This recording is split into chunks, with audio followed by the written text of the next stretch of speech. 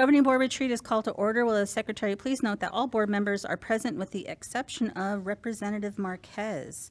Please note that today's retreat is being live streamed. Also, please note that we have Spanish interpreting services available in the back of the room. Tech, please.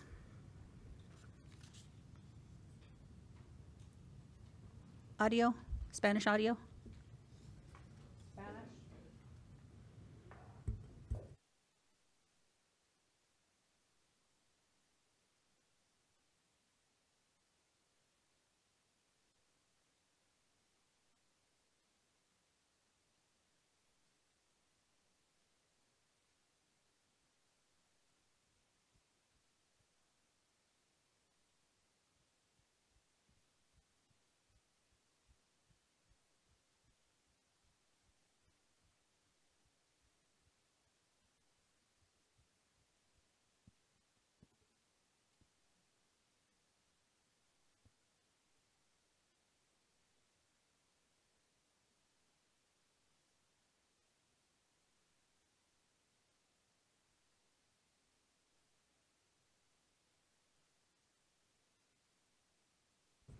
Representative Marquez is now here.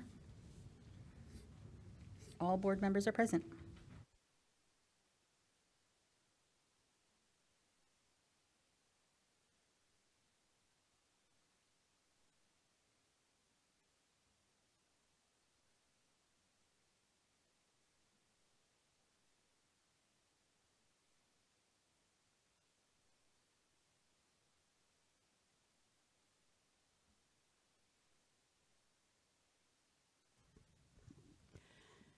Si necesita intérprete en español, favor de mirar a nuestro intérprete que se encuentra a un lado del cuarto. Gracias.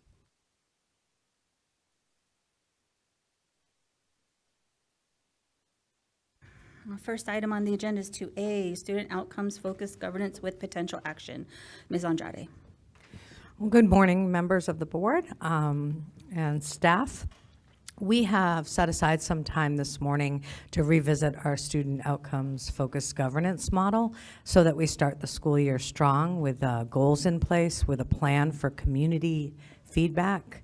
When we first started this work, I think it's important to mention, we've since now had 4 new positions take over. Ms. Alston has left the board, and Senator Alston, and now we have board member Pastor, we have member Cross, member Meyer, and most recently member Cota. So 4 out of 7 have turned over. Some of you came along sort of in the middle of it, but most of you are new to it, so we thought we'd revisit it. The work continues. Our first, I think, goal of the year will be to get out to the community, to your constituents, and get feedback on the goals, so we are prepared to share that toolbox with you today. And also save some time to talk about how that impacts and directly works in alignment with a superintendent evaluation. That'll take us through the morning, and then I'm excited to say the afternoon is really legislative updates, a training that you all need to have, and we're going to review some operational policy work and alt to expulsion data. So that'll take us right to about 3:30, 4 o'clock, depending on the conversation. So with that said, I'm going to turn it over to Dr. Ramos to revisit student outcomes focused governance. Thank you. Thank you, Superintendent Andrade. Good morning. Yes, from Board Member Cota, Jacinto Ramos, good to meet you. I guess the part that I wanted to make sure we keep front of mind, it's why student outcomes focused governance was even developed by the Council of Great City Schools. It was developed because we wanted to look at the research and see what research said about board members and board behaviors that led to positive student outcomes. As I'll invite you to reflect later on this morning, think about how much time you've probably spent monitoring your goals that you set last year. And as you reflect on how long you think you've spent on monitoring those goals, I think what will come to light is opportunities for growth and improvement, meaning that the board did an excellent job last year of setting goals, but what we know is is in the research, it's you want to set goals as a board because you're the owners of the school system. You're elected to represent the vision and the values. The board agenda is exactly that. It's the board agenda. And so what you set as a priority is what you're likely monitoring and likely what's going to get done. And so we're going to work off of this manual today, and we're actually going to conduct a board self-evaluation today so that you have a point system to start referencing and noticing how you progress as a team. A lot of people run for boards for a lot of different reasons. The one thing that I hope that we agree on is that you're here to improve student outcomes for children, for young people, to make sure that they are set up for success. And so the things that we know that board members, your biggest role, it's one, that you set the vision and the values, which are what we call goals and guardrails, that you monitor those goals and guardrails. Some of you have gone through inputs, outputs, and outcomes, and we'll revisit that. And then the last one is to make sure that you assure that you're getting those outcomes. Because as the owners of the school system, that is your main role. And the things that can get blurry, it's adult inputs. It's focusing on what adults need, and that's important if it's connected to student outcomes. If it's not connected to student outcomes, then that's what this framework is going to elevate for you all as a board member and as an entire board. So the part of the community engagement and outreach that some of your colleagues have been working really hard to prepare you for, I could have absolutely said, hey, let's adopt the goals, let's just run with them, but I would have set you up for failure. And what I mean by that is, if your community and as many pockets of your community are not involved in this, it will come back to haunt you. And there are plenty of districts around the country who have experienced this, that when you don't get community in all pockets of your community to buy into what you're doing,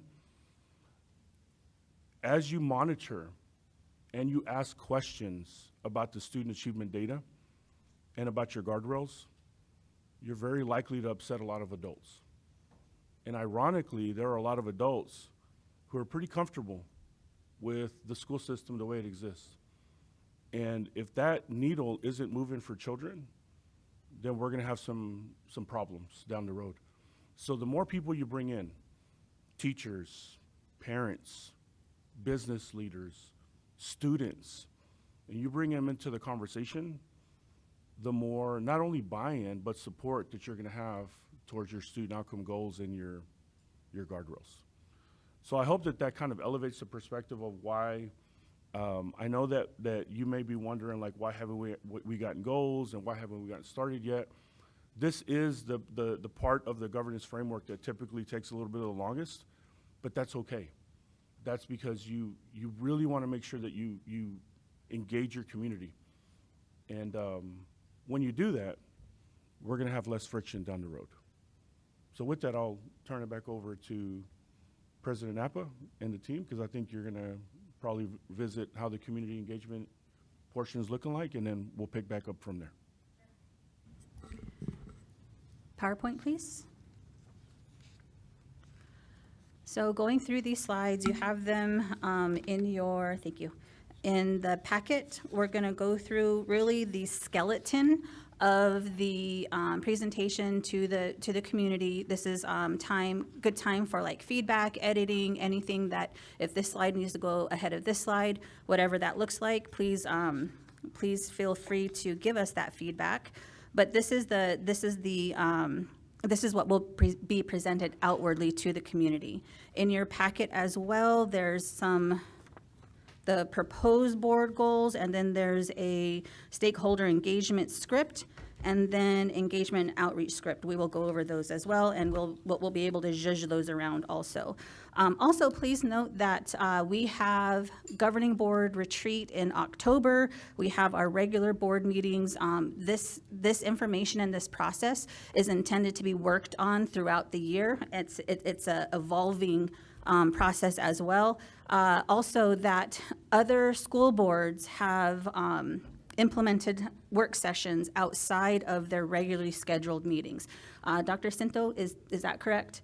and then what we were going on off of some of the examples, they also have committees. So I would say please be prepared later on down the line if we feel like this work needs to go a little faster or needs a little bit more work, to come back for a working session or to be asked to serve on a committee. Okay, goals for the district. Next slide. Oh, I have the clicker. Okay, agenda. So when you're in front of the community, we're looking at board member introductions, so be sure to introduce yourself. We're going to talk about objectives, community norms for the discussion, what the student outcomes, what is SOFG. We're going to talk about board goals discussions, guardrails, and then there's going to be a survey of the people presented for the people participating and next steps. As board members, please keep in mind too that we're trying to get some discussion going, we're trying to get their feedback, and we're also trying to get more, I don't want to say vibes, but again, just feedback on the goals and guardrails. So this slide will be there with your name, picture, introduction, all of that information. Again, I would assume that the lay person may not know all of this information.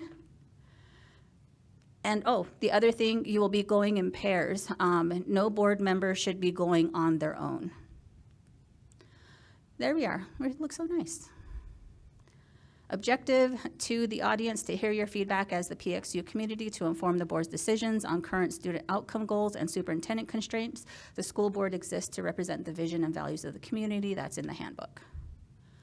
Community norms for the conversation. It's always good at the top of the conversation, top of the focus group to set these. Speak in first drafts. One person speaks at a time. Ideas should be shared respectfully. Critique ideas or systems, not the people. And keep students and the school community as the focus of your ideas. Board Member Meyer put together these slides, and she has a lot of background in these types of conversations. And Board Member Meyer, can you speak on the first one, speak in first drafts? Yes, thank you. Yeah, speak in first drafts basically means like to hopefully give space for the community to not feel that they have to have everything perfect when they're speaking, that they can just kind of like ramble if necessary a little bit to kind of get their point across. Because I know public speaking isn't something that everyone's good at, or community members might be like nervous about speaking even in like a closed section. So it gives permission for people to have that leniency. But I was also open to changing the language, because I know speaking in first drafts, that phrase itself is very particular. So if you guys have another suggestion that makes more sense, please let me know. We could also explain that while giving the presentation. Definitely. I think ideas should be shared respectfully. There's another, I guess best practice is I statements and not you. You're always talking from your point of view and not, focusing on a particular person. I think that could go under ideas should be shared respectfully, or critique ideas or systems, not specific people. Does anybody else have any feedback or thoughts on this slide? Do you see anything missing? Should we remove anything? It's all good? Wonderful. So SOFG brief summary. So this is what we're doing, right? The whole reason why we're doing it, we need to focus on student results. We're goal oriented. We have those goals. We need to be continuously monitoring and align decisions. So when we are making decisions, we are also making them with the data. Yeah, those are just definitions. Authentic feedback. We asked all the board members what feedback we wanted from our community, and this is from the board member responses assignment. When we came together, was it in January? We worked on this. So out of all of those, these themes trickled up. Be honest about the realities in Phoenix Union. What are the obstacles to our success? What are we doing well and should continue? And we want to dream big. What's the ideal Phoenix Union High School experience to those in the audience? And hopefully we have a diverse set of audience members. President Napa. Yes. Oh, wait, I also wanted to add that these responses are also found in the packet that says board member responses to assignment 1. Yeah, that's what we typed up from the discussion themselves. Thank you. President Napa. Yes. Question is, what exactly, being new still, what exactly is like Be Honest About the Realities in Phoenix Union? Is there an example, or was that some previous discussion of what that might look like? Yes, I think a really prevalent example is funding and declining attendance. We really, and this is why we have a budget committee, a finance committee, and we are projecting out for 5 years because we have to prepare for that decline and for that decline in revenue. So with those constraints, what can we really do with our budget? What can we really do with our faculty, our staff, and what does that mean for our students? Perfect, thank you. Yeah. Does anybody else have any thoughts about that? Because again, this was from all of us. Does anybody else have thoughts about what the realities in Phoenix Union could be? Board Member Cross? I think one of the things is the data that Mr. Camp brought. No, we have 20% of our enrollment as ELL students. Yes. Thank you so much. Anyone else? Oh, go ahead. President Napa, Member Cross, I do want to make sure that we're clear with the community when we're getting their authentic feedback. I love the bullets.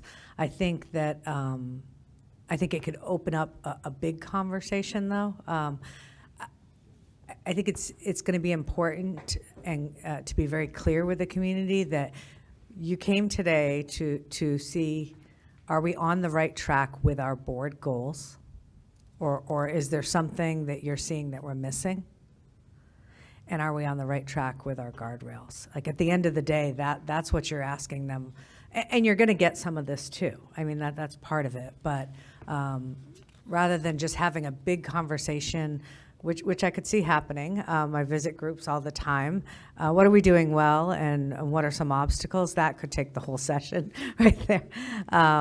And so when you ask people what they think, they're going to tell you. So I think it's also important at some point to say, and maybe that's in the objective, I don't know, but really, are we on the right track with the goals and the guardrails? And if not, what would you like to see? How would you like to see it different? Is it too advantageous? Is it not strong enough? Is there an area that we missed, et cetera? Those are kind of some of the top of mind things that I would like to know. As for Member Cross's statement around ELL, we do have a proposed addition or maybe a substitution that we can share and have conversation about later today. Thank you. Thank you, Superintendent Andrade. Any other comments, feedback?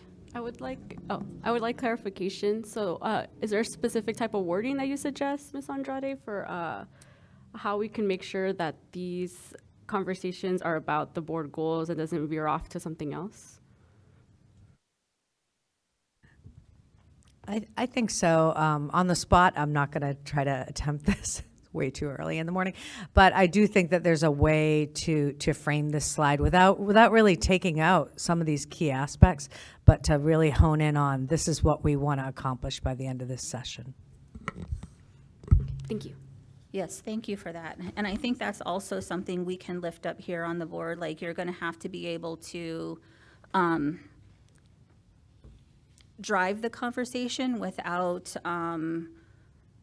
dampening the conversation. So when the conversation gets on track, we have to get back on track. Thank you for that feedback. We don't have very much time left, so we need to come back and focus at the question on hand. So I would say that that's a good point, is that we can get bogged down in the details, and we're here for a very specific purpose. Next slide. Discussion. So this is where we are going to be talking about the proposed goals. So we're going to have a handout. We're going to create a handout so that way they have something in front of them, and so that way they have something that they can take away with them. So it's not just here and it lives on the slide. And then we will have a script, and then SOFG goals. Those are the ones. And then Lizette has a question to the board and Cinto. Should we use the questions in the script provided or the ones from our collective feedback that on slide 9? I don't have slide 9 in front of me, but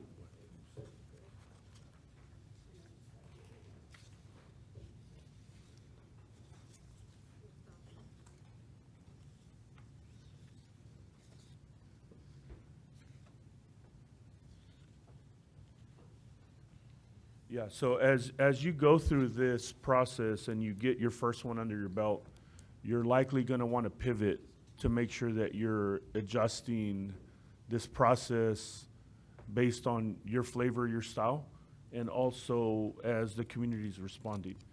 So I do want to interject something real quick about when you veer off, when the community is likely going to veer off of what you're trying to get done, that's going to be okay.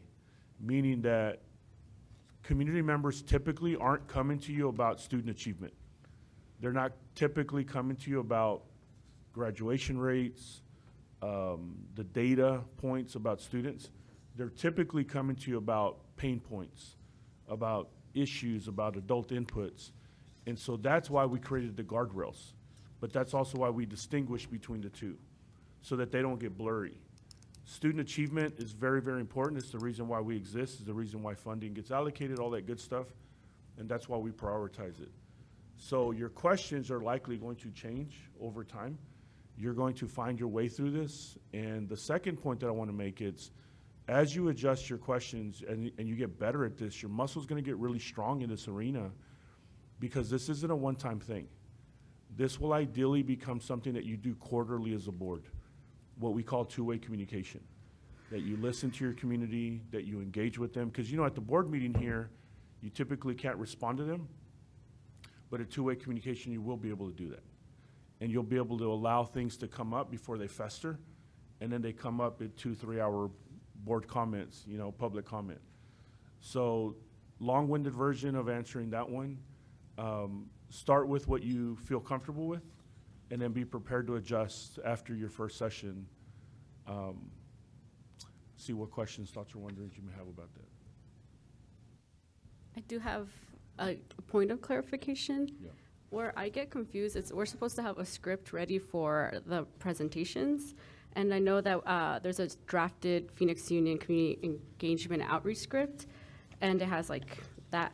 I guess I just get confused on specifically, are we going to go based off of this while off the PowerPoint? Yeah, the part that's confusing for me is trying to figure out, are we drafting the questions ourselves?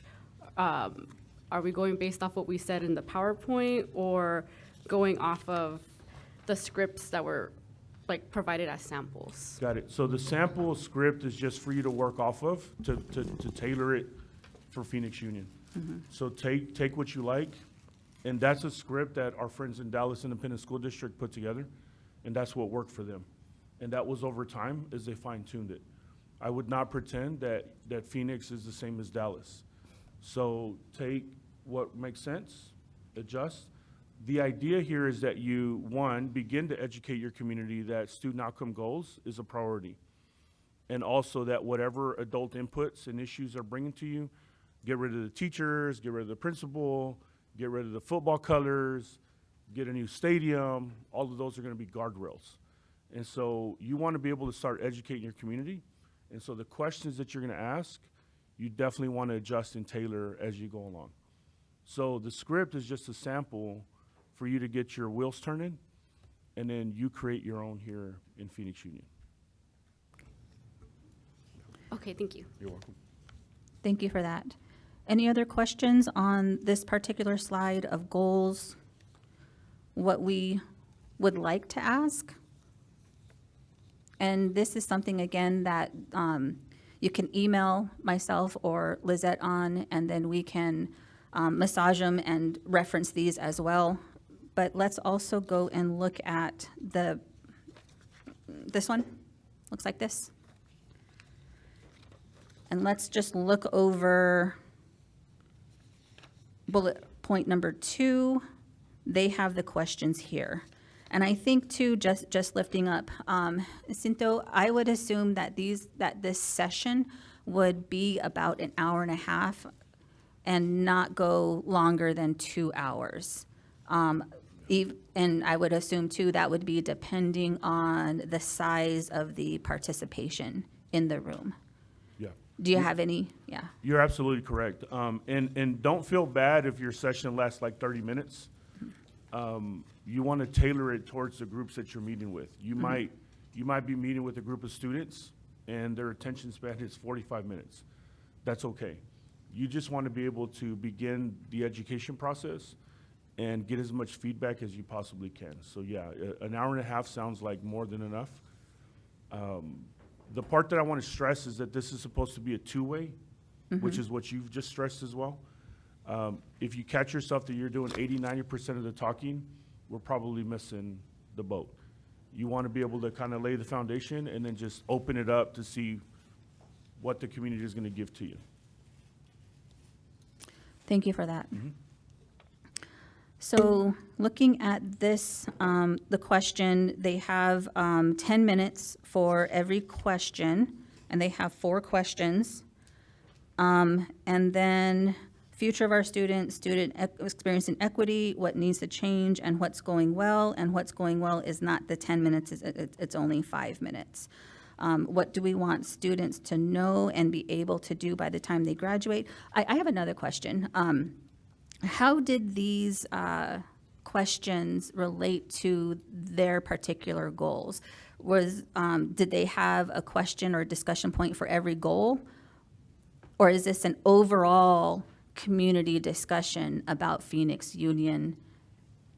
Yeah. It's an overall, because again, what you're likely going to experience, I'll be pleasantly surprised if they come and say, hey, graduation rate, this percentage needs to get better, TSI, any of those particulars that you have in your measurables. Most community members don't have that kind of data top of mind, which is what you're about to change. So they're likely going to come to you with pain points. And so the goals, you could probably expect that you're going to do most of the talking, because they're likely not going to have student achievement top of mind. And as you look at these, you even have your annual targets here from the staff. I don't know that they're going to be prepared for that kind of a conversation. You want to let them know, right? Like, we'll go to number 4, the percentage of students demonstrating proficiency as measured by the ACT reading standards by receiving a score of 19 or higher. Your baseline is 22%. And your team is telling you, and you all agree, that you're probably looking at 30%. So they're likely going to not understand what that means. So you want to be able to give them to them in basic layman's terms of what does 30% out of 100% really mean for Phoenix Union? What is 22% of what our current baseline is? What does that mean for Phoenix Union? Right, so I don't know that they're going to come in ready for that, which is the reason why they're pretty broad. You're just going to begin the conversation. I think that the conversations are going to go mainly to the second page of the guardrails. And this is where, if they veer off, I would really pay attention to when they're veering off and pick up and see what themes are coming up. Does that make sense? Yes, so we are presenting the goals, we are presenting the guardrails, and when we're having a separate slide for this type of discussion. Okay. Yep. Because in the guardrails, you want to know, did you as a board really identify the right things that matter to the community? You might find out that some of the things that you've put in writing, you might pick up that after you visited all pockets of your community, let's say one of these isn't coming up at all. Then the brave space conversation, if there's something on that guardrail that doesn't come up for the community at large, then maybe it's an agenda item for a board member.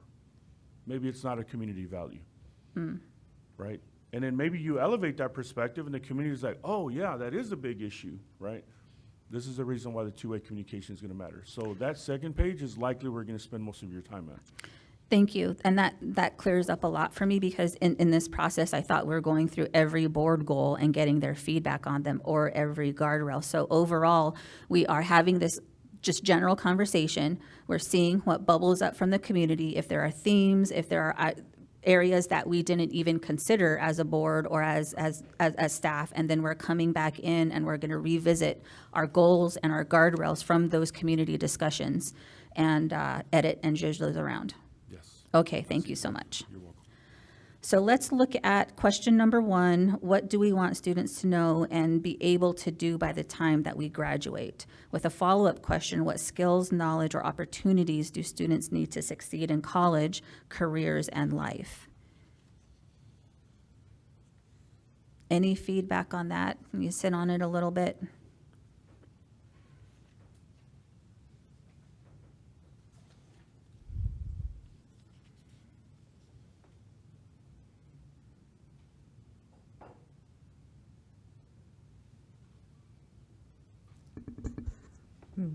President Napa, members of the board.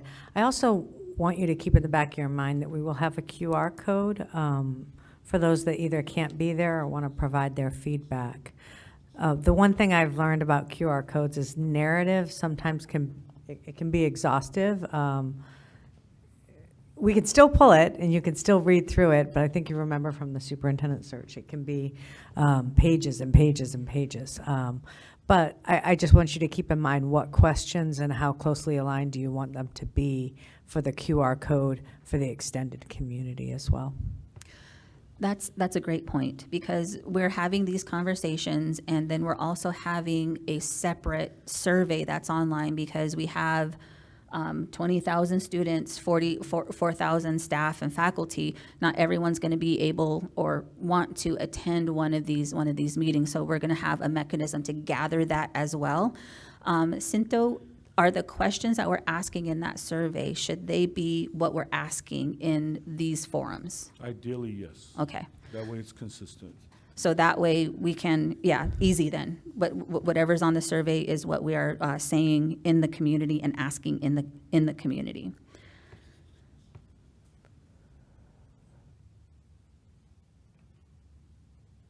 Board, any feedback on that first one? Rewording? Is it too broad? Is it not? Is it too specific?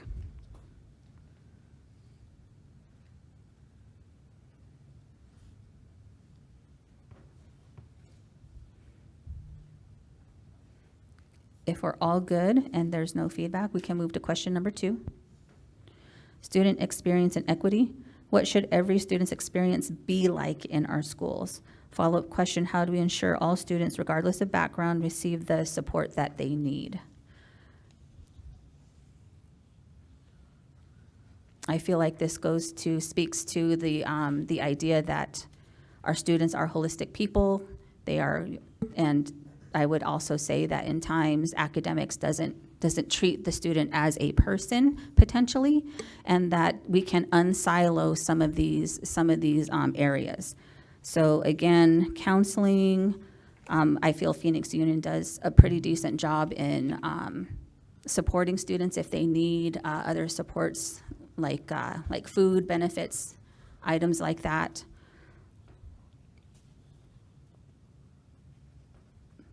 Are we speaking just to the college-bound students, and how are we speaking to those that want to go straight into the workforce, et cetera?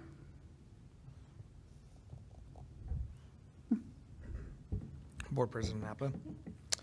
I think that kind of ties into question 1 and 2 at the same time, right? I think perhaps we can say something like, how can the learning experience be inclusive for all? Just very simple wording, right? Going back to your point of, are we speaking specifically to a certain demographic of students? I think if we were to change it, how can the learning experience be inclusive for all? That broadens the scope. It does broaden the scope, but what's the follow-up question for that? Super broad. President Napa, members, and it might just be me when I read, what is every student's experience? Every student's experience is completely different, right? It's so unique to their personality, their interests, their prior experience. I could go on and on. So to me, it feels really broad, but I understand what we're getting at. I think, again, I like your idea of combining them, but it's really asking the community, what are the non-negotiables? Like, what are we committed to providing every student in terms of support, opportunities, whether those are academic opportunities, or, we don't put barriers up, right? Every student has an opportunity to work towards an AP class, to have a career and technical education pathway, I could go on and on, to have access to counseling, social work, connectedness, sports, clubs, activities. I mean, it could go on and on, but it gives you an idea of what it is we're committed to providing. Thank you. Any other feedback on this? Oh, go ahead. One of the things I found through speaking to people is we need to understand what our small schools are doing as well, because a lot of people don't even know what bioscience is or what the Fire and Police Academy is. So those are things and opportunities that we need to be clear on when we're explaining things, as what we have as far as opportunities for our students. Does that make sense? It does make sense. How does that tie into question number 2? Do we need to beef it up? Do we need to just put some notes in there? Just have notes in there that we have to be able to explain some of the experiences and their differences in our schools, to give students more experience and equity in what they want to do with their lives. I'm not kidding you. Bioscience is one of the best kept secrets in town. So is Franklin. So those need to be clear to our parents, much less our students. Yeah, Franklin has only so many seats in their freshman class, and they usually have a wait list. Right. Yeah. Same thing with Metro Tech. Mm-hmm. You know, what kind of things do we have to offer them? There's 20 programs over there. Thank you, Board Member Cross. Moving on to question 3, unless there's more feedback. All right, number 3, what needs to change? What should our schools start doing, stop doing, or do differently to improve student success? Follow up, what challenges do students and families currently face that need to be addressed? Looking at challenges and barriers.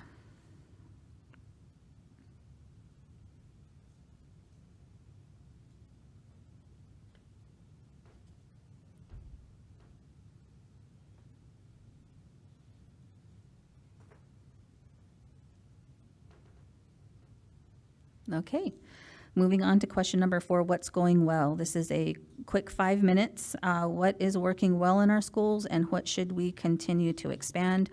I feel like that's a great question to end on practically every survey, is what's going well and what should we continue to expand. Those are the 4. I like that it's 4 because I just like the number 4. But is there anything that's missing here specific to PXU? This was Dallas, right? Yeah, urban school and Dallas Unified. Is that K through 12 or just a high school? It's K through 12, Okay. yes.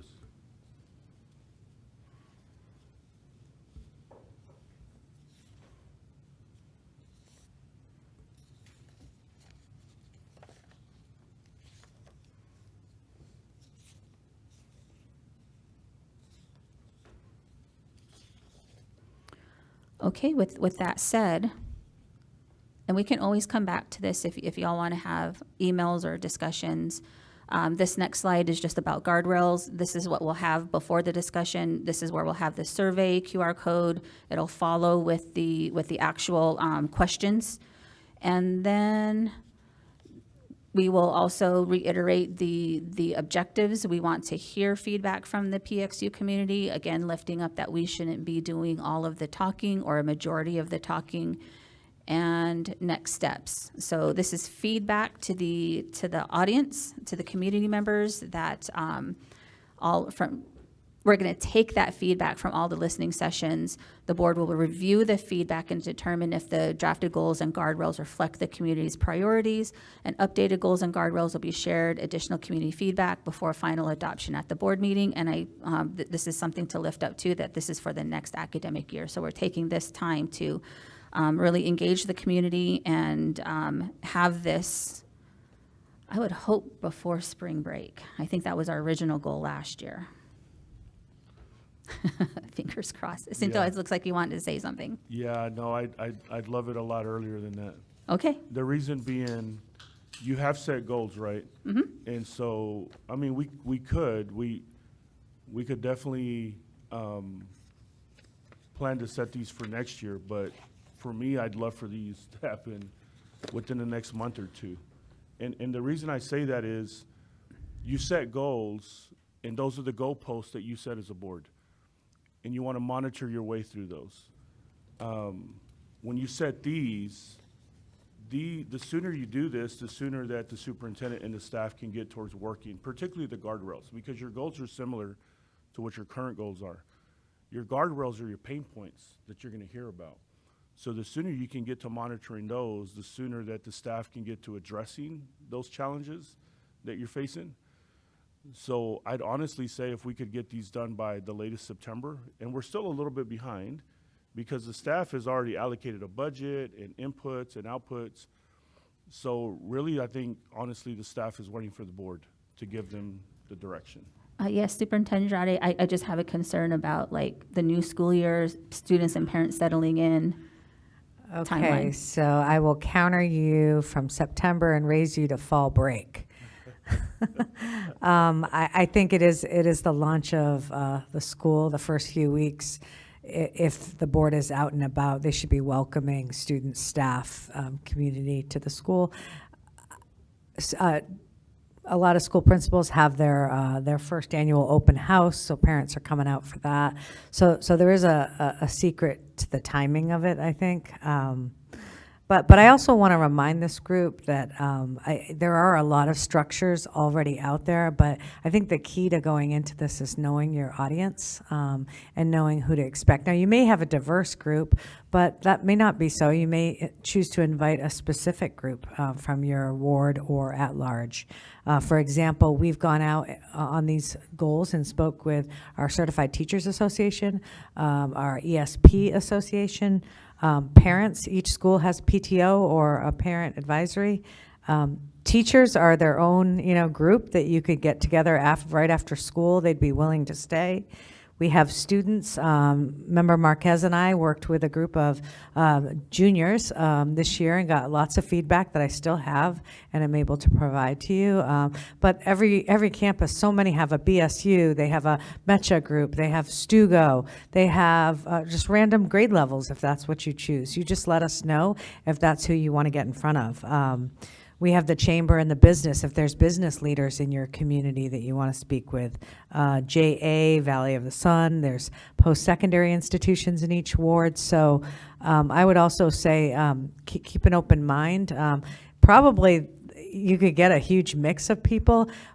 And those of you that remember at Maryville, we did this. And if you recall, you could clearly tell who the staff were and who the parents were. And in a lot of ways, I kind of wish it was just parents because the staff, they know more.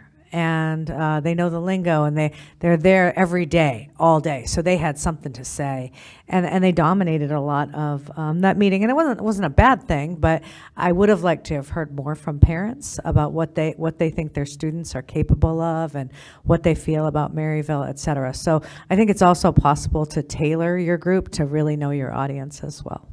Thank you. President Napa. Yes. I actually would agree with Dr. Ramos here. I think the better, the sooner the better. The more we can engage with our community sooner rather than later. I would prefer moving this up in September rather than waiting for fall break too. So I just think we're going to get vital community feedback out there. I think people actually do want to provide feedback already. And this is a good avenue to do that. So that would be my suggestion. And I just want to, the month of September is what I meant with fall break being kind of that drop dead end date deadline, whatever you will, because we have a meeting that first week of October. So we're on the same page. Yes. Dr. Cinto, do you Yeah, have? and because you have board goals, we can begin the progress monitoring immediately as you're coming into this new school year. And one of the questions I'm going to ask you, you can go ahead and begin to process. It's, as you replay the tape as leaders of this board, what percentage of time would you give, like, that you've spent monitoring your goals? And I have that number for you that I'll share with you on Monday. I'm going to give you a report. I've watched all your board meetings. I've coded them. And we have an opportunity here this coming school year here in August, September, to begin to monitor your goals. You want to get your baseline data. You want to know where are you? How are you coming into the school year? And then every month as you come to the board meeting, you likely, what we're going to talk about here after this, it's the board behaviors that lead to improving student achievement, improving culture and climate for students and for teachers. And so because you have goals, we can work on those. The challenge is going to be that the longer you wait on setting these, the further you're kicking that can down the road that you can't evaluate her on those. You cannot evaluate her on something that you're giving her mid-year, if that makes sense, right? Think about your job. How would you like your goals to be given to you mid-year and then you're going to be evaluated 6 months later? That's not fair to you. It's the same for her. So what you can do is you can evaluate her on the current goals that you have, right? And we can monitor those. But the longer we go on adopting these, the further you're pushing that evaluation to evaluating her on the goals and the guardrails. And what I'm zeroing in on is the guardrails. So what adoption, that's the word that I'm circling in on. Because we already have our goals for this year.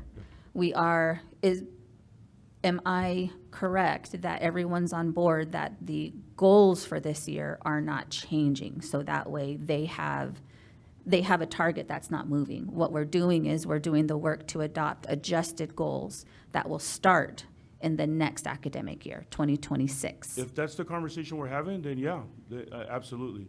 Okay. What I would not want to pretend with you is to say, adopt these and then evaluate her on these at the end of the school year. That's not going to be fair to her. Yeah, so Superintendent Andrade, you know your team best. I think it would be disruptive to have these adopted goals in, let's say, October, November, and then implement them by the spring semester. Like, what are your, and board too, I'm wondering what your thoughts are, because I was moving forward with these goals to be implemented in the next academic year. I think it's always best to implement them at the start of a school year. Again, though, we work on these areas all year long, whether we have goals or not. This is truly top of mind for our English language department, for our math, our literacy, and our letter grades. They remain important to our team. So I could live with either way. It does make sense to launch it, given all the communication channels at the start of a school year, but that doesn't mean we couldn't do it in the spring. So, If I may add another part. Sure. Your leadership team is talking budget year-round. And so, let's say you adopt these in September, October. It's not a bad thing, because as they're getting ready to go into budget talks, and they're going to be talking about this no later than January, when you've given them clear direction of where you want them to move, they'll be more than ready. Because the other part to this is they're going to align your budget to what you say is a priority, which are your goals and your guardrails. I hope that's helpful. That is very helpful. Thank you so much. Board, any other feedback on the structure of these slides? Madam President? Yes. Yeah, just on this conversation, I think we're sort of stuck between like the transition from our empowered governance goals that we used for this last school year, and we're transitioning to sort of the updated proposed goals that Dr. Ramos helped us develop in January for empowered governance, or I'm sorry, student outcomes focused governance. And so I don't know if we need to give this direction to the superintendent formally, or if the proposed goals that we have here, if the superintendent feels comfortable being evaluated for this current school year based on the proposed goals. And then I think to your point, Madam President, is, if we're moving in the student outcomes focused governance direction, we should really be holding these community listening sessions quarterly. And so if we're going to revise goals for the following school year, our no later than deadline would be sort of spring break, so that the superintendent's saying, okay, these are revised for next school year. This is how we're going to change them.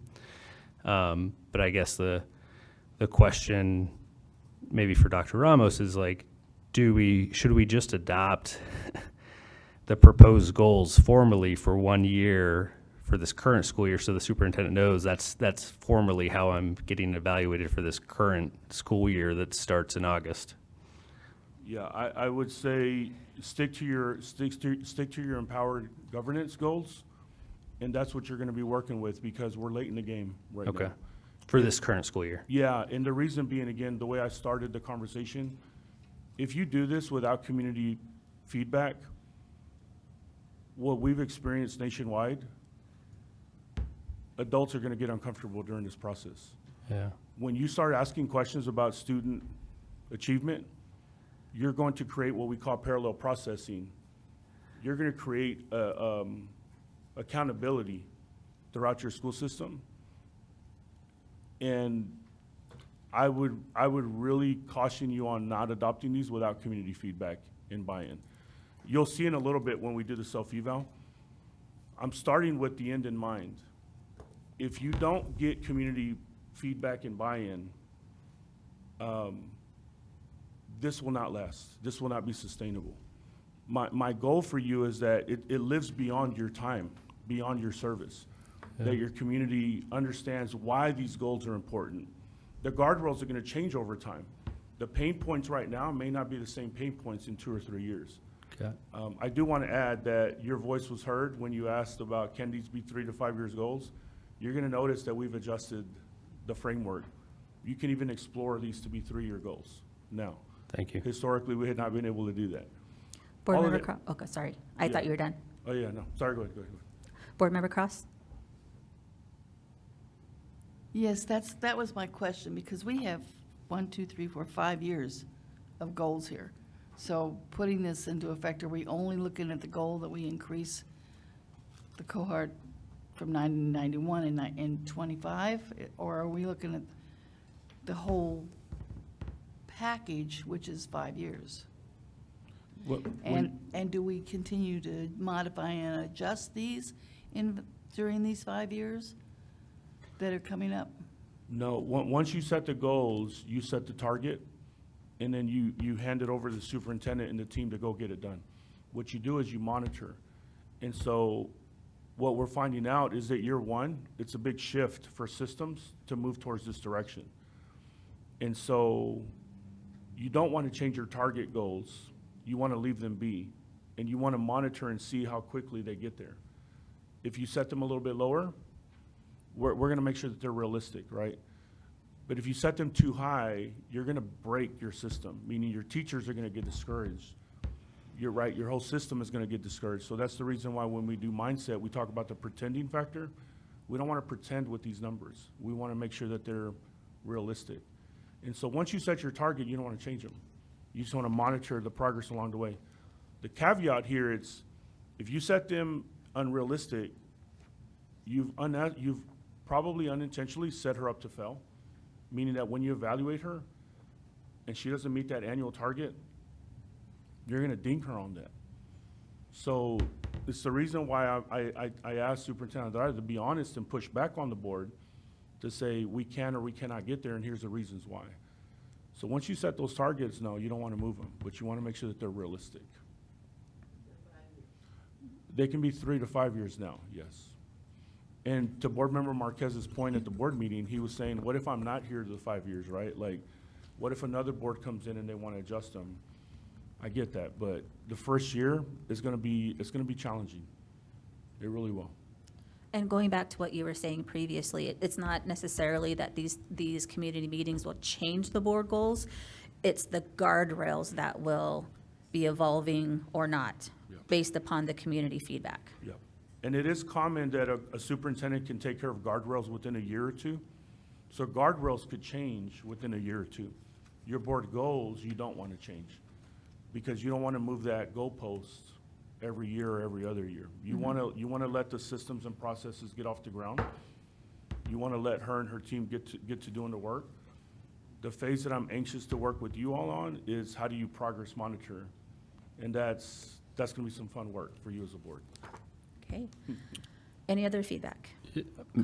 Madam President, I would recommend, and this is sort of, modifying the student outcomes focused governance framework, but perhaps at our August board meeting, we can formally adopt just the one-year goal based on the draft goals, so the superintendent, starting the school year, based on, the 25, 26 goals just for this 1 year.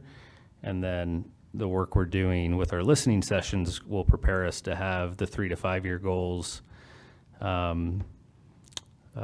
moving forward, that after we do a sufficient number of listening sessions that we feel confident adopting 3 to 5 year goals. But I'd be curious to hear the superintendent's thoughts on that proposal, so that she has solid goals going into the start of this school year.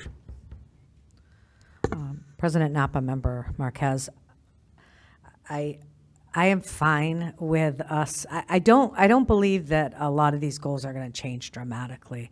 I do believe our community values proficiency in ACT, whether they go to college or not. It's reading, it's writing, it's life readiness, and we owe that to our students to get a 19 or higher. We need to focus on that. I also think our English language learners, I want to kind of revisit that and go back to that one. But the College and Career Readiness Indicator is just about everything we do for students. And so that's really, has always been really important. So I would tell you on public record right now, if we did not adopt these, but these were the 4 that you evaluate me on next year, I am fine with that, because I'm working on them as if they were adopted. And if they're not adopted, we're still going to be working on them. I'm fine either way. I do want to save some time for goal number 2, the percentage of English language learners who reclassify by demonstrating proficiency. This one's a tricky one, and I think we talked a little bit about it at our last meeting. Our English language learners are a very mobile population. They come in, they come out, they can change any given year. The countries they represent can change, the languages can change, and the amount of pre-emergent we have, that can all shift. Many of them, unfortunately, leave because of the model and just go start working, So I think it's important that we measure progress from one level to the next, to the next, to the next, because it's not the same cohort of kids that we're measuring each year. Sometimes it is, but oftentimes, again, they move around a lot. And so our team went back to the board, looked at where we've been for progress, and really stretched, I think, where our progress is, and added 25% to that, to really taking a look at measuring that. I think it also honors every level of teacher's work. It's kind of like, the social studies teacher needs to understand that they're a reading teacher too, if they're going to help with these goals. And a pre-emergent teacher needs to be held just as responsible for making progress as the intermediate teachers. This goal, the way it's written right now, puts a lot of onus on the intermediate teachers, and that's okay if that's where we want to put it. But if we were to adjust this goal to progress, then each level of language acquisition would be held accountable. We do have a proposed slide of that up right now, and you can see the historic groups and where we'd like to get by 2029. We're going for a 60, 70, 60, and you can see historically where we are today. At 32, we're nearly doubling that, from 41 to 70, and from 38 to 60. And that is just for your consideration and conversation. I don't want to derail this conversation, but I do want to put it up there if we're going to talk about proposed goals, taking goals out to the community. I want to make sure everybody has the same goals. And it was a topic in June. President Napa, I would feel I'm actually very comfortable with Representative Marquez's idea that we put this formally on the agenda for August and push for the proposed board goals as mentioned here. I think we can still at the same time get community feedback throughout the year too. So but this would give us a good baseline going into for this year. And this would also give us a good thing to tell our community that this is what we are trying to accomplish in our district as well. And I think that would be a good positive for our district, and especially letting our community know that we do have goals in mind. These are our current goals, and this is what we are going to try to achieve throughout the year. So I actually think it's a good positive if we put these formally on the agenda for August and get these going. Thank you. Board Member Cross? I agree with 1, 3, and 4, but I understand that number 2 I believe, needs to be modified and adjusted due to the fact that we need to look at each level. Exactly what the superintendent just said. We discussed this in the last meeting, and so many of our students, we have 20% of our students are ELL, and many, a majority of them are in the pre-emerging and the basic level. And getting them to the proficient level takes approximately 3 to 4 years. So I think that this particular goal needs to be modified, adjusted to levels of ELL, and that's how I feel about that. Thank you, Board Member Cross. Yeah, Representative Madam Burgess. President, again, just for August and just for this current school year, while we go out and get feedback for the 3 to 5 year goals, like I would support swapping out goal number 2 for the proposal that the superintendent just put on the board in her format. Is that a motion? I don't think we can take action right now, but We have potential action. Let's notice for potential action. I don't know if we need a motion, but I would my recommendation for board president and the superintendent would be to update these proposed goals for August, and we can vote on them in August with the superintendent's recommendation. Noted. Thank you. Member Napa. Sorry, my mic keeps catching feedback. Yeah, I also agree with Member Marquez and Member Coda's ideas of adopting these proposed goals for August while we work towards community feedback for the SOFG goals. I hope we understand that there's 2 goals happening at the same time because of the way we're shifting in models. And then also, Member Coda, I'm not sure if you're aware, but we've been working on these goals already for the last year, at least since I've been on the board. So the community already knows that we're working on this. We've actually presented on them at the board meetings. So they know that we're working on this. Now it's about adopting into SOFG, which is a different framework that we're trying to work towards. So just so we're clear on that. But I think having these proposed for August would be a good kind of conclusion to the 2025 to 2026 school year, especially since Ms. Andrade thinks that that's a good goalpost for now. Thank you. Any other comments, discussion? Board Member Cross? Okay, so what I'm hearing is that you do not want to change the number 2 at all. You want us to No, have we- 17% proficiency. Go ahead, That's Representative Marquez. Madam Chair, Board Member Cross. That's the opposite of what I'm suggesting. Okay. So I'm suggesting just for the 25-26 school year, we adopt the board goals as is, except for number 2. Okay. We look behind you at the proposal from the superintendent and adopt her goal just for the 25-26 school year for ELL learners. Yep. Thank you. Okay, for this time, any other discussion on board goals? Okay, we're going to take this feedback. We're going to update the slides, update the script, and create that online survey and QR code. All right, thank you. Dr. Cinto, is there anything else you want to discuss besides the community involvement? No, after our break, we'll do a board self-evaluation, and I think some more of the pieces will come together. Great dialogue, and I couldn't agree with you more. Go ahead and run with these. You're likely not going to get much feedback from community, but this is going to become part of the education for your community at large. That way you can let them know where your baseline data is and what you anticipate doing in the next 3 to 5 years. All right, and with that, we'll take a 10-minute break, and we'll come back at 9:46. Can we get a timer?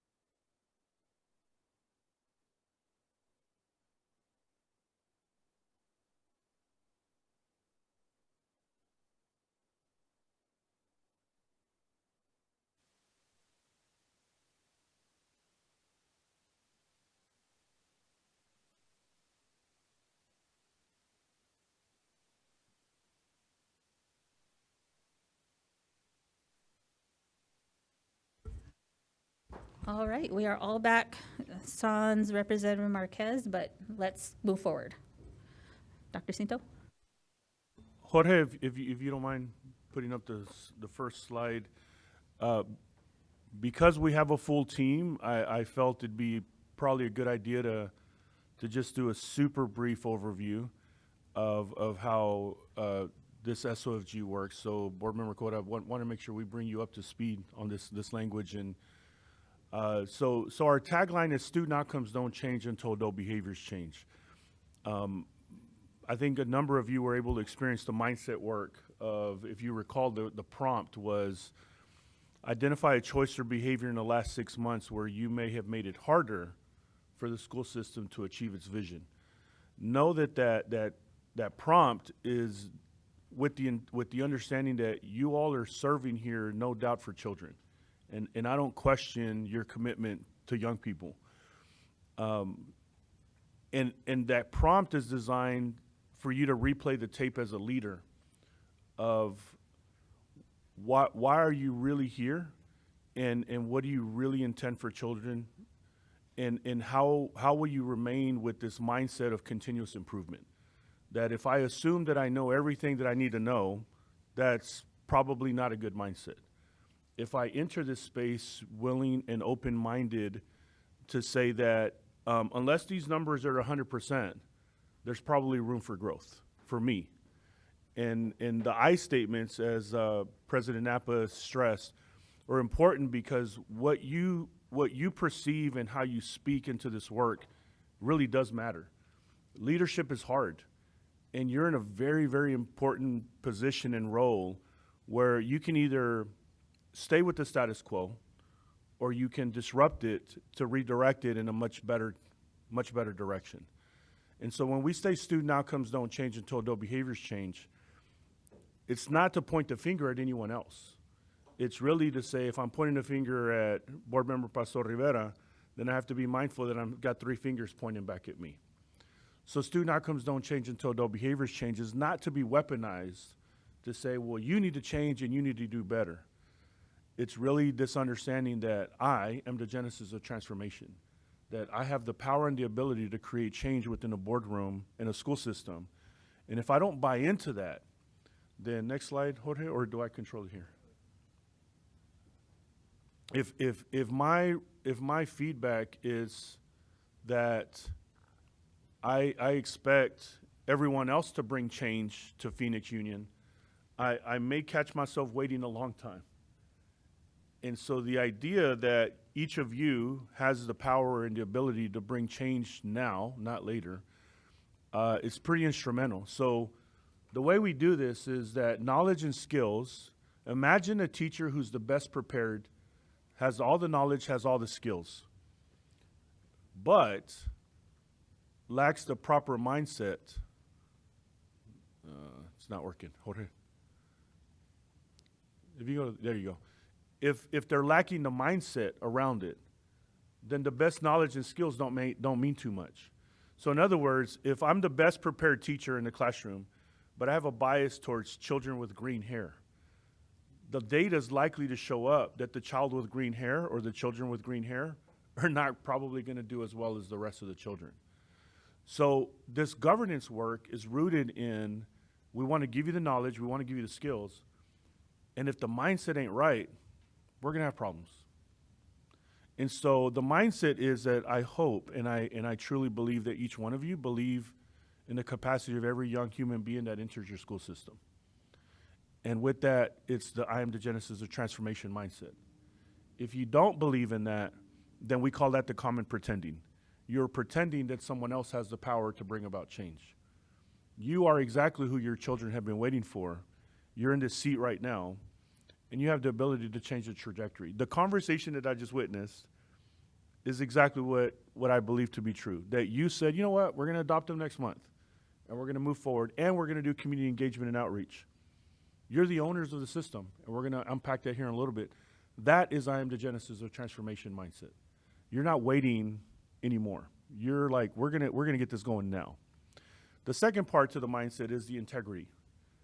We did a break in January, and when people came back a little bit later from the break, I called on you and I said, why did you choose to not come back on time? President Appa and board member and Lizette, you did an excellent job. You're like, hey, it's time. We got to get back.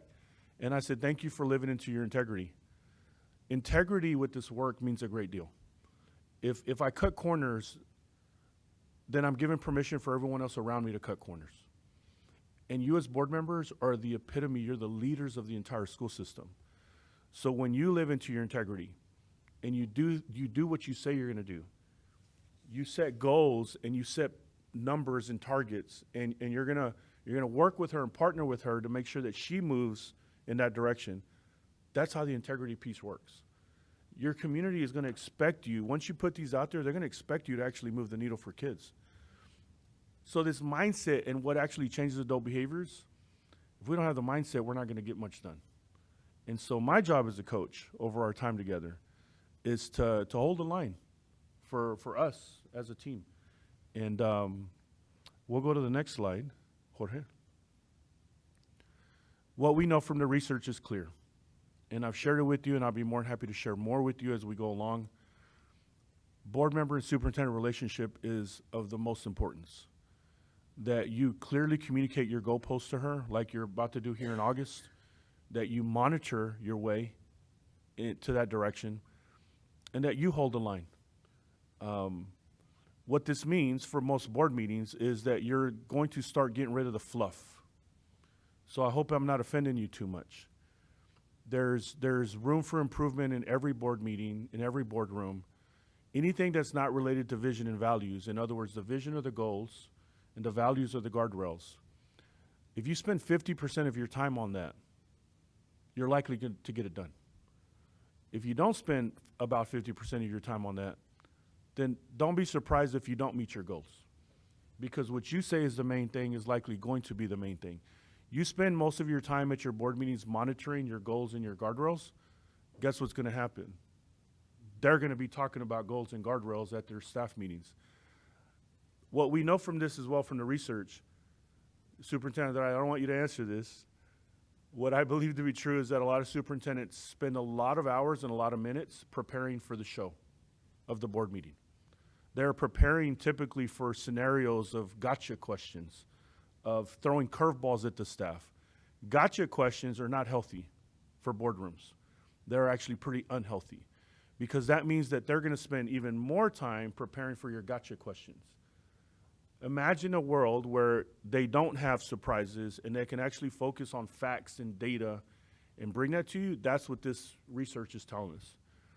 That if you set the goals and you set the guardrails and you monitor your way to it, the very end of it is you're gonna see improvement for children.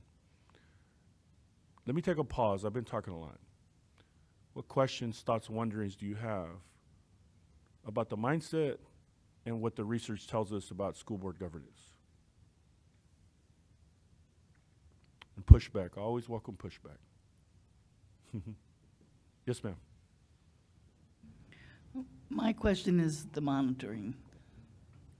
I'm kind of at a blank on how that's gonna happen, or how I'm gonna do it. Let me put it that Board way. Member Cross, thank you for modeling, and yes, that is what I'm the most anxious to get to work with you on. I will share a couple of board meetings of districts nearby. You will see that the first challenge is board members struggle to crack open their board books before the board meeting. There are board members who struggle with that. So the first thing I'm gonna push you as a board is to make sure that you read your board packets at least 3 days before your board meeting. So what does that mean? That means that the staff is gonna have to work to get you the materials at least 7 days before your board meeting. That way you have 4 days to read, make notes, draw highlights, and send her questions. That way you're getting a lot of work done before the board meeting. That's how you're gonna go from 4 or 5 hour board meetings down to 2 or less hours per board meeting. The board monitoring, after you learn how to crack your books open earlier, and 2, asking questions ahead of time, the next part to that is to learn how to ask the right questions. And so we call those technical, tactical, and strategic questions. There is a high probability, actually not high probability, I have coded your board meetings, so most of the questions you tend to ask as board members is what 99% of board members ask, technical and tactical. How is this happening and why is this happening? What I'm gonna teach you is how to ask strategic questions. Strategic questions are gonna be questions where you're gonna force her and her team to go dig into the data and get you factual, data-specific information so that there's no more pretending from anybody in the room. So that is where the sauce gets made. And because you've been a teacher, right, you know that there's a difference between a closed-ended question and an open-ended question. So strategic questions are gonna be open-ended. They're gonna be referencing data in specific parts. What needs to happen in the meantime is I'm gonna work with your leadership team to help them put progress monitoring reports, which are gonna be about 5 to 7 pages that I've shown some of you in the past. And they're gonna be very zoomed in and very specific. And you're gonna need to ask questions based on those progress monitoring reports. So, and before I leave today, I wanna let you know that I am going to email you and I'm gonna give you my calendar availability. And I cannot wait to jump on some Zooms with you or even in person when I'm here. And I wanna start showing you how to do progress monitoring. What that's gonna require is that you're gonna watch 2 other board meetings and you're gonna see how those boards are asking questions. You're gonna notice right away, they're reading their books, they're asking questions ahead of time. That way, when we show up to the board meeting, it's go time. It's like, let's figure out, how did we get here? And then we're gonna figure out where we're going from here based on the data. Is that fair? Yes. It's a great question. Other questions, thoughts, wonderings, pushback? Okay, Jorge, let's give everyone a brief overview again of how this works. These are the ABCs of governance. The first one is I want to ask you to pretend as if you are the owners of the football team. I'm from Texas, and football's pretty serious in my state. What is the outcome that you want as the owners of a football team? Super Bowl, yeah, want to win. Good. And so before the game even starts, what do I need in order to win the game? Great team? Plan? Coach? Teamwork?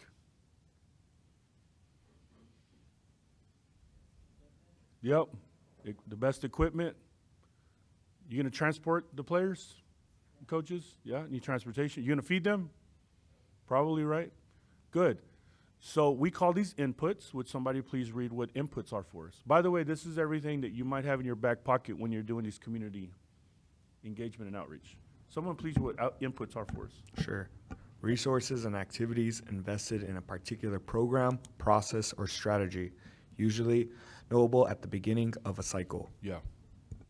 So this is the reason why I'm pushing you for your goals and grateful that you're gonna look at next month at the latest of adopting. Your team has already been looking at the inputs for this school year. When did you adopt your budget? Yeah, in June, right? So budget is an input. If you don't have enough money, or you're making your decisions on how you're gonna prepare for the year based on how much money you have, likely, right? So budget is an input. It's a pretty significant input. So before the school year even started, your leadership team has already been speaking this language. The cool part is that you as a board are now catching up to them and gonna be speaking the same language as they do. So Superintendent Andrade has already made the decisions on which curriculum, which resources, all of those inputs, they're already pretty much locked in. The only thing she's been missing is like the updated goals. Well, cool, you're about to update them. So inputs, good. And then what do we know at halftime? The score. Yeah. And if you're winning the game, what are you likely hoping to happen? Yeah, maintain my lead. What if you're losing the game? Yeah, yeah. Change strategy, adjust, absolutely. We call these outputs. Would somebody please read what outputs are for us? I'll go, actually. The result of a particular set of inputs, usually knowable in the midst of a cycle, a measure of the implementation of the program, process, or strategy. Yeah. And what are examples of outputs? How do you know halftime? Halftime is, of the school year, it's the holidays. What do we call those things that we look to get some updates on the score of the school year? Data. So we have test scores from the last school year, and we have sort of pre-assessments from the fall semester. Absolutely. And staff usually call those formative assessments. So staff are constantly checking the pulse of the students and their learning of what they know and are able to do. That's the biggest gap for boards. That's the biggest missed opportunity for boards. If you're not monitoring outputs, if you're not checking the score at the end of the first quarter, when you get your BOI, beginning of the year data, that is vital information for the board. At the end of the holidays, this year, we're going to have a radically different approach than we did last year. As I'm working with you, right off the bat, I'm going to be working with you to monitor progress and ask questions. You're going to be anxious for the holidays to be like, I want to know, are we on track to win the game or lose the game? Because most boards miss that opportunity. Your formative assessment data is going to tell you, are you on track to win the game or lose the game? I watch your board meetings. You give yourselves grace. You didn't know. This year, you're going to know. And other people are going to be paying attention to you because you're going to be like, oh yeah, we want to know what our outputs are looking like. And then what do we know at the end of the game? The score. Yeah, did we win or lose? Quick question, just for self-reflection. I don't want you to answer. Did you win the game or lose the game this last year on your goals that you set? You can answer if you want, but I just want you to think about it. Did you win the game or lose the game on the goals that you worked so hard last July to set? Dr. Ramos, Madam President, I'd say like the Cowboys, we did not meet our desired outcome. Oh, sir. This meeting can go sideways. President, tell him do not besmirch the Cowboys. President Napa, Member Marquez, I'm a Patriot fan, so I don't even know what to say here. We did not cheat, I can tell you that. But we did meet 3 out of 6 of the goals, so we're about halfway. Yeah. Thank you for that, Superintendent Andrade. The key part to that was, did you know? And if you didn't, again, this next year is going to be really different. You're going to know. You're going to know each quarter what your progress is. And you're going to create that parallel processing as you're focusing on this. The rest of your school system is going to begin to calibrate and adjust towards the board because you're going to lead that conversation. They're going to hear you at the board meeting asking about the data. What's working, what's not working? What's the plan? How are we going to get better? When you do that and you create the space for her and the team to focus in that versus 7 different board members, if each one of you have 3 different goals, if you campaigned on 3 different goals, that's 21 different goals. The research is clear. She's not going to get it done. How would she? She doesn't have the time. It's not going to happen. But when you've isolated down to a handful of goals and guardrails, it's more realistic. So the outcomes, which we haven't read it, but I think we're clear, it's the end of the game. So thank you, Superintendent Andrade, that 3 of the 6, right? You got there? Yeah, I want to rephrase that related to ACT because we broke down by subgroup. I was speaking math, English only. Thank you. So the recap is inputs. It's what you know before the game even starts. Your inputs are already being locked in. Your budget's been approved. If you ask questions around inputs, cool. If you didn't, this next year you're going to be able to ask a lot of questions about inputs. What's the curriculum? What's the professional development? What's the support systems? What do our teachers need? What do our campus leaders need? Those are going to revolve around inputs. Quick question for the board. Whose primary responsibility is it to handle inputs, the board or the superintendent? Superintendent, Board Member Cross, why do you say that? It's procedures. Got it. Yeah. So, Board Member Marquez, you know, I am a huge Dallas Cowboys fan, right?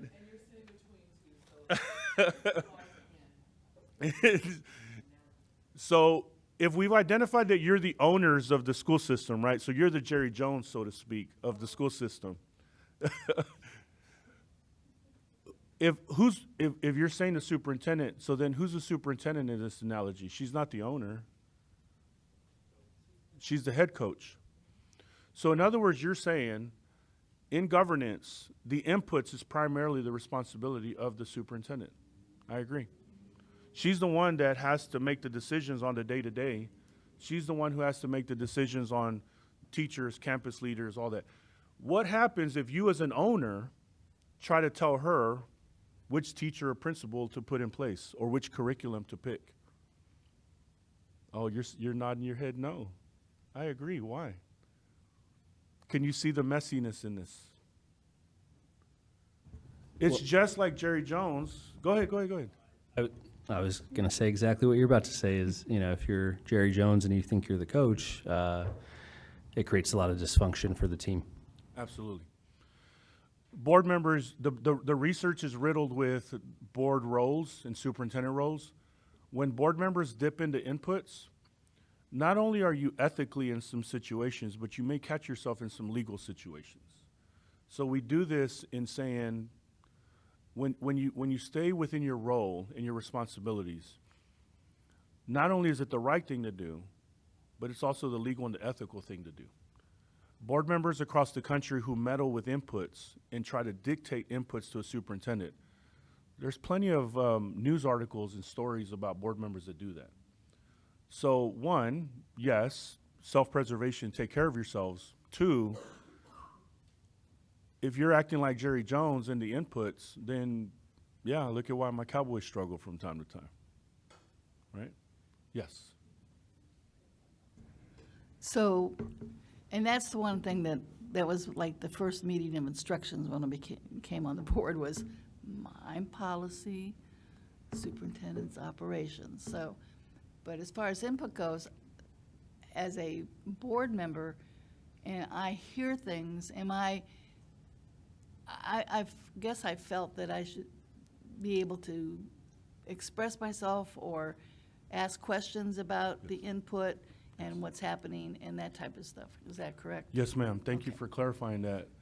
Your role as board members and inputs, ask questions, verify, don't just rubber stamp. So when she brings you inputs in your budget, in your board packet, absolutely your role, ask questions. Help me understand, like give me clarity. We're changing curriculums. Why? Convince me.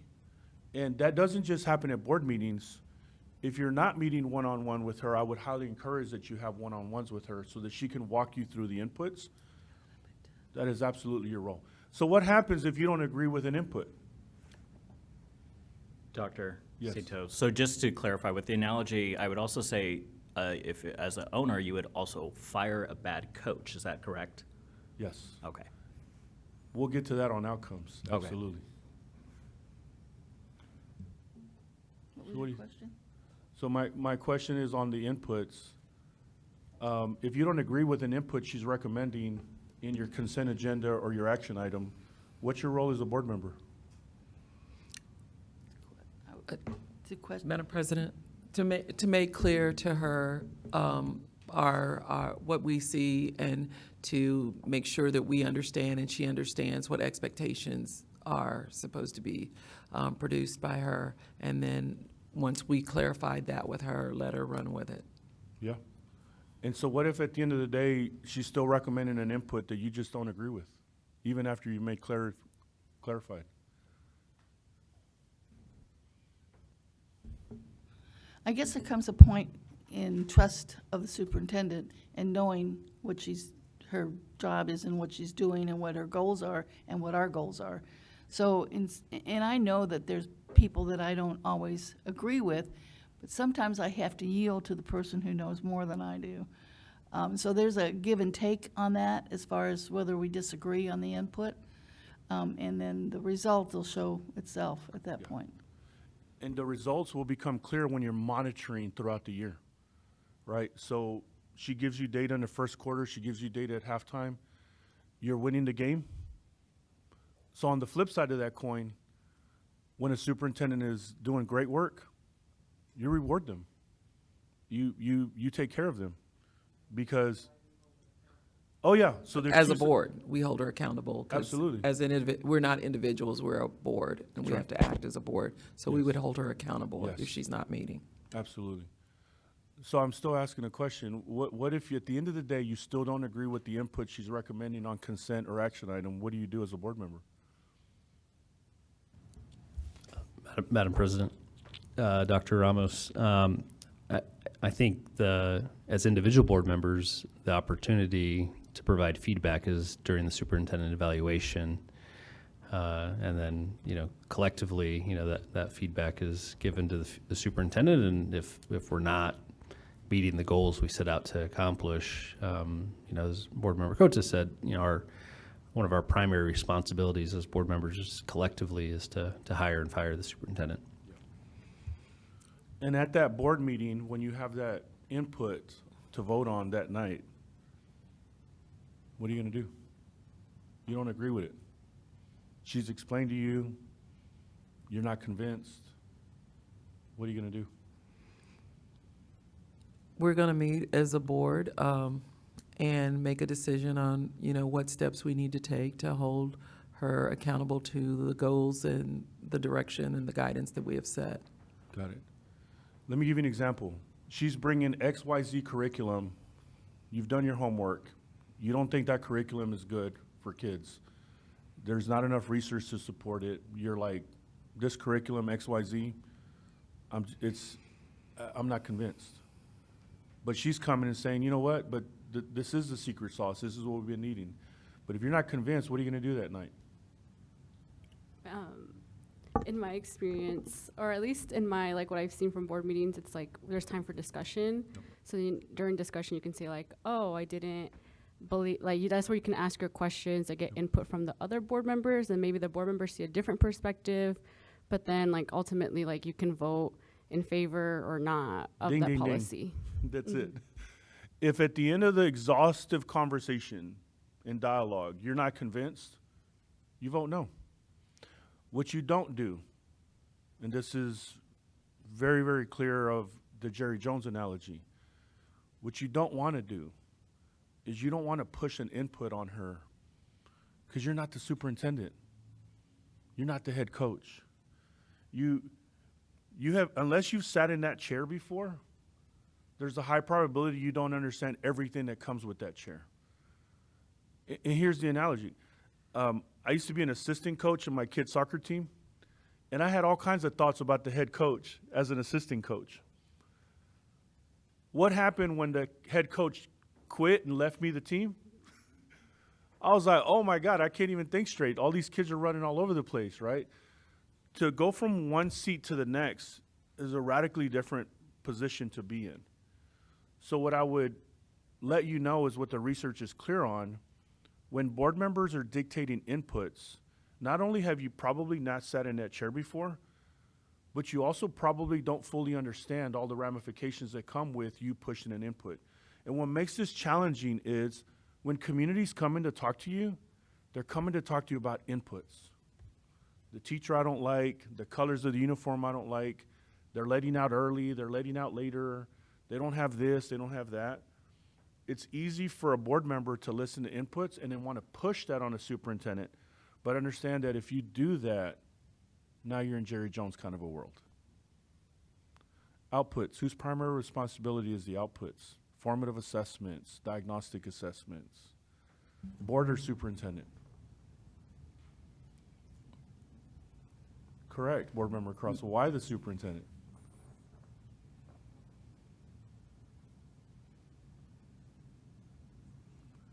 What's an example of a formative assessment for the non-teachers in the room that's used at Phoenix Union?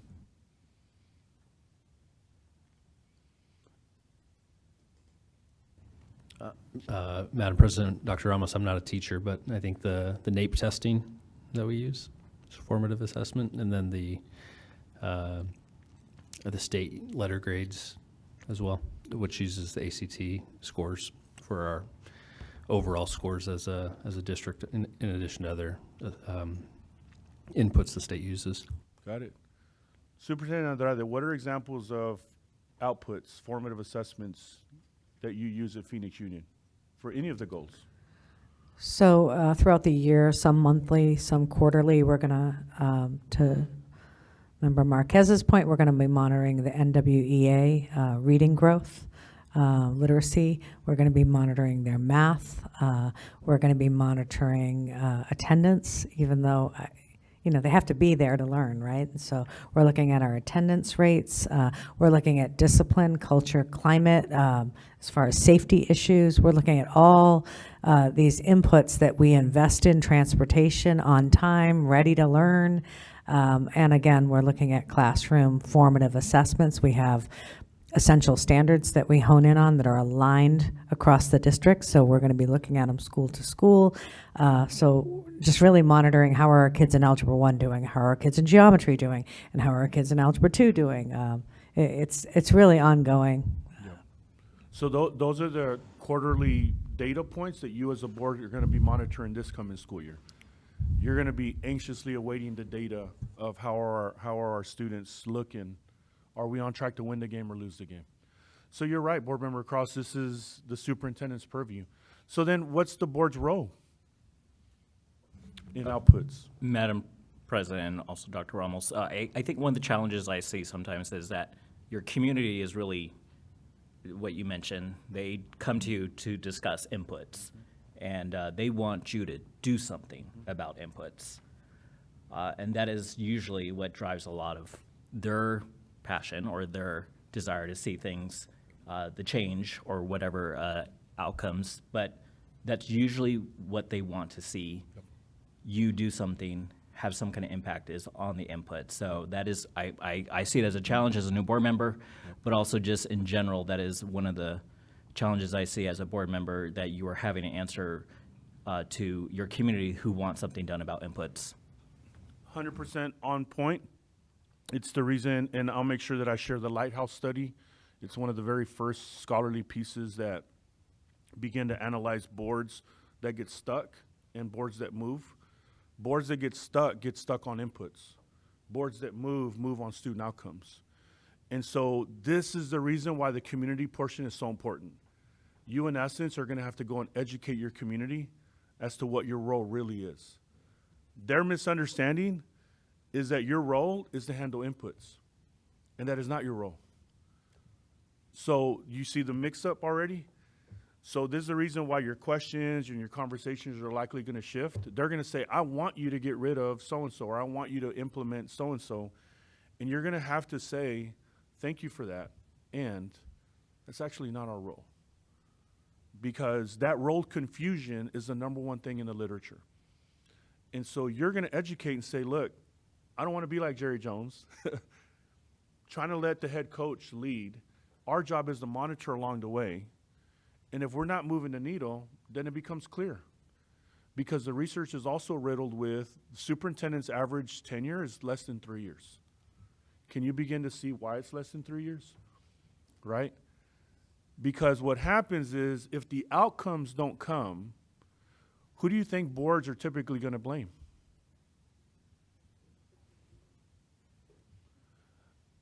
The reason that this is off is that if the board does not own its role, monitor, approve, disapprove inputs and outputs, if you don't live your role, it's easy to get into the common pretending factor of, it's not me, it's not us as a board, it's her. And that pretending is what leads to that 3-year turnover. Boards that function at a high capacity and high level, that own, you're going to get to see the ownership here in a bit when we do the self-eval. Boards that own their role, work collaboratively with the superintendent, vote up or down on inputs, outputs. At the end of the day, who's responsible for the outcomes? The board or the superintendent? Why the board? You're right. Why the board? Yes.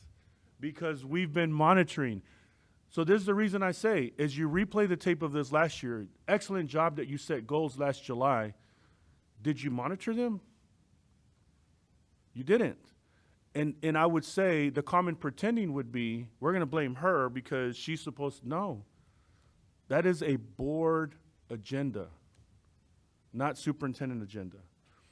So you as a board this year, you're gonna live into all of this work.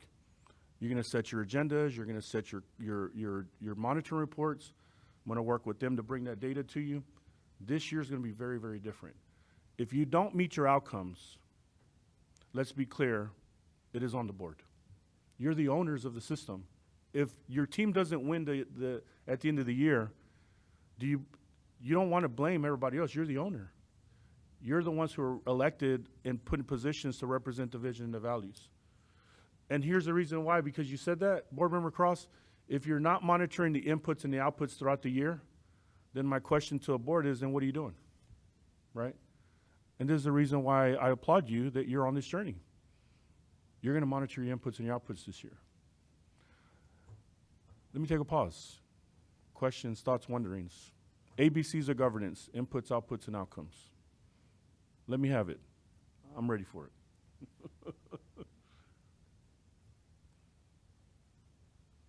Thoughts and reflections.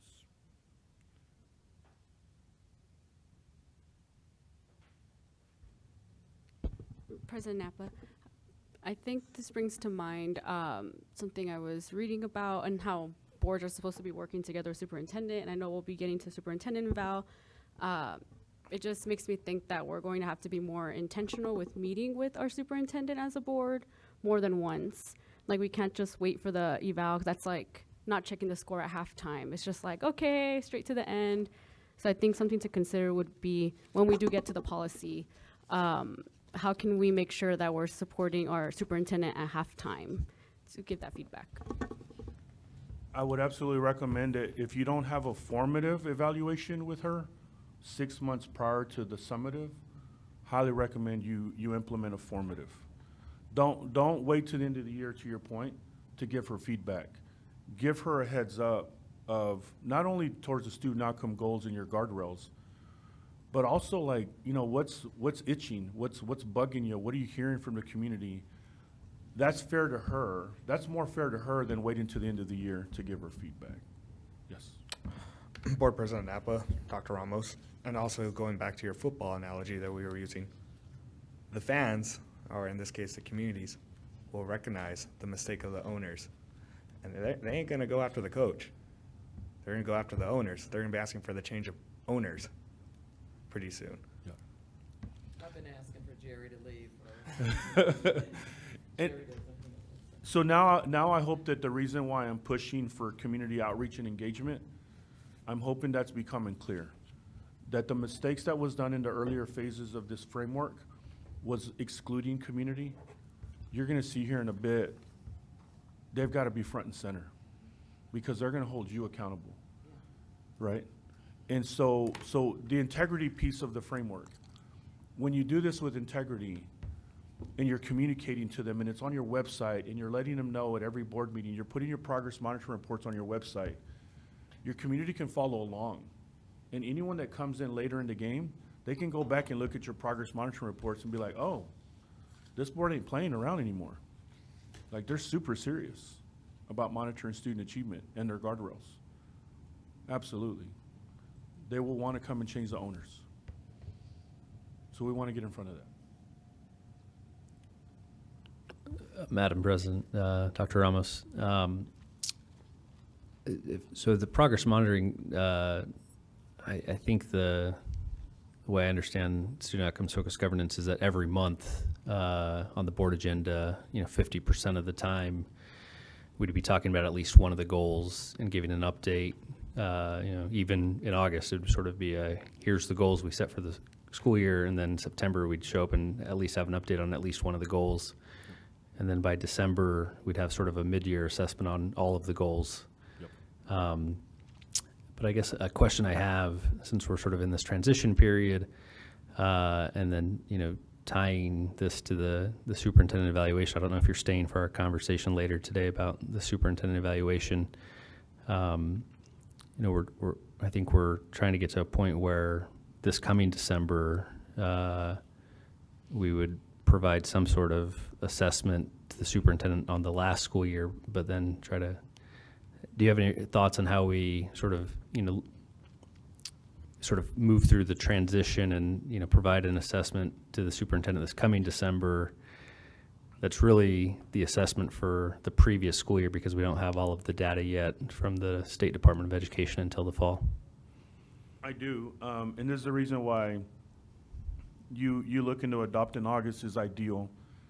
For the previous school year, you cannot use the student outcomes focused governance because you didn't set the outcomes, right? What you can do is use a hybrid version of it to begin to shift your mindset as a board to talk about student achievement versus more subjective items. I'm just going to speak bluntly to you. The dangerous part of superintendent evaluations, if they're extremely subjective, is you can politic your way through it. And what I know to be true from working with boards across the country, when a board member wants to get rid of a superintendent, they can use a very subjective tool to get rid of them. We don't want to do that anymore. We want to use data to make your decisions easier. So if she's moving the needle for kids, I may not like him or her, but if they're moving the needle for kids, that's what matters. And so this tool that we have that I'm going to talk to you about a little bit later on, it'll become clear that either she's moving the needle or she's not. What I do want to subscribe to, I want to submit to you right off the bat, it's we've realized that in year one, it's a complete shift in the system to calibrate and to align towards the board goals and the guardrails. So grace and patience isn't something that most first-year board members want to deal with when doing this work, but I'm going to say it's a real thing. Your districts that are nearby, elementary school systems that have been doing this, none of them shifted the needle for kids in the first year. What they did do, though, is they put systems and processes in place to be able to articulate to the board, these are the inputs that are working and are not working. These are the outputs that we've been over-testing kids, so we're going to get rid of some outputs, and we're going to bring in better ones. But you know who led that charge? The board, because you're going to ask those kinds of questions. So, yeah, let me say that again. You do not want to use this tool for this first year because you want to let her get off the runway. But you can adopt some type of a hybrid to get rid of what I've called the politics of this board role. A lot of superintendents pay the price for board members that get an itch to get rid of somebody just because they don't like them. I would subscribe that. Let's not do that. Let's let the data do the talking for us. Is that fair? Yep. Dr. Cinto, coming back to one-on-ones with the board, asking questions on the inputs, do you have any framework or any like sample questions we can be looking at? I know as a first-year board member, I was learning how things work, and I think you need a good year or two before you can even understand the system and how you want to have an effect on that system. So yeah. Yeah, absolutely. My ask is going to be that I get to meet with you one-on-one when I give you my calendar, so I could start showing you what progress monitoring looks like in other school systems. You'll get to watch other board meetings and see how they've implemented this. I'll show you the early phases, and you'll see how board members are stumbling through asking questions. And then I'm going to show you some really fine-tuned boards that are also moving the needle for kids. But there is a process, there is a continuum of like, what questions do I ask versus what are high-quality questions that's going to extract so much good info from the superintendent. There's a journey there. And so that will not only be one-on-one, but also when we reconvene, I think in October at the latest, right? Then that's what we're going to spend our time on, is how to do progress monitoring. And yeah, we have documents, we have templates, we have examples, and we have rubrics of in addition to that. You'll eventually get to a point where you're going to actually, as a president, you're going to be able to ask the board, were we highly effective tonight? Were we effective? Or were we ineffective? Let me give you a little hint as to, You cannot get to effective as a board if anybody shows up unprepared to the board meeting. If one person doesn't ask a question, then you will be rated ineffective as a board. We won't get to that point till later, right? But I just want to give you a heads up. Like, effective board monitoring means that everyone read their packets, everyone asked questions before the board meeting. You submitted 1 to 2 questions to the superintendent 3 days prior to the board meeting. And here's the reason why. Because when you ask questions ahead of time, you let them do their homework.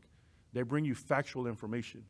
If you ask them questions from the dais and you're expecting them to have the answer off the top of their head, that's not fair. We call that gotcha governance.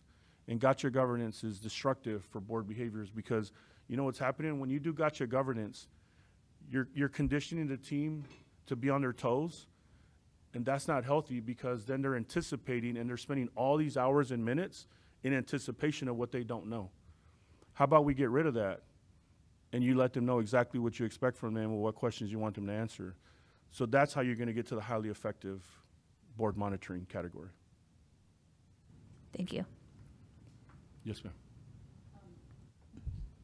The only time I feel that I need to be asking any kind of off-the-wall questions at a board meeting is if something has been brought up by the roll call from the audience.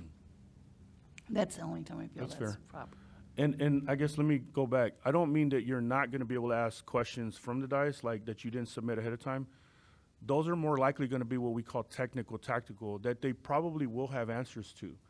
You also probably going to want to get accustomed to that. If you ask a very strategic question and you didn't ask it ahead of time, you want to have grace with the leadership team for them to tell you, you know what, that's a great question.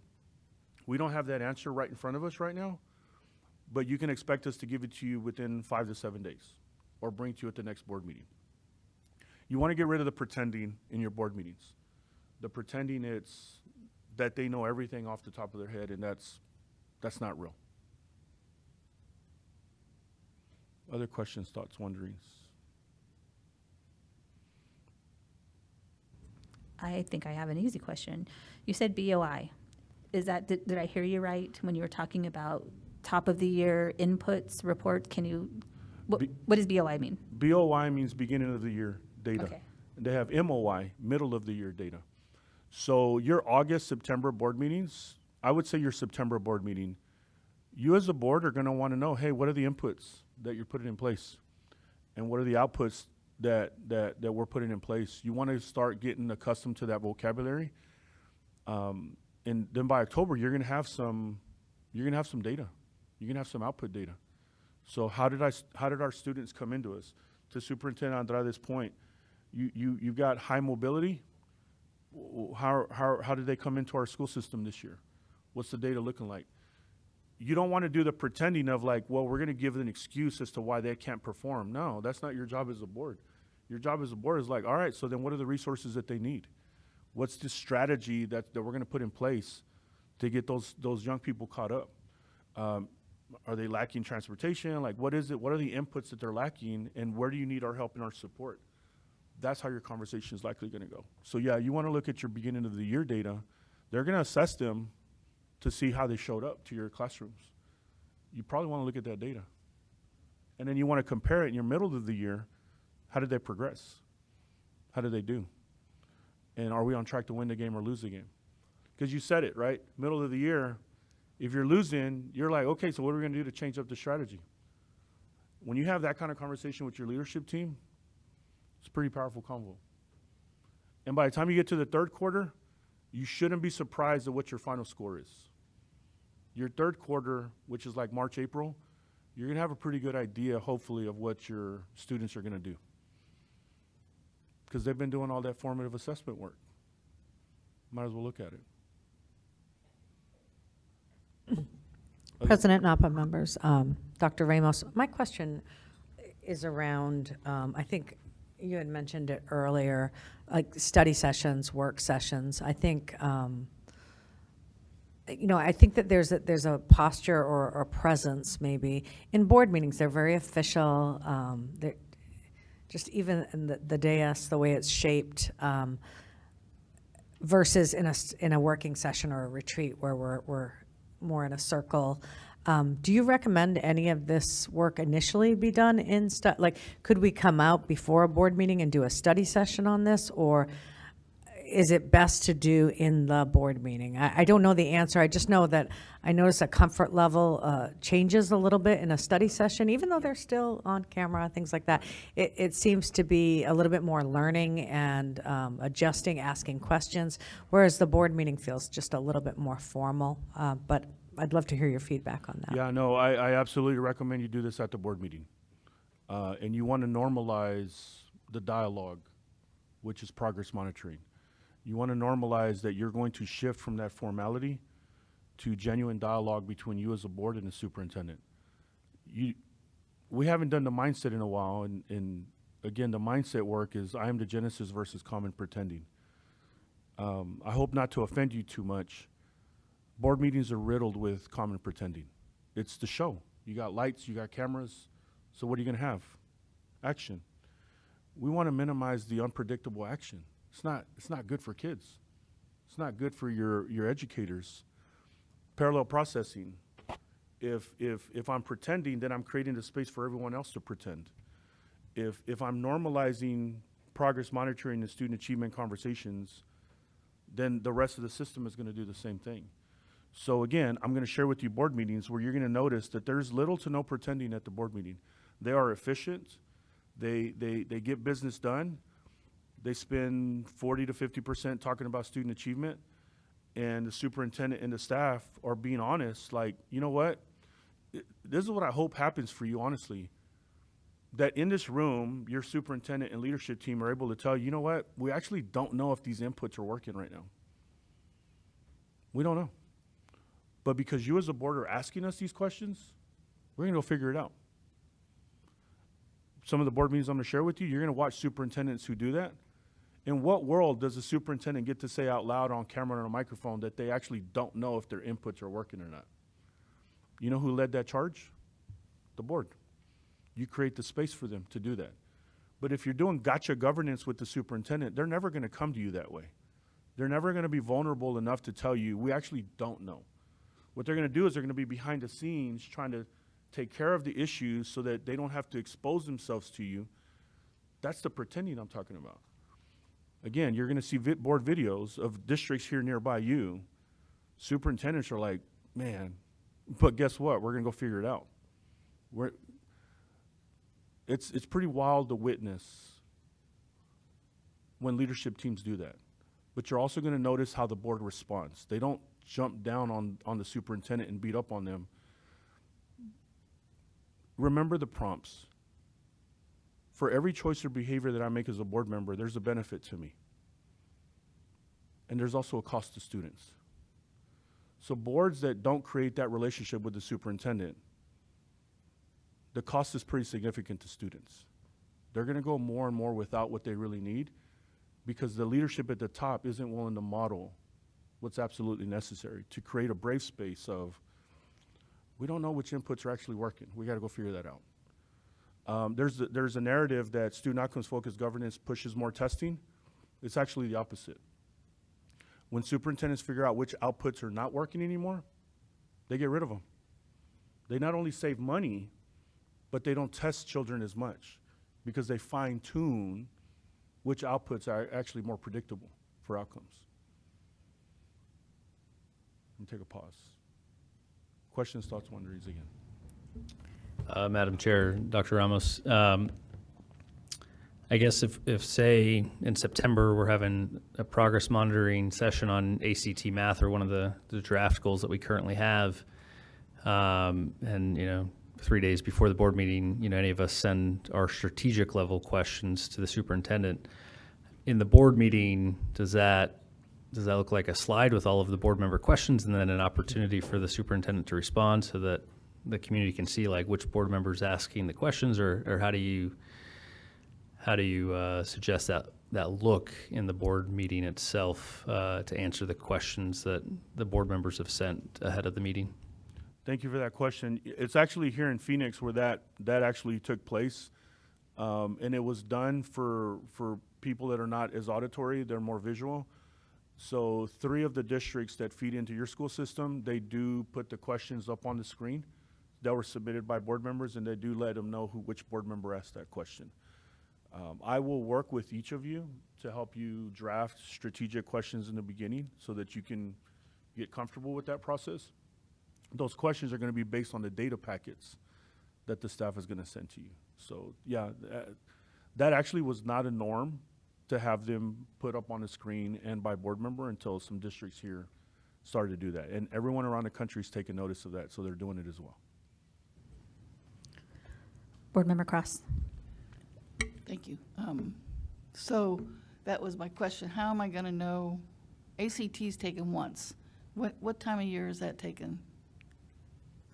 That's in the second semester in the spring. So I'm monitoring that, but the test hasn't been taken. So you're telling me I'm going to get data from someone that's going to tell me approximately how well we're going to do on the ACT test? That's going to be for your staff to figure out which outputs they're going to bring you data on. Yep. So you see that you as owners don't have to have the answers. You just want to ask the questions. She and her team have got the tough job of coming to you with the right outputs, and you're going to vote up or down on whatever those outputs are. And then when she brings you that data to the outputs, yeah, that's what you're going to monitor. Great question. Dr. Cinto. Yes. So we're just starting this work. Yep. We have our hybrid board goals. What I heard you say is as boards work in SOFG, their goals shift away from constant testing and reliance on that for their board goals. We have 3 out of our 4 board goals right now are focused on that type of testing. I'm wondering what, and you don't have to give this to me now, or to the board, but what do those board goals actually look like? I can assume attendance, but what do those board goals actually look like when it's not focused on mandated testing? Yeah, those are guardrails for the most part. So like attendance, it's a value. It's not a student outcome goal. The guardrails lead towards improvement of student outcome goals. So guardrails are going to be attendance, professional development, pretty much the ones that you've drafted. Those are great examples of guardrails. So your focus will be on student achievement for goals because that's typically not the focus of community and or the boards. So yeah, for you, as you're describing that, you're also going to get 2 updates a year on your guardrails minimum. And those are going to be in smart format when she gives you the measurables. So let's say attendance, right? Attendance, you have a baseline data. You're going to want to see improvement on your attendance issue. It's her job to figure out how she's going to do it and to report it to you. And that's what's going to happen at the board meetings. So yeah, the focus will be student outcome goals, talking about student achievement, and your guardrails, the things that you have prioritized as a board that you want her to focus on. You want her to take care of those guardrails. My question to you, right, is like, if each of you have your own guardrails, you're probably going to exhaust her and she doesn't have the time, the energy, or the capacity to handle all of them. So that's why you've agreed to no more than 5 as a team. I don't know, did I answer your question? It kind of did it, but I think we're going to get there eventually. Yeah. Yeah. Anyone else? Board Member Cross? So on the guardrails, is there possibilities of us making policies to help her attain these guardrails? Absolutely. Thank you. What's to come later, and I don't want to overwhelm you, but because of that question, I can tell you, you're going to do a board policy diet once you adopt your goals and your guardrails. And your board policy diet is going to be reflective in your board operating procedures manual of what you actually say is the main thing. And so then in addition to that, you're going to revisit your B policies, your board policies, and you're going to look to extract anything that encourages micromanagement behaviors. You're going to take that out of your board policies, and you're going to give that over to her. Because if you have micromanagement policies, it's counter to the work, and it's going to encourage any new board members to get into micromanagement behaviors. And we know that the research tells us that's not good for kids. So yeah, it will absolutely drive your policy diet and the updating of your board operating procedures manual. We have one district here in the city who's almost done with their board policy diet. Roosevelt. Yeah. Could I ask, is that with ASBA? Is that with the trust? Is that with Copper State? Do you know who they go with their policies? Yeah, I mean, well, one, you're going to notice here, and again, I keep saying in a bit because we're actually going to do it. You're going to see that you as a board member should ideally be looking at your board policies at least one time per term. And so who actually helps you is completely up to you with legal counsel to help you navigate that. Legal counsel is going to know what is required by law and what's not. And anything that's not required by law, you're the board. You get to decide what policies you want to keep in there and what you don't. But when you have your goals and your guardrails, again, you have your goalposts, you know which direction you're moving in as a team. But yeah. Ready to do the self-eval? So we're going to formally do the self-eval today. Just like your superintendent has baseline data on her goals, this is going to be your baseline data. So I'm going to ask you to go to page number 2 of your SOFG manual. And I'm going to walk you through the first page. And in Texas, we have more than 6 pages. So we've actually got a shorter self-eval here. I'm going to walk you through the first page, and then I'm going to ask you to partner up and then figure out how this goes for the rest of it. We always start on the left side. You notice it says not student outcomes focused, and it has a 0 next to it. Notice this is a board self-evaluation, not for the superintendent. So this is us walking through it together. So the board is not student outcomes focused if any of the following are true. The board has not adopted goals. Have you adopted goals? Yes, right? You adopted some last July or last year. Next one. So then we can move on. This is an integrity instrument. So we cannot cut corners and we cannot say, well, we kind of met that. If you get to the kind of, then we're going to know that we have to stop there and we're going to look at the number up on top, and that's our score. The board has not consistently demonstrated the ability to distinguish between inputs, outputs, and outcomes. Have you been able to do that? At your board meeting, do you use the language inputs, outputs, and outcomes? Not yet. Not yet. Thank you. Yes, not yet. And so we would stop there and we would say, okay, we have not met that column, so the number on top is 0. But just for grins, let's go through and let's say that you have been able to distinguish between inputs, outputs, and outcomes. The third one, the board has not hosted opportunities to listen to the vision of the community during the previous 36-month period. Not yet. Not yet? Okay. You see why I'm stressing the community outreach? Because we will not be able to move forward until you hit the community. Cool. Okay. So let's say we did have all 3 of those. Let's go to the next one, approaching student outcomes focus. The board has adopted, in collaboration with the superintendent, goals. Looks like you're going to do that in August as well. The board has adopted only SMART goals, which you have the description there. Yours are, you remember why I was pushing you for them to be SMART? It's because I wanted you to live with this with integrity, that we're going to be able to check these boxes. The board has adopted no fewer than 1 and no more than 5 goals. Fewer goals allow for greater focus. The superintendent has adopted, in collaboration with the board, 1 to 3 interim goals. This is where she's going to give you the how she's going to get there. The status of each interim goal is able to be updated multiple times a year. This is her as the head coach saying, hey, we're at halftime and the inputs we're using aren't working. I got to pivot. We got to use different inputs. And then the board publicly posted the goals for public comment prior to the adoption. So President Napa, you probably want to make sure that that's part of the public comment so that we can check that. As you go through, let's just go ahead and jump over to mastering student outcomes focus. I'm always starting with the end in mind. Would somebody please read that first paragraph under the blue column? The board used a process that included students, parents, staff, and community members in a way that leads them to express ownership of the adopted goals. So we will never get to mastering if we don't get the community input. Now is it making more sense? Yeah. And then at the bottom, the board relied on a root cause analysis. This is the reason why we did the data walk as a group.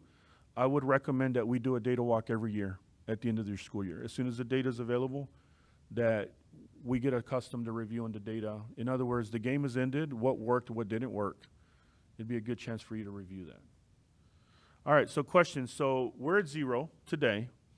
Where do you think you could be at in 3 months?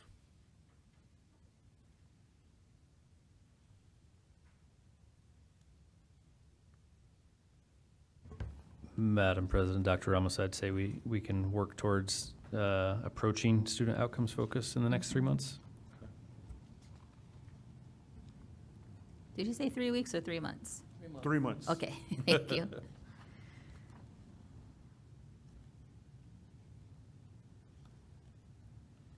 Anyone have a different perspective on it? So right now is you'll go to page 21. This is what we're going to use to keep track of your progress. Bless you. So right now for vision and goals, for July through September, I'm going to put 0. And then right next to it, I'm going to put that in 3 months, we're looking at trying to get to 10 points. All right. Right here on page 21. And then in 3 months, we're projecting that we can hopefully get to 10 points, which would mean that you as a board would make sure that you get all of those points that are under approaching student outcomes. So page 21 is our score sheet for the board self-eval. No, it'll be October. Yep. And you will notice that you will do a board self-eval every 3 months. It's how you will hold yourselves accountable as a board. All right. Values and guardrails, page 3. I'll give you a chance to read through those. Tell me where you think you're at, and then tell me where you think you can be at in 3 months after you read through those columns.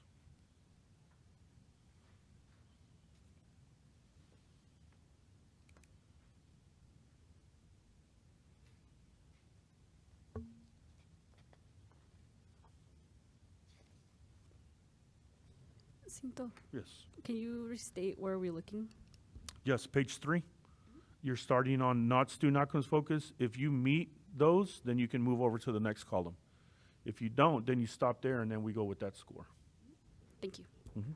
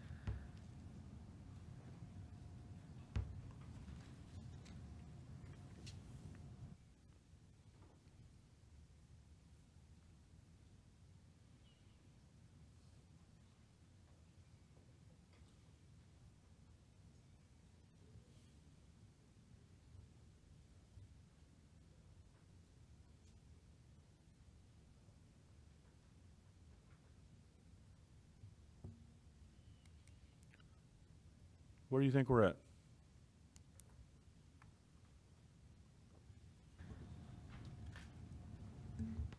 And where do you think we can be at in 3 months? I think that right now we're at 0 on our values because we have not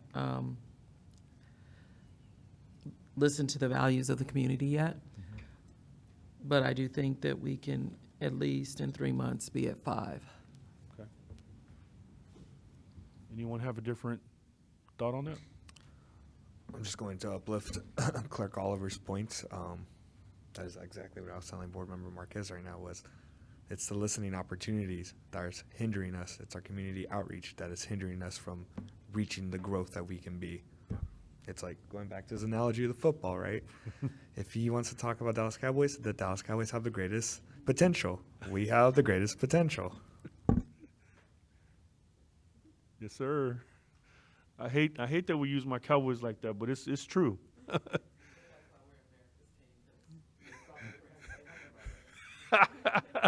I love it. All right, so let's go to page 4. Where do you think we're at right now, and where do you think we can be at in 3 months?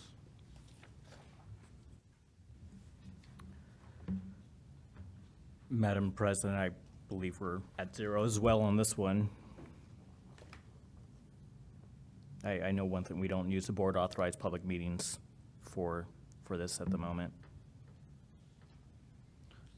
Luckily for you, my friends, I've been tracking your minutes, so again, that will come to you on Monday. You'll have a coaching memo from me, and it'll have a timeline of where you've actually spent your time at your meetings, every public meeting from January until now. I'll let you reflect on that when you get it on Monday. But I will be teaching you on how to code your board meetings along this framework.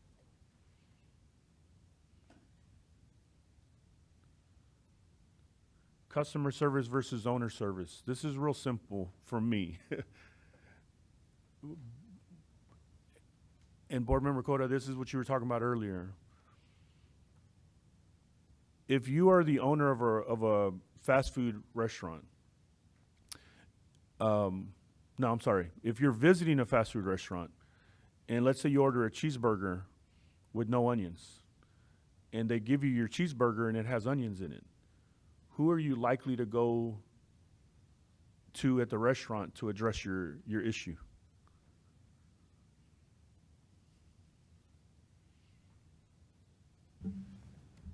That would be probably the manager on site or on hand or the employee there. Good. Yeah, absolutely. If they put onions in my cheeseburger, I'm likely going to go to the counter to the person who gave me my burger and say, I asked for no onions. Why would you not go to the franchise owner? Because that's not the level the problem can be solved at. That's right. And so think about your community. They got onions in their burger, and so who are they coming to? They're coming to the franchise owners. You're going to want to redirect them to say, you know what? You're likely to get more done quickly if you actually go to the source of where your challenge arose at the campus, right? But again, they don't know any better, so they're coming to you as the franchise owners, and they're bombarding you with inputs. That's what customer service versus owner service means, that you're the owners of the school system, so you're going to want to help educate your community that they probably want to go through the chain of command to get their issues resolved. Because what's going to happen, my friends, is you're going to get overwhelmed. And if the word gets out that you're the one that answers those kinds of input calls, guess what's going to happen? Everyone's going to get your number. And you're going to get bombarded with inputs. And then you, in turn, may be overwhelming her and taking her off her focus of your goals and your guardrails. So that's owner service versus customer service. So we'll be able to check that off in 3 months. Where do you think you can be at in 3 months?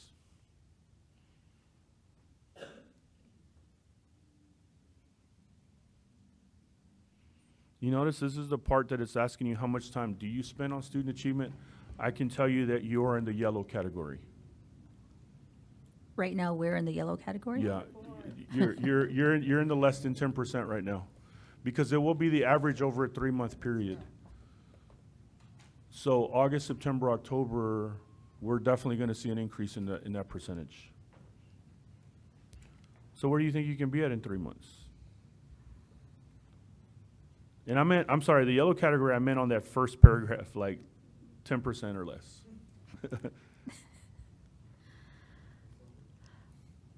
So where do you think you can be at in 3 months? Well, feel like these are some check boxes that the superintendent and the president can put on the agenda for the board, because this is a monitoring calendar. We just need to develop that cadence and inform the public and our PXU team what that cadence is. The board calendar, monitoring board calendar, monitoring reports as well. Looking forward to that coaching as to what that looks like. And then December, I think, is when we can truly, that last one. Superintendent is evaluated on performance regarding board goals, guardrails, et cetera. Love it. So I think we could be a solid 10, Okay, a solid yellow in 3 months. okay, fair enough. I agree too. Thank you. All right, page 5. Communication and collaboration. The board will lead transparently and include stakeholders in the pursuit of the goals. Where do you think you're at, and where do you think you can be at in 3 months?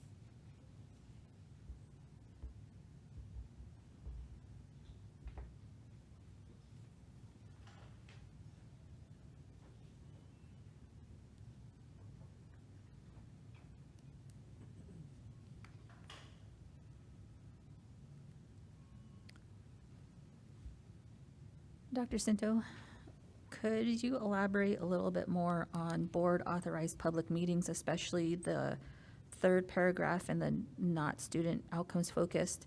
There were more than 6 board authorized public meetings in a single month during the previous 12-month period. Is that looking towards board committees that are created and not just board meetings? Those are gonna be when you have a quorum. Okay, So any board authorized meeting is when you have a quorum present of the board. of the board. Okay, thank you. And the reason that you're noticing here is this is to try to get you to narrow your focus and whittle your time down. I've said it to the majority of you, there is no evidence that long board meetings prove to be effective board meetings. So you'll notice in the board meetings that I'm going to share with you that it is absolutely possible to have an effective board meeting that are 2 hours or less. So there is no correlation of long board meetings. Think about it, right? It's basic. I've got plenty of video where I've watched board members that are leaving their seats or standing behind their chairs because the board meeting is going on 4 or 5 hours. Think about realistically how much the attention span of a board meeting may actually be fully present for the 4 or 5 hour meeting. It's usually not really possible. So you notice that it's also asking you to put more agenda items on your consent. When you put it on consent, it means that you're doing your homework and you're asking questions with the superintendent. You don't have to pretend and do the showboating here at the board meeting. You can actually conduct business by reading your packets, calling her, asking her questions, getting clarity. Doesn't require for the whole board to engage in every conversation about every item. So what I would submit to you is this idea that you probably have room to be able to put more items on consent, vote them all at once, and then be mindful of what items you put on action item. Because action means that. You're going to allow some action to possibly take place. You want to debate and you want to have the dialogue, but you also want to be very, very intentional of what you put up there for dialogue and debate. Not everything would likely require that. And then if you as a board member have a consent item that you want to have pull that 3 days before the board meeting. Let President Napa know, hey, this one right here, it's a hot topic. I want it pulled off. I want to have a debate. I want to have a discussion about it. But you don't want to have too many of those because that's what makes for a long night. And maybe it's important to you as a board member, but I'll ask you to become conscious and aware, is it important to the majority of the board? If it's a pet project for a board member, yeah, you absolutely want to have that conversation, but pay attention to the rest of your colleagues. Is this something that matters to everyone else as well? So this part right here is what helps you get to a shorter meeting and a more effective meeting. President Napa, I actually somewhat disagree on that premise there, mainly because I do think some items should be action items and not consent agenda items. I think we owe it to the public to have that discourse on certain items and a lot more items. So I actually do. I mean, consent eligible items are great, but I do think some items probably should be moved to an action item just because, you know, this is still a public forum. And I think we owe it to our community to have that discourse. Yeah, let me help elevate that perspective a little bit more. I appreciate that perspective. That my question to you as a board, is this the board's meeting, or is this the public's meeting, or is this a meeting held in public? It's a meeting held in public. You are elected to represent the vision and the values. You absolutely want to have communication and clarity. What I will submit to you is as well that it's not just at the board meetings where you can provide that dialogue for people to witness and hear. This is also the reason why we're going to push you to do two-way communication, because you can actually have more of a two-way communication with people about items that are coming up to the boardroom. To do it here at the board meeting, this is for you to conduct business. And you want to be aware of what inputs and outputs you're voting on, and you want to be able to connect the dots to your outcomes. If that's how you're running your meetings, they're going to be pretty effective. If you're here to educate the community about what's happening at your board meeting, there is a portion for that. But if you catch yourself spending too many minutes and too many hours, and it's a distraction for the board of what you're trying to get done on outcomes, then I would submit to you that you're probably going to be a little ineffective about it. So that is to say that there are other avenues that you're going to be able to do within your role of two ways of, you're going to notice here in a bit on the next page, you're actually also going to be asked to go train your community on governance. And so those will also be opportunities for you to listen and engage. But you're starting from zero of like where your community thinks that you're about inputs. You're going to condition and educate them that it's about outcomes. You're going to find yourself having plenty of two-way communication with them. I'm just going to ask you to become conscious and aware of where you spend your time at your board meeting. And then, you know, I watch your meetings. I see on your YouTube channel how many viewers you have. I see roughly how many people show up to your meetings here. There's probably opportunity to educate a lot more people in the Phoenix Union community than what's just tuning in for the show, right? And so this process is going to help you become aware as you monitor and you see how you spend your time. Again, when you see my report on Monday, you're going to notice that the time that you spend on student achievement, I call it, I reference that as the pulse of the board. As it goes up with you focusing on students and student outcomes, that's what the research tells us is highly effective for boards. But if you notice that there's low dips, or if they're at the bottom, then you probably shouldn't be surprised if your outcomes aren't coming out the way you want them to come out. And that's all I'm going to say. You still have 50% of the other meeting to take care of action items and discussion and reports. You just will become hypersensitive as to what you say is the main thing versus what you show is the main thing. Thank you for that perspective. President Napa, Member Cota, I do want to lift up and echo that the consent agenda tends to be very administrative tasks, and like I review every single consent agenda line by line. You can also look at them on board document for previous meetings. It's not that we're hiding anything. It's literally like approve this contract, approve this financial piece. It's like approve this like administrator's leave. It's very administrative, and then the district and like the superintendent and the president are very good at, if there's items that they think would need action, they list it as potential action. So I would recommend looking back at previous consent agendas to get a feel for like what Phoenix Union does, since I know every board is very different. Yes. Board member, president, member, I have, so I appreciate that feedback though. Thank you. Madam President, Dr. Ramos.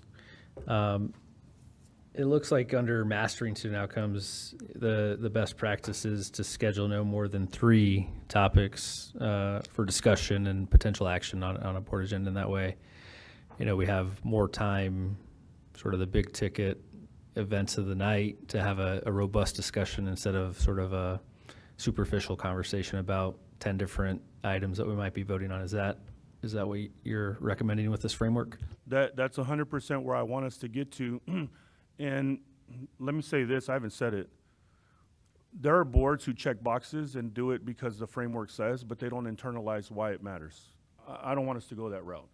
So I want you to test the theories out, right? Like maybe we're gonna have 5 or 6, but then you're gonna become mindful, how much time do we spend on these 5 or 6 items? You'll learn and grow as a team when you have that conversation, right? So I'm not saying go to mastering without having tested it out. Just meaning pay a little bit of attention to how long your board meetings go. It's even easier this way. Go back and replay the tape of maybe like the last 3 or 4 board meetings. How often do you go back to rewatch your board meetings, right? Go back and rewatch and take note of where you're actually spending your time. And think of it maybe like as a community member. If I'm thinking about sending my child to Phoenix Union, you can look at page 22. It'll give you a chance to distinguish how you're spending your minutes. This is what I'm using. If I'm thinking about sending my child to Phoenix Union, I might be inclined to go watch a board meeting to see what they're focusing on.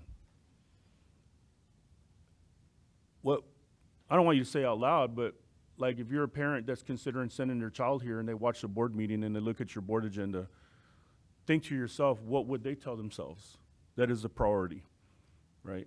Is the priority actually educating my child, or is the priority somewhere else? These minutes on page 22 are going to help you pinpoint what actually is. What you say is important to you can sometimes be different from what you actually show is different for you. This is going to help put those pieces together. No, Dr. Ramos, some, I guess, government authorities, I use the city of Phoenix as an example. They ask board members or, elected board members to notify staff, the city manager, I think it's before 2 p.m., but I could be wrong, around that time, if they're going to pull something on consent, giving the staff like some notice to sort of do their research or to have that information ready. I think probably so it's not a gotcha. I'm not sure. I mean, I can imagine that's probably why. Do SOFG districts adopt those types of practices, or is it just enough to kind of give the superintendent a heads up? Because I think when matters as well, right? It's under that meeting student outcomes focus on Okay. page 5. If you look at that last paragraph, it's speaking of what you just described. The board made no edits to the board's regularly scheduled meeting agenda during the meeting and during the 3 business days before the meeting unless a state of emergency was declared. Because you notice on the mastering student outcomes, staff get ready. We've had this conversation briefly. The second to the last paragraph that's relevant to staff, the board received the final version of materials to be voted on at least 7 days before the board authorized public meeting during which the materials would be considered. One of the biggest complaints from boards across the country is that they get their materials the day of or at the meeting. That's not fair to you as a board either. So when they get you the material at least 7 days before the board meeting, that gives you 4 days to read your materials and ask questions. Board Member Cody, you know what, you made me think of another part, and I'll show you examples from other boards. If you ask questions about consent agenda, staff can put those questions in the board book that'll be publicly available for community to know that you're not rubber stamping. You're asking questions. You're just not having to take up a bunch of time at the board meeting if it's a technical or tactical question, right?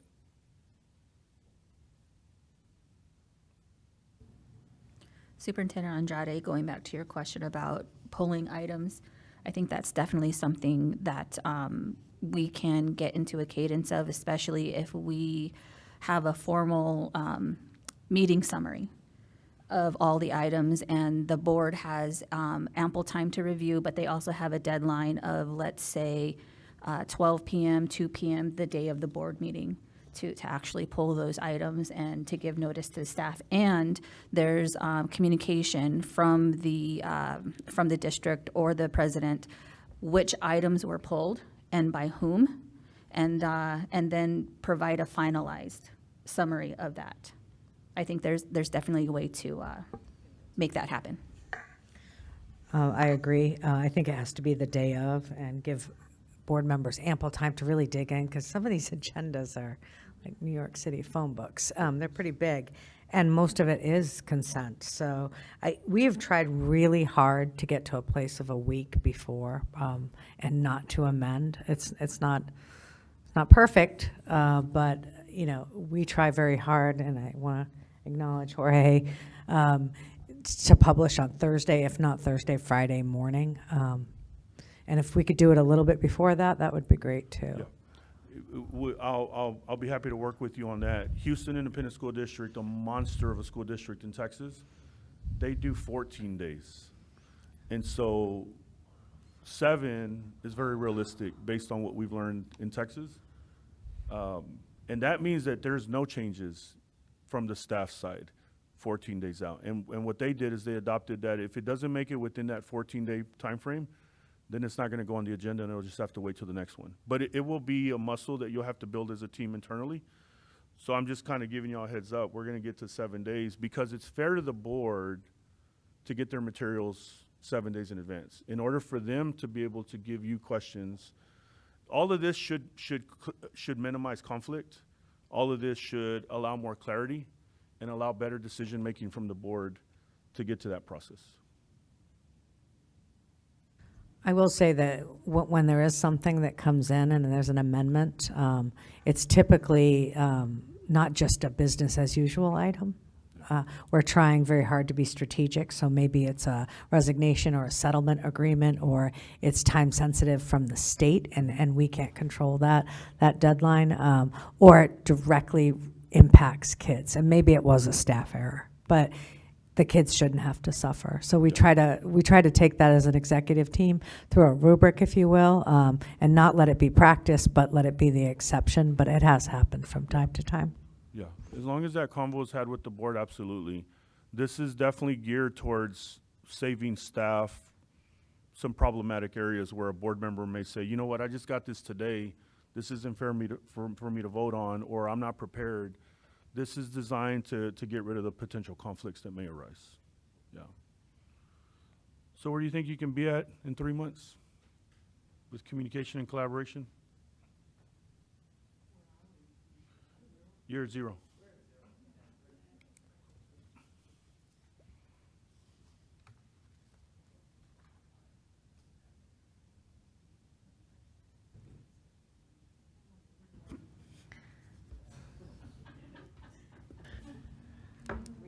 I actually, we're at 0. I actually, in 3 months, I think if we build our muscles quickly, we could be at 10.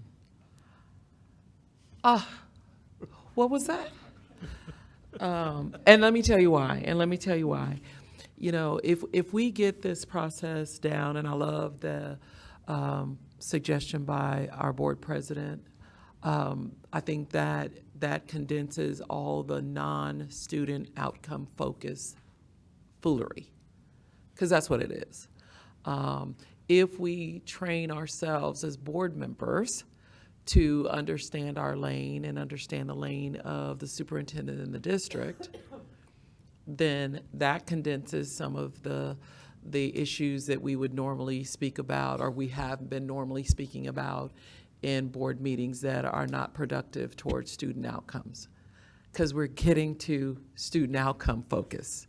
That's our goal. That's where we're going. And I think it's been in my experience on this board that we move at a snail's pace on things because we think we have time. We don't have time. The kids don't have time. We need to get our act together. Whew, that was close. We need to get our act together. Where's the I statement?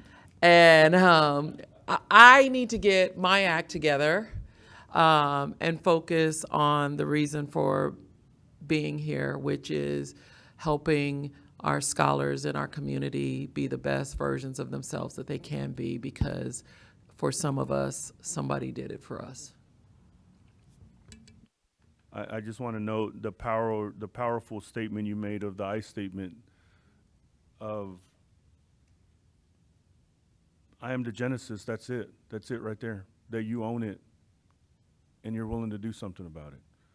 I just had to take a pause and uplift that. Thank you for modeling that. I have a question here. The score goes from like 0 to 1, and then 1 to 5, and then 5. I'm just trying to understand what Yeah. that is there. So as you go back to page 21, you're going to see the breakdown of the rubric and what we decided of how we would weight each area. You notice that the vision and goals carries the most weight of points, which is the student outcomes.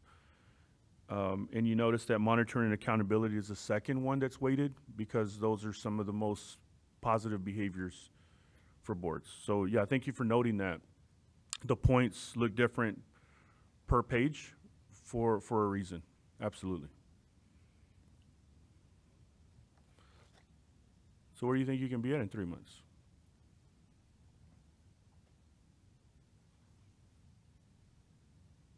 I heard 10. I heard an ouch. I think, President Napa, I think we could be at somewhere in the green, maybe like 6 or 7 grade points. That's just the vibe, though. I don't have the exact numbers. I think since we're already working towards like the yellow, I think in 3 months it'll be realistic. And then like as like new board members get onboarded, they'll get better into the flow of order meetings.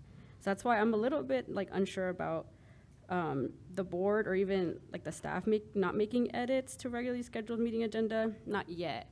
I think there's been just a lot of movement recently, like new onboarding to district and onboarding to the board. So that's the one thing I'm like, okay, we'll wait and see. Okay. Dr. Cinto, could you expand a little bit more on board limits, its adoption of board policies regarding school system it's in the green, it's the third paragraph. Well, actually, Ms. Hernandez, or Fernandez, thank you. It's been a while since I've been here, I'm so sorry.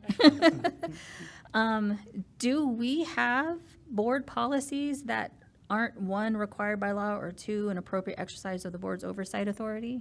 Can you think of any off the top of your head? I can't, President Napa, I can't think of any at the top of my head, but we do have quite a number of policies that we would have to just look at. Yeah.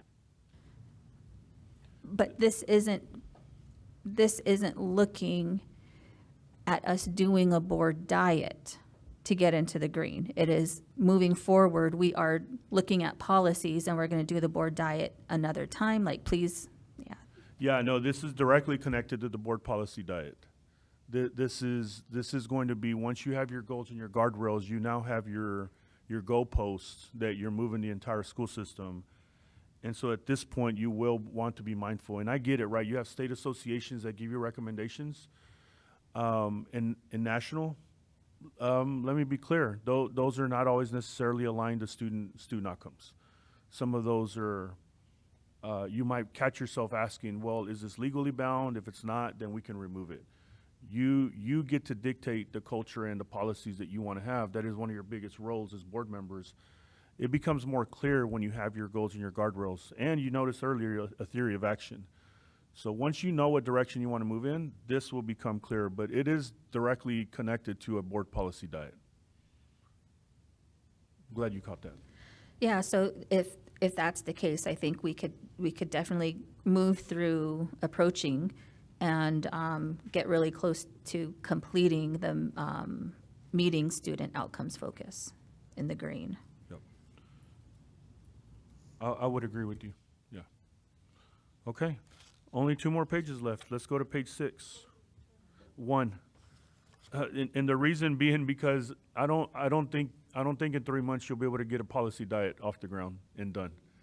Yeah. We'll cover that one down the road. I don't want to overwhelm you. So page 6, where are you and where do you think you could be at in 3 months?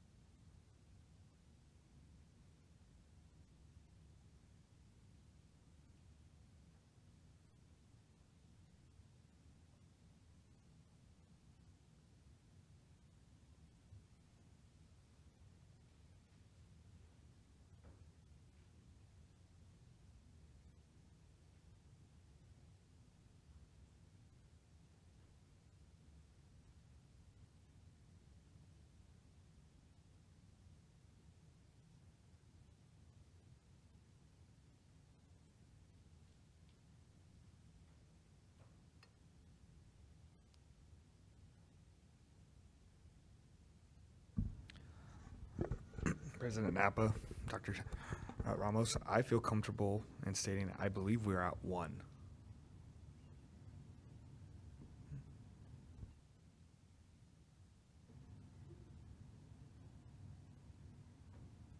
Now, given time, I think we can definitely be at 5.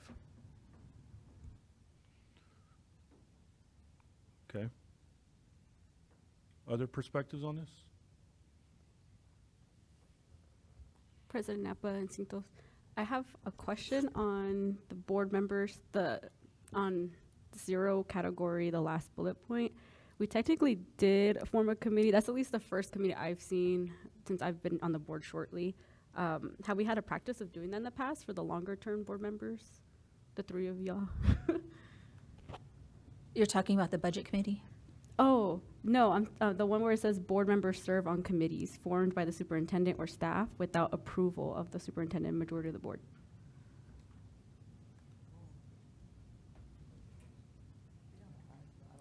We haven't done that, but the board president does sit in on meetings about the benefits, the trust, yeah.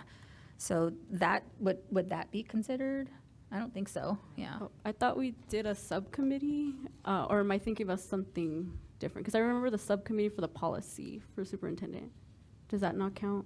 Well, the evaluation of us 3 getting together? Yeah, I wouldn't call that a committee, though.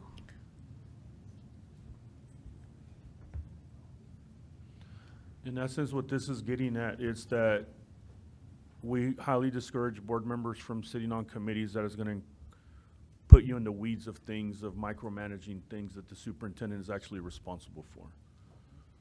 So that's what this is geared towards. And then you notice on the bottom of the approaching, all board members agree that if the board has committees, their role is to only advise the board, not advise the staff.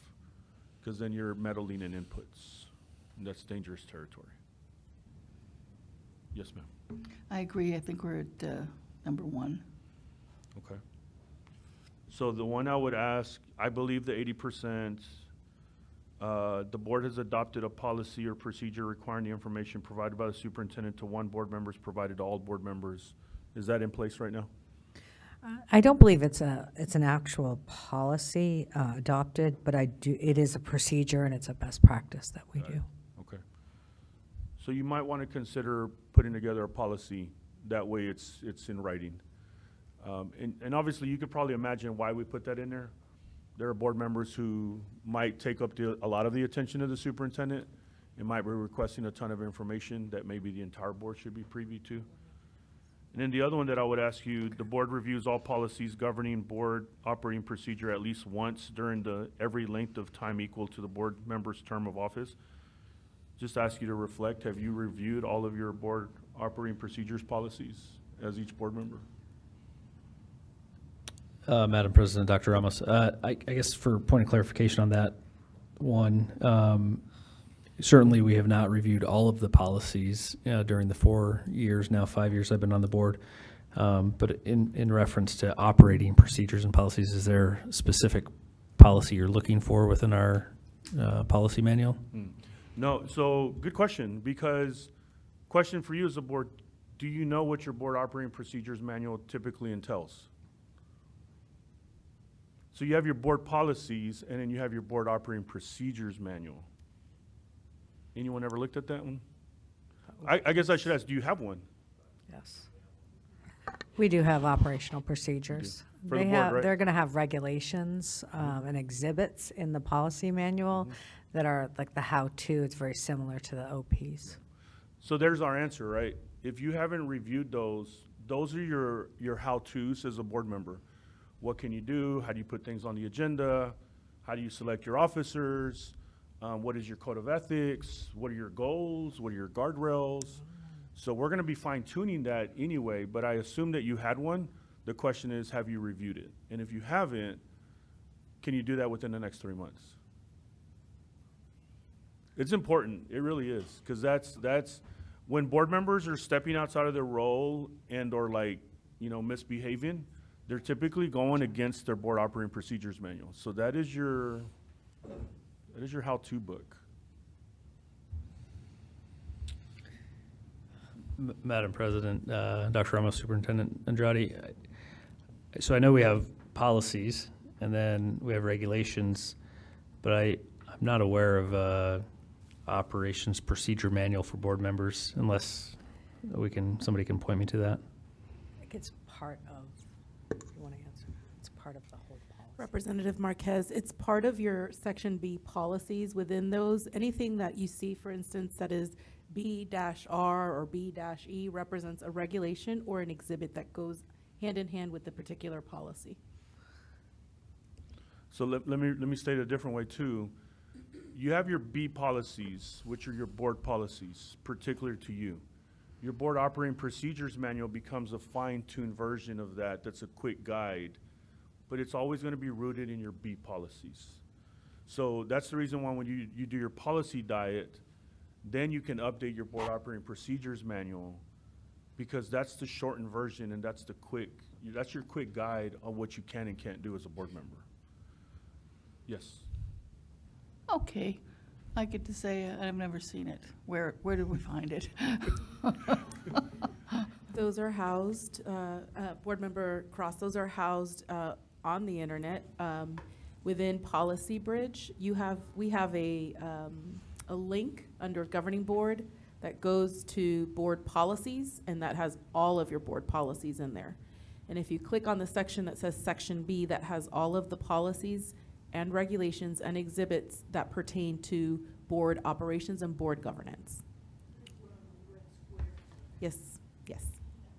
Madam Chair, Dr. Ramos, I think unless the new board members have sort of reviewed this during orientation, I think it might be good to put this on an upcoming agenda so that we can review it and at least we can get to one point on our approaching student outcomes focused governance. Because I don't think we've reviewed it as all 7 of us as a board. We might have reviewed it on our own, going and finding it on Policy Bridge or during orientation, but I can't remember a time where we've reviewed it as 7 board members. I love it. Good stuff. All right, so I think we're saying 1, right? We can try to get to a 1? Okay. Last page, continuous improvement. Wrapping up the last one. The board will invest time and resources towards improving its focus on the goals. Where do you think we're at, and where do you think you can be at in 3 months?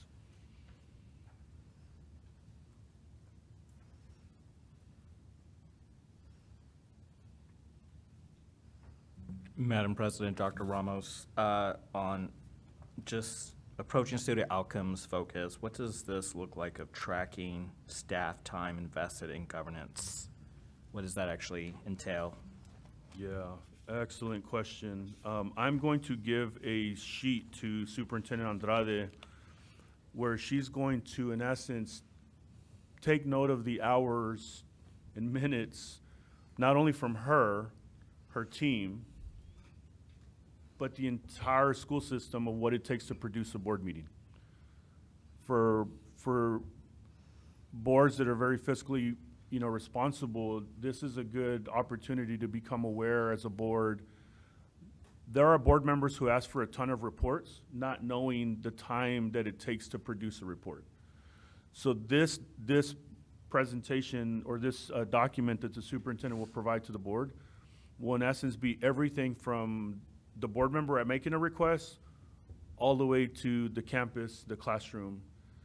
If a teacher has to gather information, a principal, assistant principal, instructional coach, like all of those hours is going to be monetarily combined to give you an idea of what your average cost to produce a board meeting is. Great question. You might be surprised at how high that number is. Again, I'll say what is common, superintendents and their teams meet for hours and hours and hours to prepare for a board meeting. When there's a lot of gotcha governance, they're doing extra preparation because they're planning for worst case scenarios.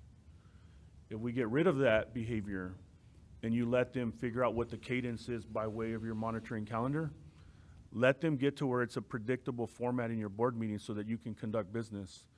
But if you're throwing curveballs at them, you can expect that number to stay kind of high. Good question.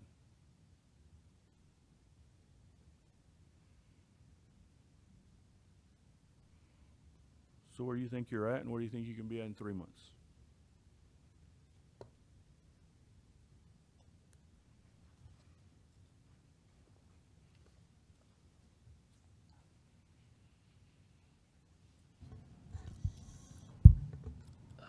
Madam President, Dr. Ramos, I think we're at a 0. I think this is the first time we've done a board self-evaluation today. So I would say it would be, I think getting to a 1 would probably be the goal for the next 3 months. Okay.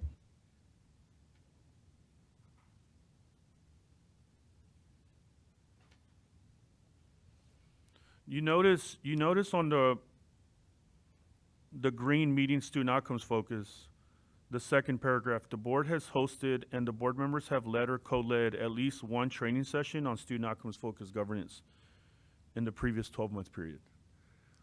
Some of your feeder districts are about to launch that here in the next couple of months.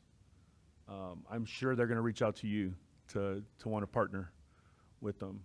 I hope you see the advantage of being able to do that. It's explaining inputs, outputs, and outcomes. If that's all you get out of educating your community, that's a huge, huge step. You also notice on the far right side, under Mastering Student Outcomes Focus, it says the board included students as presenters at least one SOFG training session, and then the other one is pretty instrumental. Would somebody please read that second paragraph under Mastering Student Outcomes Focus? I can read it. Prior to being selected, all newly selected board members receive training on student outcomes focused governance from fellow board members on their board or from a certified student outcomes focused governance coach. I put it in your implementation timeline. My hope and my expectation is that Phoenix Union design a school board school, that you prepare anyone that thinks about running for this board ahead of time, so that you can create a well-oiled machine that keeps the main thing the main thing. If you don't do that as a board, then you cannot expect this to live past your time. The mistake that's been done from boards across the country is when they don't develop their own school board school. So some of your feeder districts are not giving it to, they're not leaving it to chance. They're educating anyone and everyone who's thinking about running for the board. This is what it would look like to be sustainable. The idea that you change the trajectory of the school district and the school system by embedding it in the community and anyone who's thinking about running for this board. And that it's led by you, it's pretty powerful. I get to witness it pretty regularly. And you get to tell the story, how pain and grueling it is to work with Cinto to go through a self-eval and get 0 points. But this will likely be the last time you have 0 points. You've established the baseline. So there's nowhere to go but up, right? Questions, thoughts, wonderings before we wrap up our time?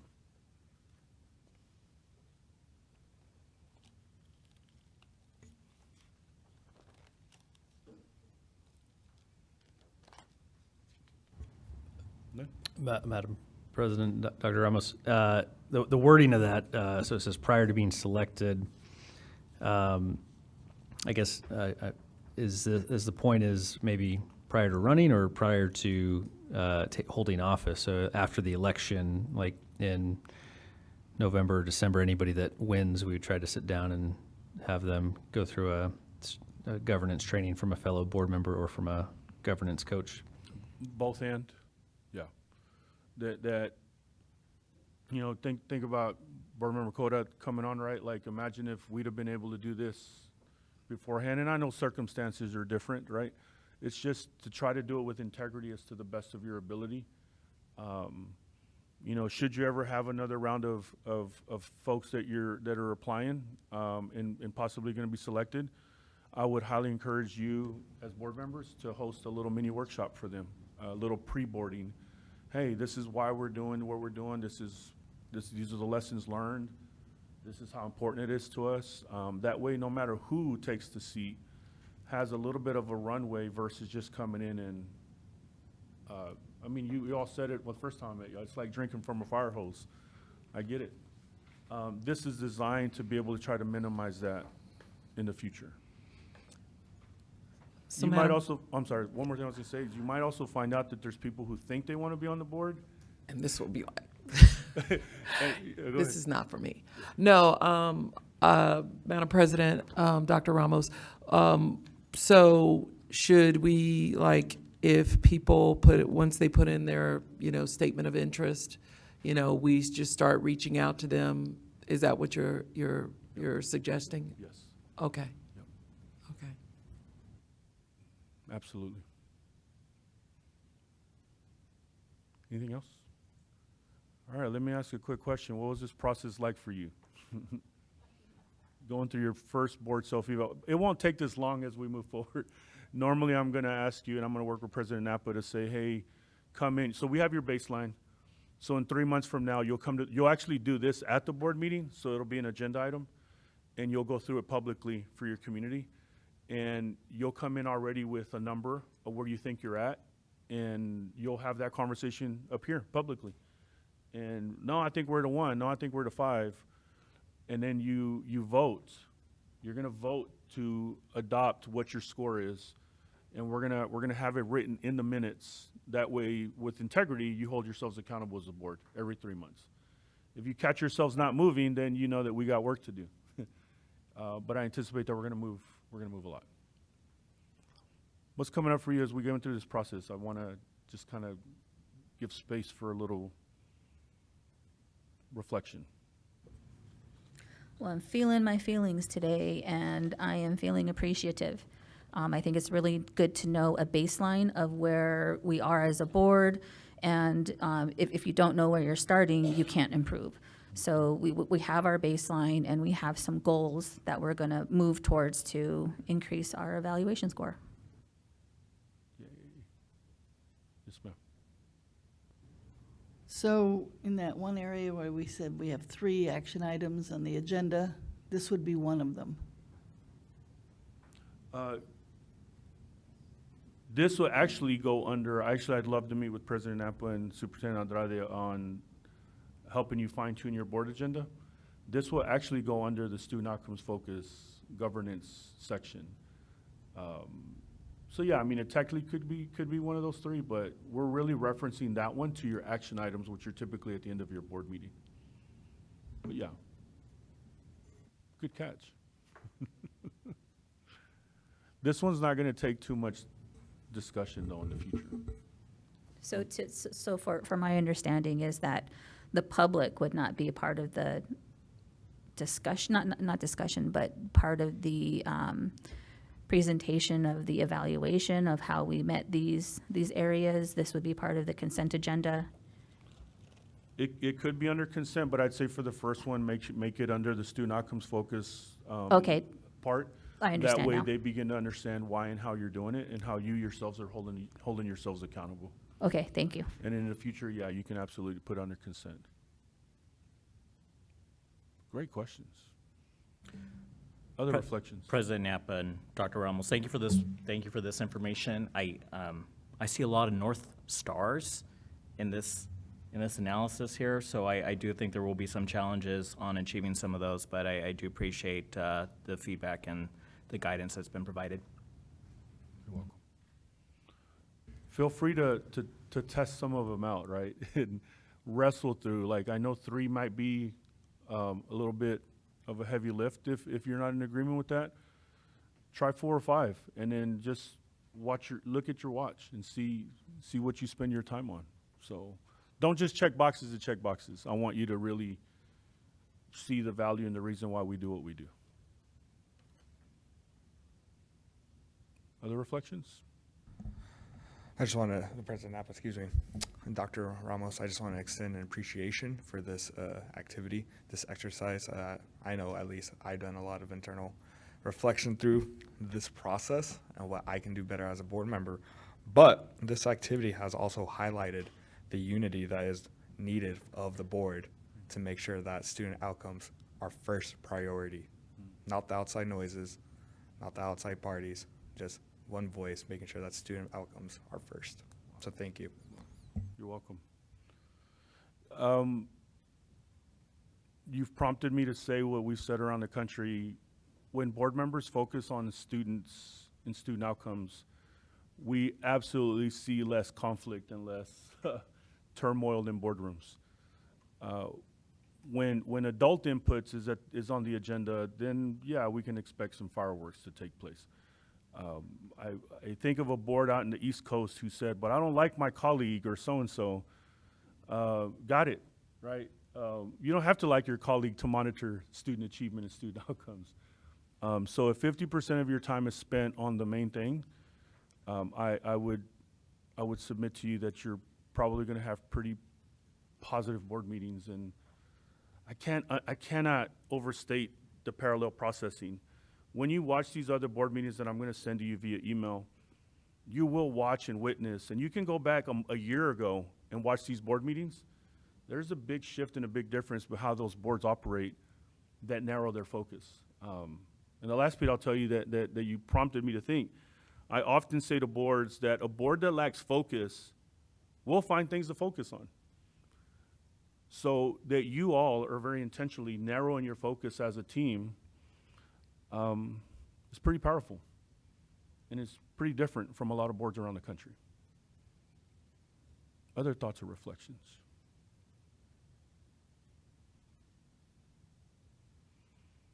Yeah, okay. I look forward to sending you some materials. I look forward to sending you your coaching memo. I look forward to sending you my calendar. That way you can book time with me to start looking at some board meetings, getting ready for progress monitoring. And I look forward to the next time that we get together, because we're going to unpack really good progress monitoring for that one. Leave it to you in your good hands to move through this framework, and look forward to seeing you again sooner rather than later. Thank you so much, Dr. Ramos, and apologies for calling you Dr. Cinto. Just caught myself. I did ask y'all to call me Cinto, so don't hesitate, yeah. We're going to move item 2B to after lunch, so we're going to break for a 30-minute lunch right now. I'm assuming that it's ready. And could we have 30 minutes on the board, please?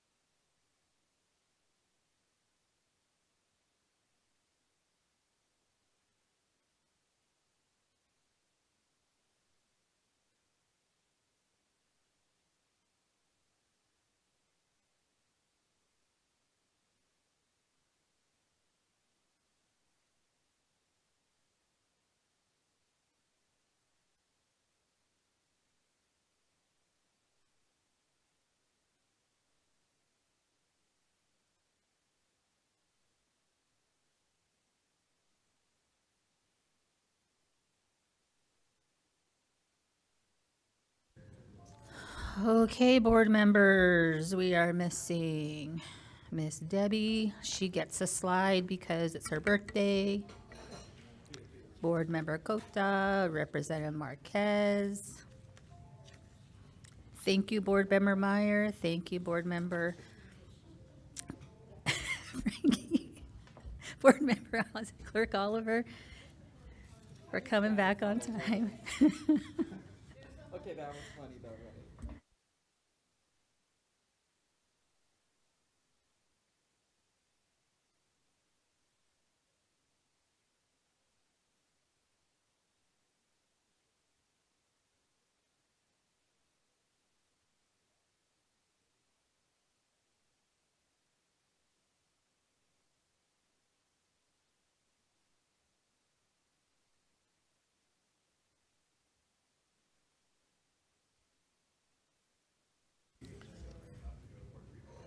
Okay, we are at quorum. We are gonna come back and we're gonna talk about the next item on the agenda, item 2B, discussion of governing board policy, CBI, evaluation of the superintendent with potential action. This policy should be in your folder.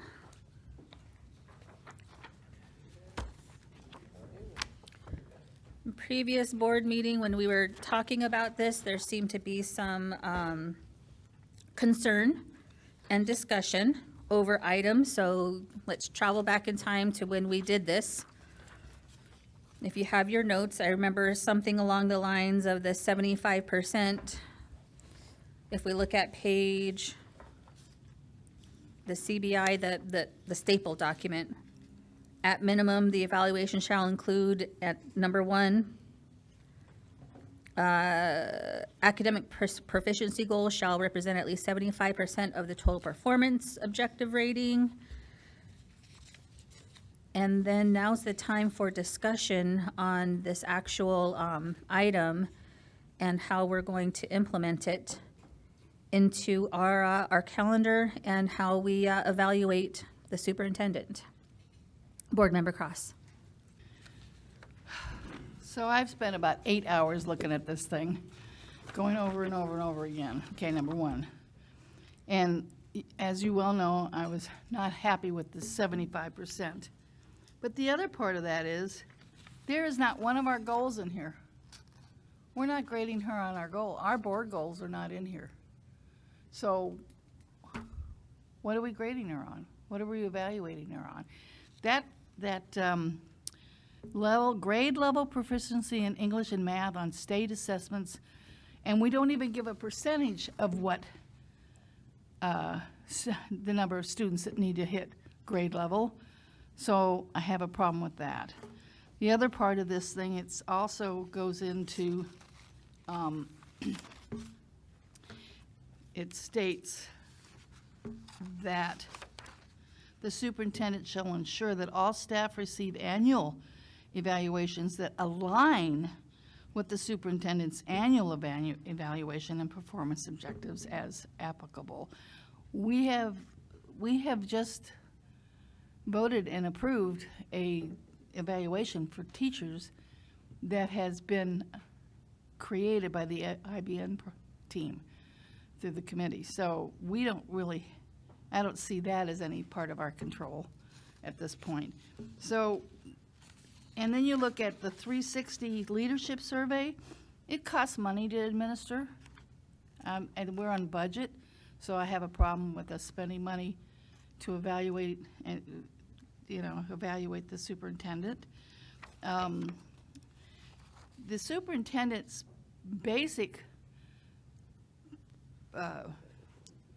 what she does mostly is, let me find it, district oversight, policy and regulations, consistency, and that they're enforced, financial management, and public face time, both internal and external. That's not in here at all. So I looked at this document and found that it was basically copied and pasted from some organization, Empowered Governance, and it doesn't, It doesn't take any of our goals in here. None of our goals are in here. Does that am I making sense? So that's why I object to this whole thing. It's not fair, it's inequitable, it's distorted as far as what her position or what the superintendent's job is. And, I mean, we don't even grade our teachers on this stuff, and the teachers get 301 money, and that isn't even on the results of the testing, it's only on the participation of the testing. What percentage of students participate in the test? State requires somewhere around 95%. I mean, I can see grading her on that, because we do have control over pushing these kids in to get tested, but not the results. So I think we need to gear this whole thing towards our 4 goals, or our 5 goals. 4 or 5, I can't remember how many we have. So to me, I just think this whole thing here is just irrelevant. Just doesn't work for me at all. And that's how I feel about it. Madam President, Board Member Cross, you are correct. This was the model policy created by school board partners.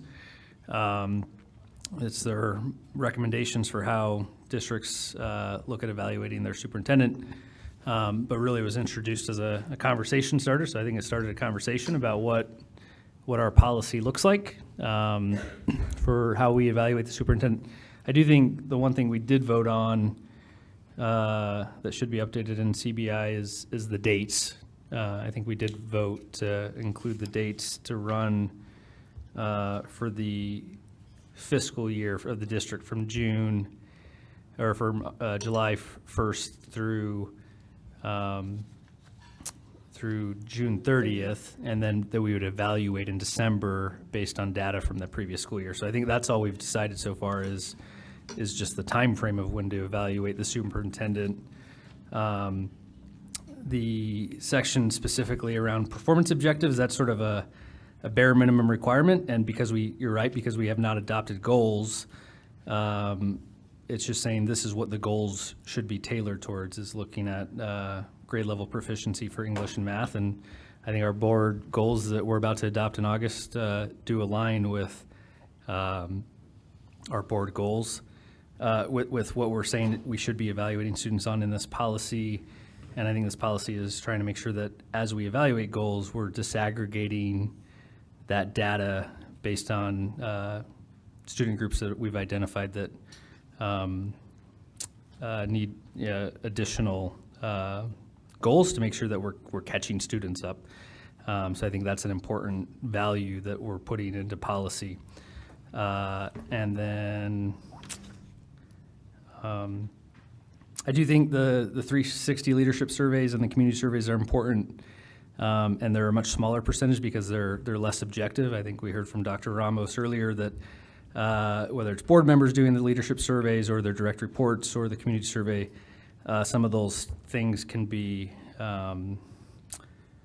more subjective, and board members, I think this is putting an emphasis on the objective outcomes that the district is working towards. But I think we can get important feedback from the 360 leadership surveys, both from the direct reports of the superintendents, but then the community survey, which is not part of the overall score, but it's an opportunity for once a year community to give us whatever feedback they want so that we can recalibrate goals as we go through year by year, updating goals for the superintendent that we adopt formally.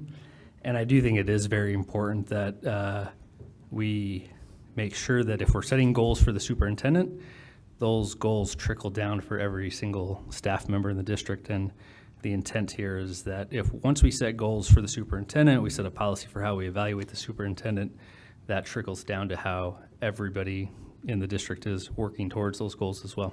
So with that, I yield my time and open to more discussion or any amendments that any other board member would propose to something like this. And would love to hear Dr. Ramos, if President Napa would allow, to see how this aligns with student outcomes focused governance, or if there's different policies or frameworks that they recommend within that model. President Napa? Board Member Meyer and the Board Member Cross. Yeah, I think the 360 leadership survey or whatever community survey we use could be useful. Just I looked at other policies too and other model policies from different organizations, and it looks like some type of community survey is part of the evaluation, although it might not like count towards anything. So a lot of times theirs didn't say anything. It was just more like context for the board. And then I think the 75%, I'm wondering, like, as a point of discussion, if we could broaden, like, the definition of what's under that, because I feel uncomfortable with 75% only meeting goals, like 75% of the weight relying on only meeting the academic goals. I'm wondering if, like, there's other measures we can add to it. One of the model policies I saw had, like, for example, this is what they listed. 5 to 7 academic goals, like the SMART goals, 2 to 3 indicators of system-wide academic performance, like testing, 1 indicator of financial performance, and then they included the student/parent survey. So I'm wondering, like, what are y'all thoughts on, like, broadening the scope of what is considered under the 75%?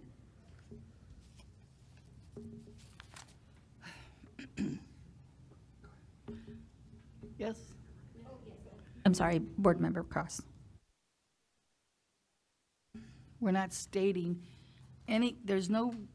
we would have to create a rubric, literally, to determine what percentage of students are going to have to meet the grade levels. We haven't given that. It just says demonstrates grade level. Does that mean 100% of them have to do that? Plus, again, I go back to 75%. It's unfair to grade anyone on 75%, especially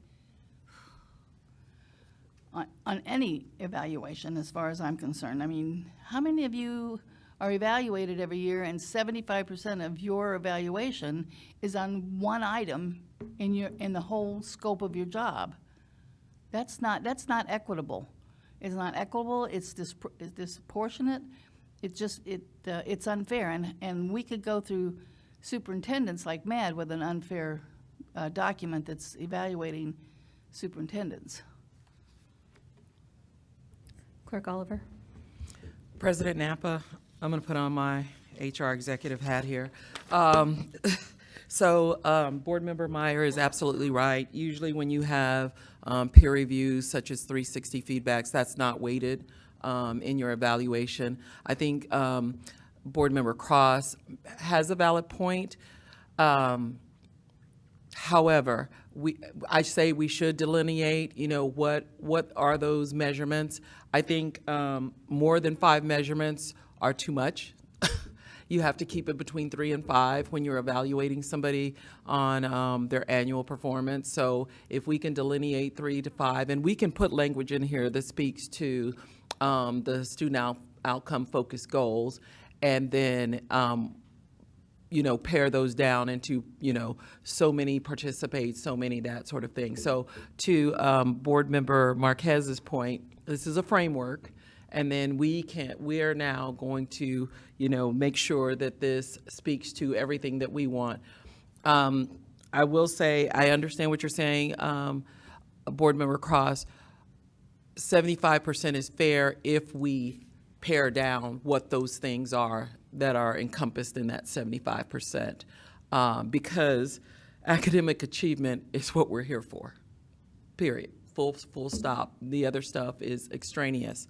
I'm going to go to the portion that Board Member Cross talked about the staff annual reviews. Now, I don't know what our process is to put together those annual reviews, but any annual review of a staff, my staff and everybody that's in a leadership, their staff's reviews do feed into my reviews, because they're part of helping me achieve the goals I'm supposed to achieve. So that language is in there is not so bad. If you want to make it more encompassing or defined, we can do that. But the staff, the teachers, the district staff, they have to be working toward helping her achieve her goals. And if they're not, what are we doing here? That's how that model is supposed to work. So I do think that we do leave in the staff receive evaluations that align with the superintendent, because she can't do this by herself. She's one woman out of 4,000 plus people. And all those 4,000 people are instrumental in her being able to achieve her goals. Does that make sense? There's so many points I agree with you on. I just don't think that you understand the process of where the who determines the evaluation process of teachers. And that's done through the IBN program, the IBN committee. It's not through her, it's through the IBN committee. We consist of a lot of shareholders, but they determine it. Now, that's where the bog gets down. So, Superintendent, can you clarify with me or what I'm saying on this IBN system? Sure, President Napa, members. I think we're talking about the PBP, the performance-based pay. They vote on, they ratify, and the evaluation. That's what I'm talking about. But we bring the national standards of best practices in pedagogy as part of our evaluation, and we set the parameters for the timeline. We could look at their PBP being more focused to the board goals, absolutely. And then I agree on the leadership 360 survey, having participated in that, really powerful. How many of you have done a 360? Yeah, it can make you like, it can validate or it can send you to tears. I mean, it's truthful, right? It's anonymous, and it's designed to be growth, but it's also designed to be completed by people that really know you and work with you often, so that they can give you that feedback, that specific feedback, not just good job kind of thing. When we get to the community survey, I think from what I'm hearing is like we want to be able to have a pulse on what's happening in the district. So to me that focus shouldn't be on a person, but maybe on a system or on a school. I think back to one of our, I think it was a bond or an M&O survey we sent out to the community, asking them how many people knew of Dr. Geston. And it was very low, because again, that name just, the parents, what do they care? They usually know their school principal, and they usually know their teachers, their kids' teachers, and their mascot and their football schedule and all that good stuff. But and they know whether or not their child feels welcome, whether their child's struggling. Those are the things. The climate individually down to a campus level. So I don't know if what you're trying to get at is the pulse around the district. I would focus then more on the system or the schools, and I'll take ownership of it, absolutely, because I can set the tone for the culture, the climate, and I too want to know what that community has to say. But the minute you make it about a person, I'm not sure that parents or community members that don't know me are going to be able to participate the way I've come to know 360 feedback. It could just end up being weaponized almost, or watered down, because it's not as authentic, because they don't know me. They don't even know what I do. So again, I would welcome a community component to it, and even to be included in the evaluation. Yes or no is up to you all as the board, but I would look more at a climate survey or something of that nature, that's short, because parents don't want to fill out 50 questions, right? They want to fill out like 10 to 15 questions, and I think that's more than appropriate. So I guess I'll pause there. President Napa. So I was actually just going to add to so I do have a little bit of concern with the community survey as well. So I actually think it might be a little bit too narrow when if we're trying to actually engage the entire community, because I can think of, because this kind of says regularly interact with you as a superintendent. You're right. Not everyone's going to know you. Actually, there's probably very little people out who know you, but they are impacted by decisions that are made. They are impacted by the school district. They might, and overall, I think we need to somehow include that feedback here, even though it's not weighted. I do think our community should provide us that feedback here somewhere in this mechanism. with people who aren't as familiar with everything this board does and what you do as a superintendent too. So I don't know what the answer is to get that engagement, but I kind of like, just what we were talking about, going out in the community, having these meetings. I think that's even part of this process as well. Madam Chair, President Napa, Superintendent Johnny. So I think just to kind of slow down and walk through this a little bit. The 360 survey and the 360 community survey, we work with the superintendent to agree on what do those surveys look like. And so, and it's sort of administered to a random selection of district stakeholders, including staff, central office staff, community leaders, students, parents, and any other parties who regularly interact with the superintendent throughout the school year. So we can sort of negotiate what do these surveys look like. And then the intent of doing the 360 community survey is that before the board fills out its 360 leadership survey, we have feedback from the community. So in June, we just filled out the same superintendent evaluation we've been using for the last 5 years, which was pretty subjective, and we all got to put 1 through 5 rankings and then provide written feedback on, how we've been evaluating the superintendent, at least for the last 5 years I've been on the board. And so I think in addition to, the superintendent provided a letter to us to help us, write those evaluations about what she's thought were her accomplishments for the year, the community survey and the leadership survey are opportunities for us to get information from her direct reports and also the community and stakeholders before we write our evaluation for 25% of the superintendent's evaluation. And if you look at point 2, the 360 leadership survey, we have a choice here to say, do we want to include all of the direct reports, so all the chiefs could fill out the survey? Do we want to include the chief's input into that 25%, or is that 25% just from the board members? And so we have more information coming into us as board members about where direct reports and community stakeholders think the superintendent is being successful. So that's sort of the intent of giving us more information before we decide for that 25% of the superintendent's rating, how we're going to fill out whatever tool we come up with. And we can keep using the one that we've used for the last 5 years, or the final paragraph on this page is saying we negotiate what those surveys look like before June so that the superintendent knows how she's getting evaluated for the following school year.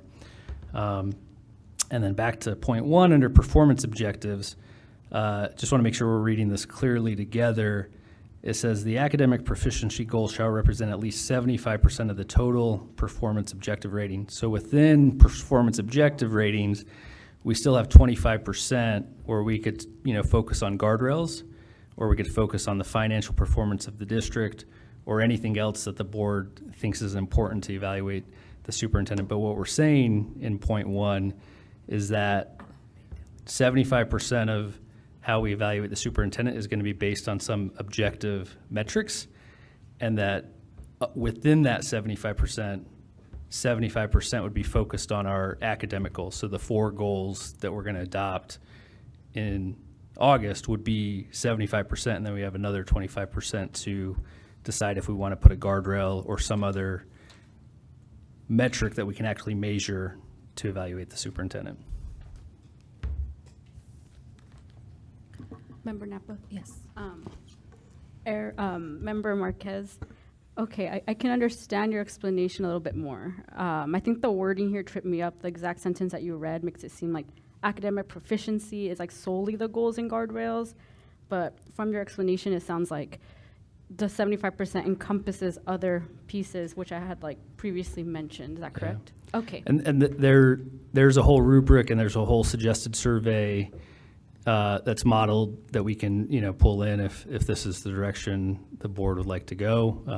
But I'm sure there's, if it's okay, President Napa, I'd love to hear what Dr. Ramos thinks, because I'm sure the Student Outcomes Focused Governance has their own policy and rubric that they use that's maybe similar, but also have some differences compared to what School Board Partners is proposing. Yeah, happy to jump in. Jorge, would you mind pulling up that example? So if you go to page 24 through 27 of your SOFG manual, you're gonna see an example of what exactly you're describing. And I've got one that we filled out in Texas, so this is a Texas drafted version that's up on the screen, but it is exactly what you're gonna see from page 24 to 27. You'll notice that you have your goal, so Board Member Cross, you're exactly right. You wanna have your SMART goal, as you see on page 24. And then Superintendent Andrade and her team are gonna come up with interim goals, which those interim goals will communicate to the rest of your school system as to what they need to do, what she's expecting them to do in order to move the needle for children. So as you see up on the screen, I apologize because it's got really small font, but you'll notice like it has the goal up there on the screen, and then you see how we kind of filled in the interims, 1.1, 1.2, 1.3, and you have percentage numbers. So you're gonna have annual targets once you set these goals, and the annual targets are gonna be selected by the staff. That's their job.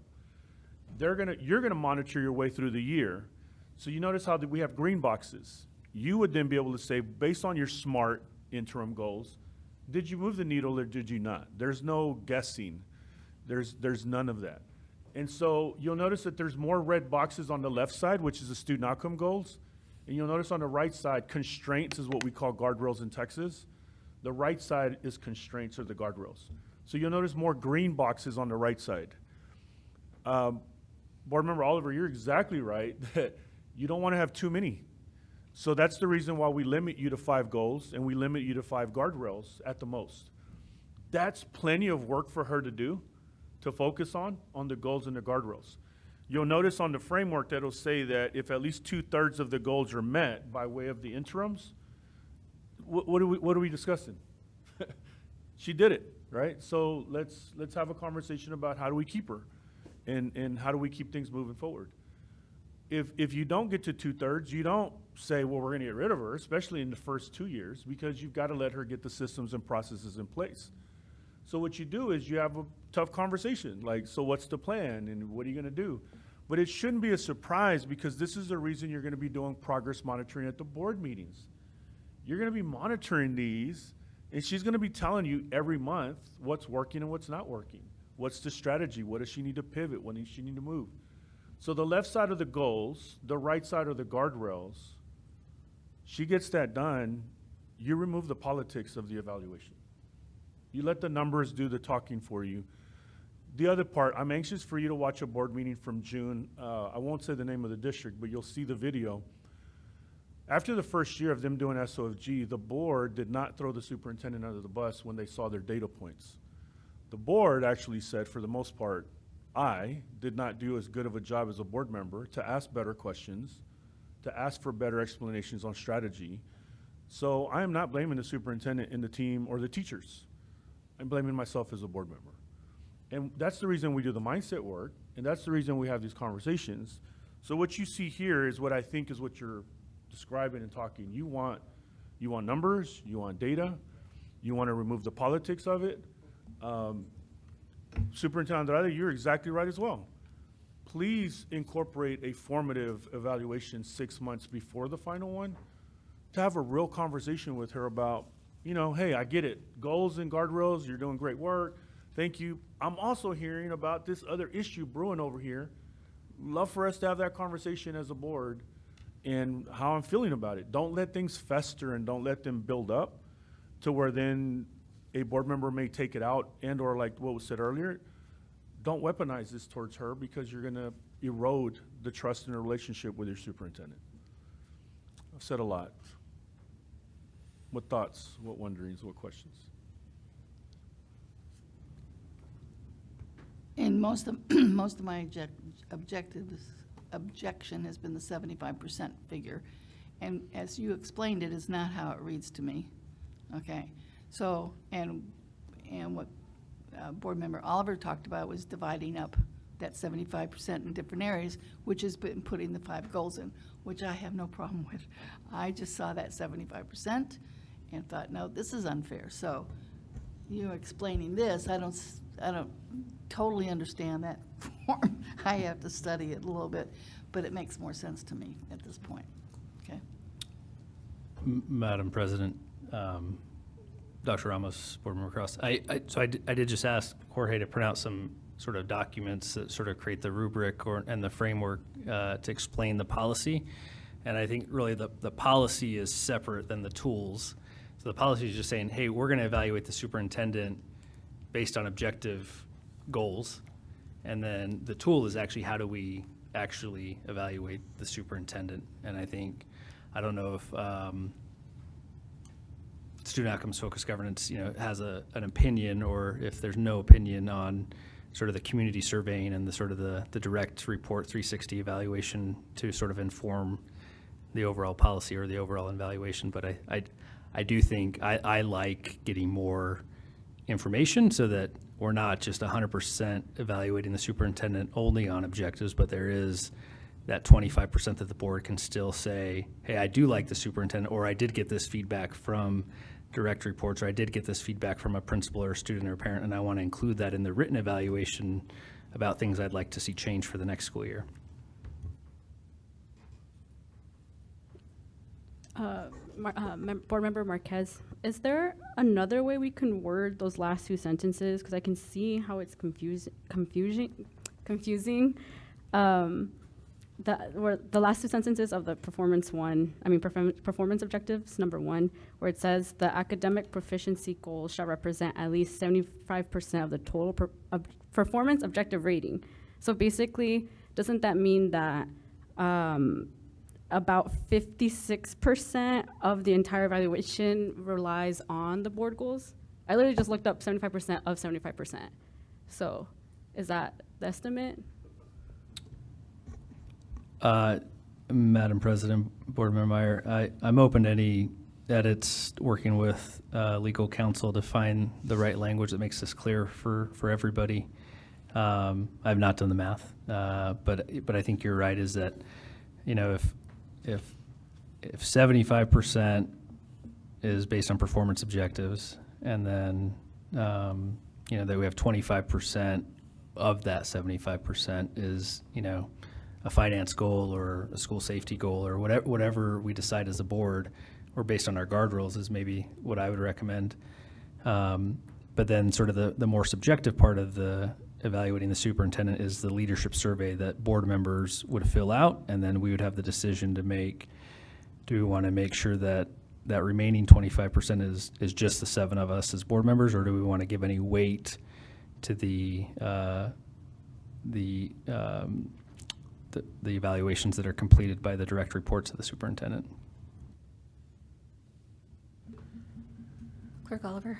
All right. So, like I stated before, peer surveys and community surveys should not be weighted. They are for growth and development and to inform us. So I would base nothing weighted on that. Now, if we want to reserve 25% for the board to make determinations based on the information we gather from that, that's fine, but that shouldn't be. And Yeah. Board Member Oliver, that's my recommendation. Okay. I'm in agreement with that. I'm just Okay. saying the way the policy is written, and we could change this, but I think this is a model policy for a reason, because some districts around the country might want to give weight to the direct reports of the superintendent in the overall evaluation. But I agree, I would like to reserve the 25% just for the 7 of us as board members is my preference. So the board members would be doing the 360 survey, taking out the direct reports to superintendent and the superintendent for self-assessment? I would still give we'd create a survey that we agreed on with the superintendent. All of the chiefs, all the direct reports of the superintendent would still fill out the survey. We would get that information before we fill out our survey as board members. And we would also get the community survey before we fill out our sort of more subjective evaluation of the superintendent. And that would make up the final 25%. President Napa, Yes. thank you. I would also like to add something for the part of the 25%, that the part of the board members' feedback contributing to 25%. I was wondering, what would you all consider about, being mindful of, when new members join to the board, should their, like, if it's under like a 3-month or a certain time that they're on the board, to what extent should their evaluations be weighted based on like their short brevity in comparison to the full year? I don't know if you all have thoughts.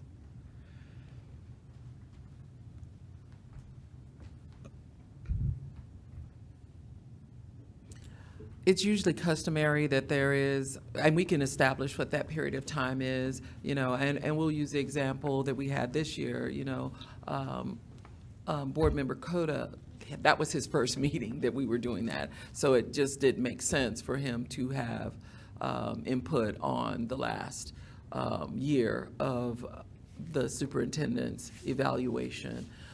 We could make it, you know, 6 months. We could make it whatever that is for a board member to be on. I think 6 months would be a fair evaluation, since board members start in January if they're brand new, and that's about that rating period time frame.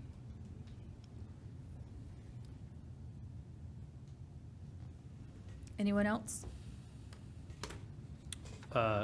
Madam Chair, I just wanted to thank Jorge for printing out sort of a one-pager, which sort of explains the model policy and sort of the intent of each of it, and provides some examples. And then sort of a larger framework, sort of with recommendations on how do we actually implement this. So I hope that's helpful, and I hope it's aligns with the student outcomes focused governance model as well.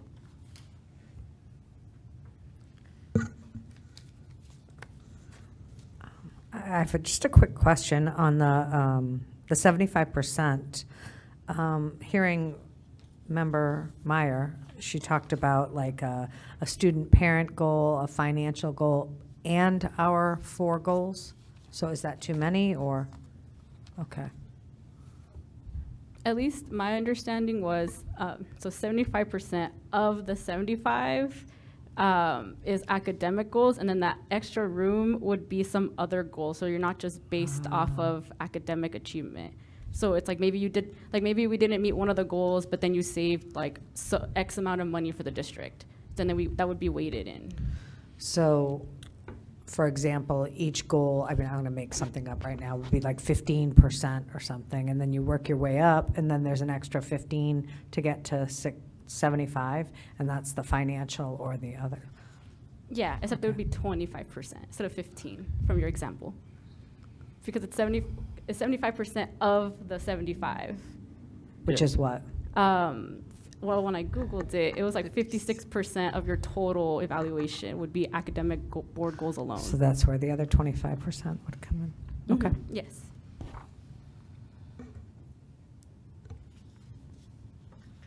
Madam President, Superintendent Andrade, I don't know if did you get a copy of the one-pagers as well? Yeah. Yeah, so I think, that first component, district performance objectives, keeping the 75% in the SMART framework. And so I think we would have 4 of our goals based on the 4 that we're going to adopt in August. So, 75 divided by 4, as Board Member Meyer just explained. And then, for the remaining 25%, we could have just one more goal. So we could have an indicator of financial performance, or 1 to 2 indicators around any of the guardrails if we wanted, if we were able to put those in a SMART framework. But I think the key thing is that whatever we do for the 75% overall, it has to be based on something we can measure that's a SMART goal. I wonder if it could be, the remaining could be the financial aspect, given the nature of what we're dealing with right now in this era. On top of that, if we're doing a community survey, maybe that is an opportunity for students and parents to have voice, which I think you had mentioned. If I may, this is the reason why you're going to want to zero in on those guardrails. Mm-hmm. You very well could have a guardrail around budget. You could, whatever it is that's important to you as a board and important to your community, you're gonna, that's how it'll end up in your evaluation for the superintendent. The scary part can be if you do 5 board goals, or you do 4 board goals, and then you do 4 or 5 guardrails, and then you keep adding on to that, that's the part that Board Member Cross you're getting at, that's too much. It's not fair to the superintendent, and you're gonna spread her out really thin. This is the analogy I've probably given you a couple of times. You'll end up being a mile wide, but only an inch deep. You wanna get to where you're an inch wide and a mile deep so that you're getting things done, and as you check them off the box and guardrail is tackled and it's handled, then you get a new guardrail. But this is why your guardrails is gonna be really important for you to fine tune what those are gonna be, because in the SOFG, that's how it ended up in the evaluation. I don't see guardrails in here, though, right? Am I correct? Madam Chair, Superintendent, correct. So I think this is where the two models are sort of, trying to figure out how they come together, because School Board Partners does not use the guardrails language. And they, I think where guardrails, if you're sort of translating between empowered governance and student outcomes focused governance, a financial performance indicator could be a guardrail if we're talking student outcomes focused governance. And so I think empowered governments, they describe their model as being a little bit more lenient and not keeping us narrowly focused on just the academic performance SMART goals. But I think, as I've heard Dr. Ramos and our other neighboring school districts that are using student outcomes focused governance, that's where the guardrails become those other indicators. And we just have to decide which one rises to the top to be included in that 25% that we're actually evaluating on an objective performance.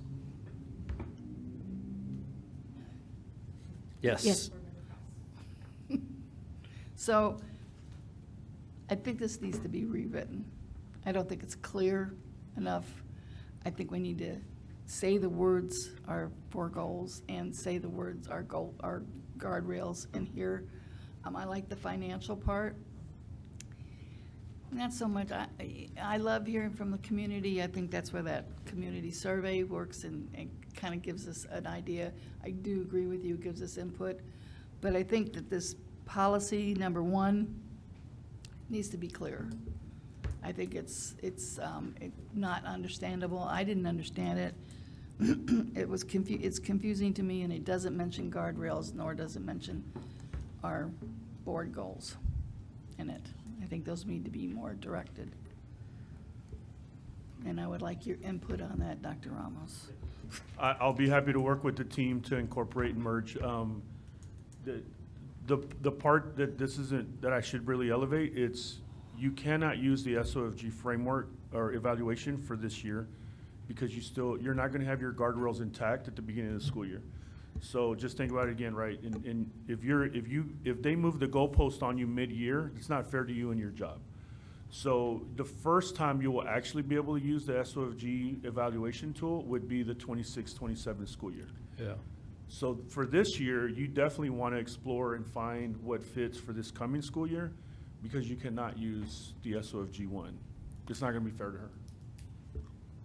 Madam President, I think what I would recommend at this point is that from a policy, and the policy is different than the framework, I think the policy setting a bare minimum is that we work with Eileen to get any edits between now and August on the policy. And we also work with Dr. Ramos to figure out the best, edits to the policy for our first reading in August.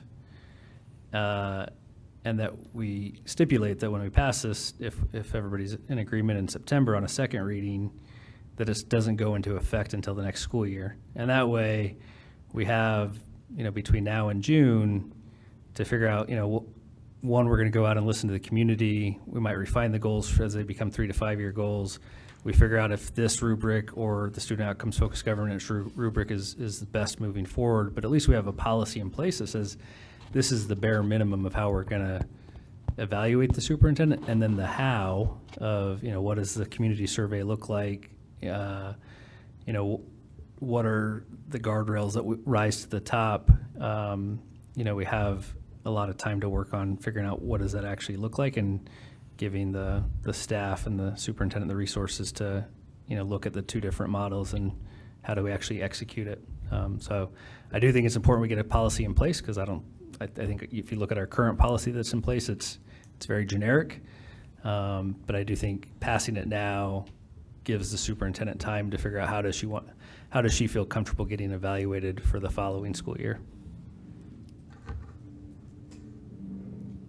President Napa, members of the board, we do have board docs deadline in 5 days. We can try. I think, like you said, we've been taking notes as you all been talking about, and just really trying to absorb the essence of the broader policy, and certainly share that out. Are you talking about waiving a second read then in August and just adopting, or? No, and really this is kind of like a third read, because we had this for information only in June. We're having a discussion about it today. Sure. I would suggest, even just if we just take what's currently in place as the suggested policy change, we could introduce that as a first read in August, and then that would give board members until September to provide edits for the second reading that we could pass in September. President Napa, board member, or Representative Marquez, we could do it that way. The other thing that you could do is just vote on how you want to evaluate the superintendent for this year, and we can work on developing this policy and have something ready by October or so. If you wanted to slow it down so that we have everything in the policy correct. Yeah. 2 options. I'm comfortable either way, and I think the thing with policies, we can always amend policy. So if we come back in March and say, well, actually, I want to change this, we could always come back and amend it. So I think my preference would be, let's do a first read in August if possible, and then try to vote on this in September, but with an effective date if this doesn't go into place until the next school year. President Napa, members, we will do our best to kind of clean up what we do know, but keeping, for the most part, it intact, and have it ready for the August meeting.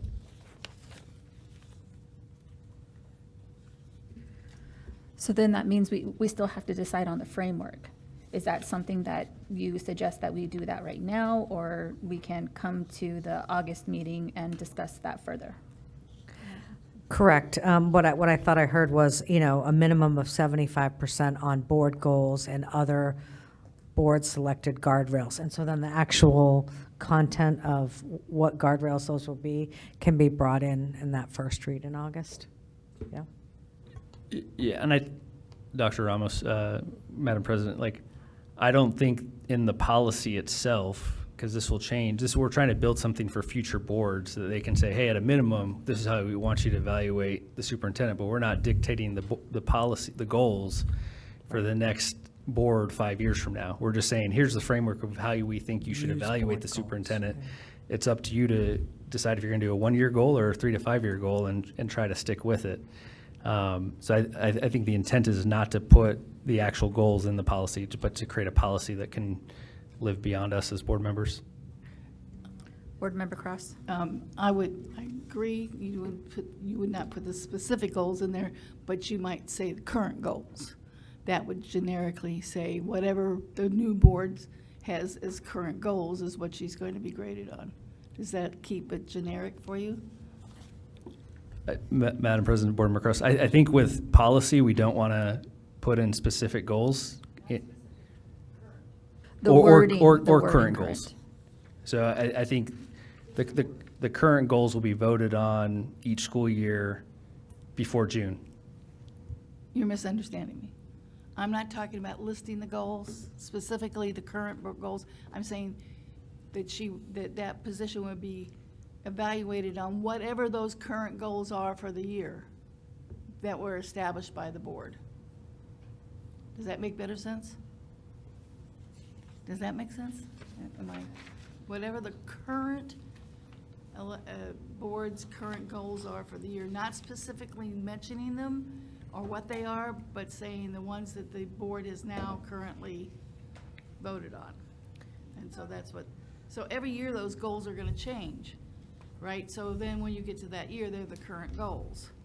But you don't specifically say what those goals are, you just say whatever the current goals are at the time. President Napa, members, another way to keep it broad would just be saying that at a minimum, the evaluation shall include a measurement of academic and/or performance or to be determined annually by the board. So then that really, we all know it's going to be board goals, but a future board goal, future board might decide it's going to be a state assessment. What it's saying at the heart of it is that you're going to use data at 75%. And I think I think what you're getting at, Board Member Cross, is said in the first sentence of performance objectives bullet, where it says determined annually by the board.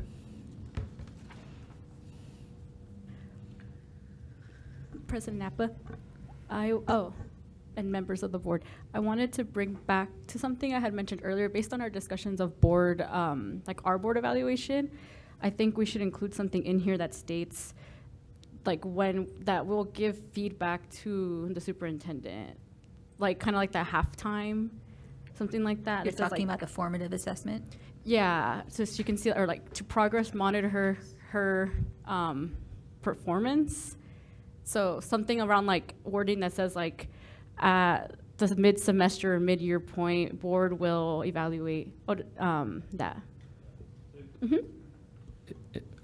Board Member, Madam President, Board Member Meyer, if you look on the third page of the larger document for the Superintendent Evaluation Model Policy Process, it's recommending that we do a mid-year informal check-in in January during executive session.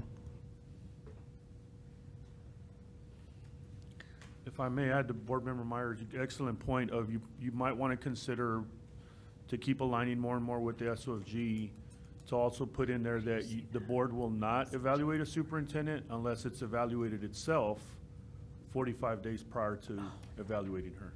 Because that's going to get you points on there, but it's also a good practice that, as you noticed, right, when we got zeros today, but we won't get zeros again in 3 months, it's a humbling process as well when a board self-evaluates themselves. Excellent point.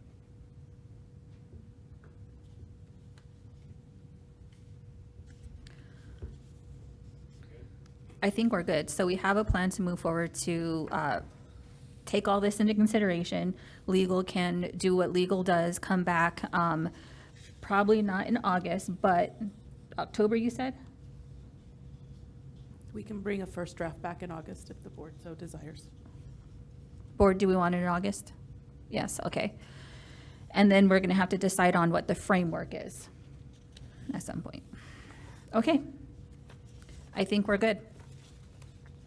Moving on to the next, are we moving on to the next? 5 years later. Yeah, 5 years later. Next agenda item is 2C, legislative updates. Ms. Fernandez. Thank you, President Napa. If I could just have a second to set up, please. Sure. Did I hear break? You're actually on time. I'm proud of us. Board's getting more.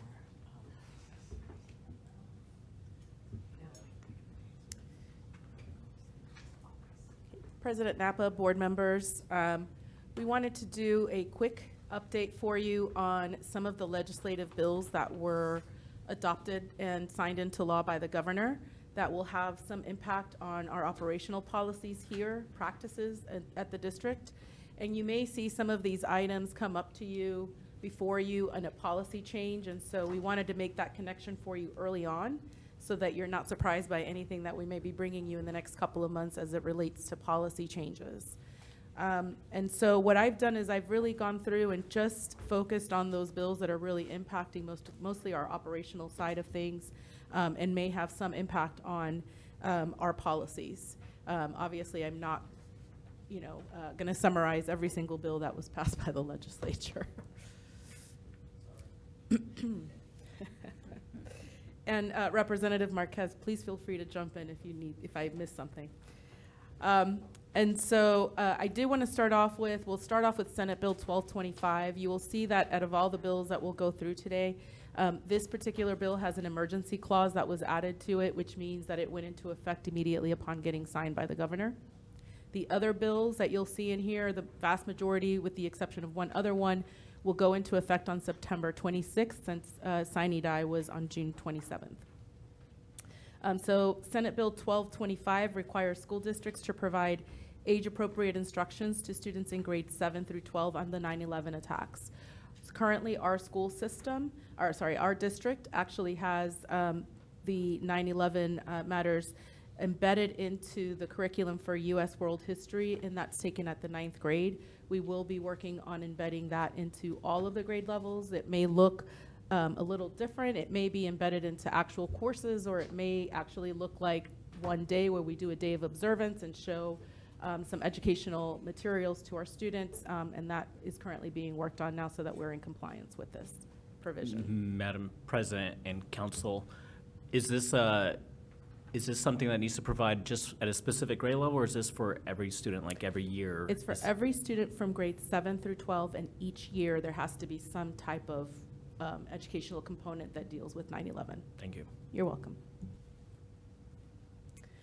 The next bill is Senate Bill 1437. We had some discussions about this bill before we went for summer break. You will recall we also made, we would have to make some policy changes as it relates to this. Currently, the law requires educators to report incidents where there is a reasonable belief that a minor has been a victim of abuse or certain sexual crimes. Educators are required to report this information to law enforcement, DCS, and or tribal authorities as appropriate. If you can believe it or not, the bill did not, the law did not actually include substitute teachers or governing board members as mandatory reporters. That has now changed as a result of this bill. So after I finish today, you will have a presentation on mandatory reporting and what those requirements are, so that you receive the appropriate training as well that you will need to receive in order to comply with the statutory requirements.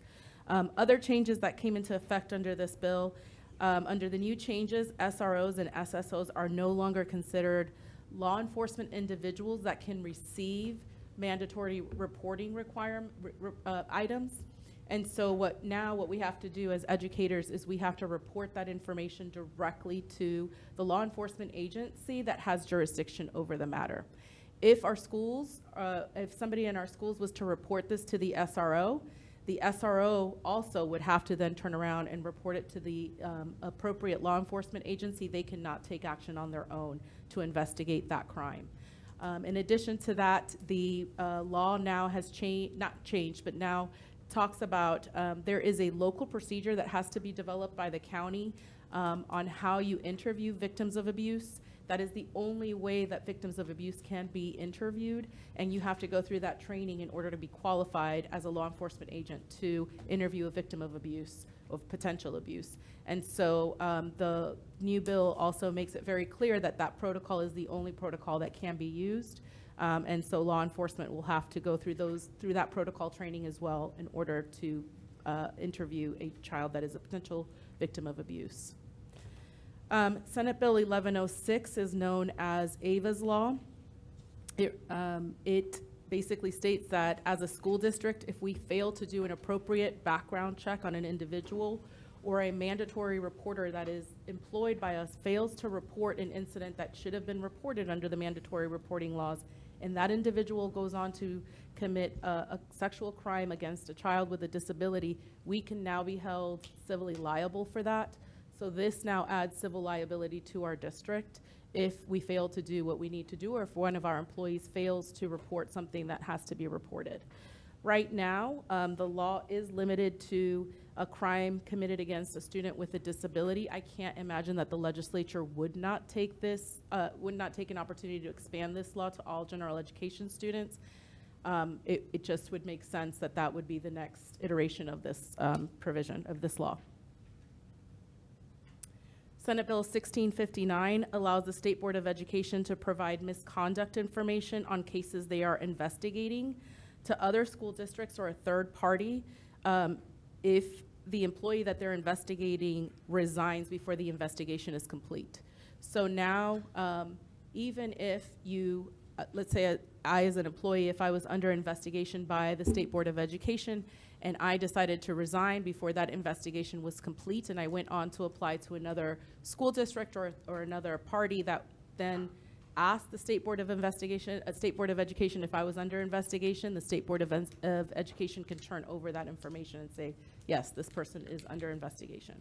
So that makes it an explicit provision that allows the State Board of Education to report that information now, before they have completed their investigation. Senate Bill 1292 expands the authority of the State Board of Education to investigate complaints against non-certified persons for immoral or unprofessional conduct. Prior to this bill, it was only certified employees that were subject to SBE investigations. Now it will include everybody. So administrators that are non-certificated, as well as our ESP workers as well. I anticipate there will be some direction that comes from the State Board of Education on how we report these matters and what possible actions the State Board of Education could take against these non-certificated individuals. Normally, because they have only been limited to investigating and taking action on certificated individuals, they would pool the certification for an individual teacher, if you will. I don't know what the consequences will be, but we will be waiting for some additional direction to come from the State Board of Education on this. House Bill 2164, this is the only other bill that does not go, while it does go into effect in September 26th of this year, the provisions don't have to be implemented until the 26-27 school year. What this bill does is it has basically outlawed ultra-processed food. It provides a definition for ultra-processed foods in that you will find, it's written right up there, any food or beverage that has one or more of these ingredients will not be permitted to be served at our schools. We have looked at our food and nutrition program already, and I've been told that we do not currently serve any foods with these ingredients on there. We would have to check anything that's coming in from a third party and see how that would impact that. Yes. So going back to the wording of third party, does that mean students then who may be selling on the side? It could be, yes. Okay. House Bill 2484, I think is a bill that y'all spent quite a bit of time on. And of course, we have one of our co-sponsors here. It is the bill that deals with the wireless devices and basically states that we have to have policies limiting the use of wireless devices in our schools. We have to restrict social media network access, and we have to allow teachers to have some discretion when it comes to allowing their students to use social media networks for educational purposes. As you know, you made some changes and adopted policy already, so we'll be ready to have this going into effect for the first day of school. If, just as a reminder, your policy changes were made to policies JIC, IJNDB, and regulation IJNDB-R. Senate Bill 1493 now allows schools to ask for a second form of ID from DCS caseworkers aside from their DCS IDs. I'm not entirely sure what the impetus was for this bill, but my guess is, and only because I heard a little bit of rumblings from other school districts that have systems that allow visitor log systems where people scan licenses, and DCS workers were giving them a hard time about turning over their licenses to check in and log into their schools as visitors. And so this bill now allows school districts to request that second form of ID, whether it be a driver's license or any other state-issued ID, in addition to their DCS ID. Senate Bill 2514 is another bill that we discussed before you left on break. That was the bill that deals with directory information. As you know, under FERPA, you are allowed to declare certain information, directory information. We took a look at our policies, as you probably will, some of you will remember, some of you were not here, almost 2 years ago now, where we really deeply restricted what information we give out to third parties without parental consent. The information, just as a quick reminder, that we are allowed to give out without parental consent is a student's name, student's major field of study, student's participation in an officially recognized sport or activity, student's height and weight if they are an athlete, and the honors and awards they have received. Aside from this information, we are not permitted to give out any further information without parental consent. We do also have some exemptions within our own policies and our regulations that deal with, for example, educational purposes and giving things to a university if a student has applied to that university. So what the new law does now is it states that a student's address, a telephone number, and email address cannot be released without prior parental consent unless it's required by law, you have written consent, or it's for educational purposes and the parent has not opted out. Operationally, what we've had to do is take a look at our handbook, reword some things that were in our handbook as it related to FERPA and what information we release. And then we've also had to go back and take a look at our operational procedures as it relates to how we're communicating with our parents that they can opt out, that they can opt out of directory information, that they can opt out of sex education, that they can, how they can access library materials, how they can become informed about activities happening at schools. All of that is required as well under this bill. And so we've just gone back to revise those systems and look at those and make sure that we are fully compliant by the time school starts. And I think we will very well be in compliance. House Bill 2019 deals with water safety. It now requires us to provide information on the role of safety education courses and swimming lessons in saving lives to our families at the time that they enroll. We also have to provide a list of water safety courses or swimming lessons, or both, that result in certification, including providers that offer water safety courses or swimming lessons, or both, for free or at a reduced price to families at the time that they enroll. This information is going to be coming from the ADE. They are tasked under the bill with collecting this information and disseminating it to districts. If you recall, I said these bills don't go into effect until September 26th, so we do not anticipate that the ADE will have this ready for us for the time school starts. So there will likely be an additional piece of communication that goes out to parents sometime at the end of September, early October, probably before fall break, where we will have this information out to parents so that we comply with this statute as well. House Bill 2074 requires districts that employ one or more law enforcement officers to train them on how to recognize and effectively interact with children with disabilities. Board, if you recall, when we were initially looking at our contract with the City of Phoenix, this is a provision that we had actually looked at adding to our contract, and they did not accept that change. So now, lucky for us, we have this provision that is now required by law. Now, there is no money that comes with this piece, and so it is an unfunded mandate, but we will go through and provide this training. We already have our folks working on how this will be done. House Bill 2170 requires IEPs to indicate if a child has been diagnosed with dyslexia. We do not currently have that notation on our IEP forms, but we are working with our IT folks to ensure that we now change our forms to add this provision on there. What it will literally state is just a line that says, has the student been diagnosed with dyslexia, yes or no? And so it'll allow us to comply with this new provision as well. House Bill 2540 has created some state assessment exemptions. So rather than take a state assessment that's administered by a school that a student is attending, a parent can now submit an official score to the school of a nationally recognized assessment that is both adopted by the State Board of Education and administered by somebody that is not part of our school district. If we receive that score, our responsibility will be to record that score in the student's file, to report that score to the State Board of Education as well as the State Department of Education, and to allow the student to opt out of the assessment. We are waiting for some regulatory rules that will come out in relation to this particular bill to see how these scores will be calculated into, for example, our letter grades, because I know that's been one of the concerns that has been raised. I'm not quite sure how often this happens, but really and truly, if a student has taken like an SAT or an ACT somewhere else and transfers into our district, what this does is it just allows them to transfer that score with them so that they don't have to take that test again. In addition to that, the bill authorizes the state assessment to be administered in written format to accommodate a student with an IEP or 504 for religious purposes or by parental choice.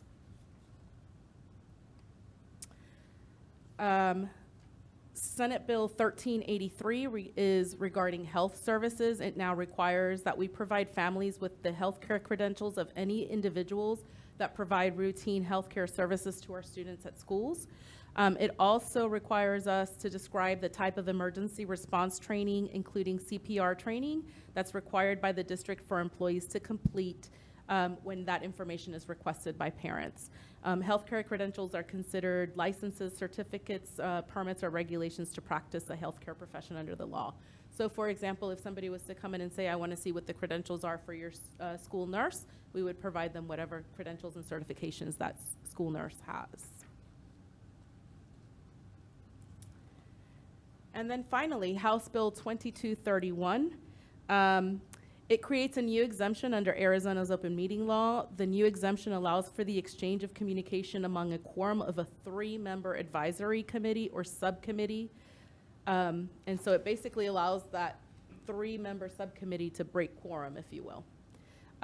So now, when you have a committee or a subcommittee of 3 people, they're permitted to have discussions outside of the public on matters that they are considering. This only applies to committees or subcommittees of 3 people. The new law goes on to state that of the 3-people committee, only 1 member of that committee can be a member of a public body. So you couldn't do, for example, a 3-committee subcommittee of between 3 of you and break quorum, if you will. That wouldn't necessarily apply to our district. This looks like it was more geared towards every other district that is, has 5 members. Remember, your quorum is actually 4. So to some degree, you kind of can get away with this to some degree already. So not that I'm encouraging you to break quorum, by the way. Lastly, there was one last bill that I did not include in here, but I did want to mention it. It's Senate Bill 1744, and it relates to defibrillators at schools. It requires all schools that have students from the 9th to 12th grade to have defibrillators for each school and to have defibrillators at every school-sponsored sporting event, which is something that we already comply with. And with that, I will take any questions. Thank you. Do we have any questions on these items?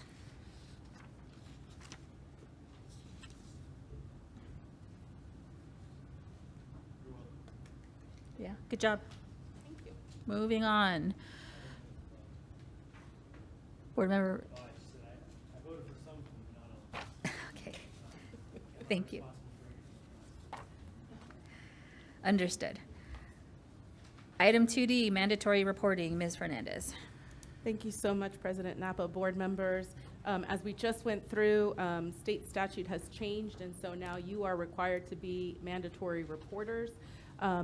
We wanted to make sure you understood what your responsibilities would be under that, so we are going to be offering you a training on that today. And we have with us today Ms. Vidula Patke from Osborne Maladon to give you that training. Thanks so much, Eileen. Hi, everyone. It's good to see you and talk to you. Just so I have some sense, how many of you are familiar with Arizona's mandatory reporting law? Okay, some sense. We got a mix. All right. Well, I don't think this will take too long. There's a lot of text on this statute. Hang with me. We'll go through it bit by bit. But essentially... Yeah, sure. 5 minutes. Yeah. Timer, please.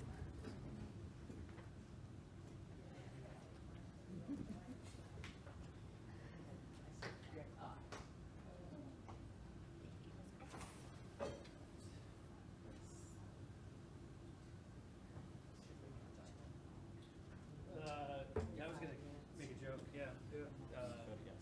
Yeah, we had bipartisan support for that. Michelle Obama started that. You know, let's get rid of ultra-processed foods in schools. Glad to see, the Obamas and the RFK agree on something. We had Rob Schneider down there, pushing for it. Yeah, that was happy. What's that? Cleaning up our food. Hey, get healthy. Thank you, Representative Marquez. Sounds like we don't have any of those red bags or anything in our school lunches anyways. Oh, yeah. Vending machines, we used to sell just like snacks and have like bags of chips or whatever for the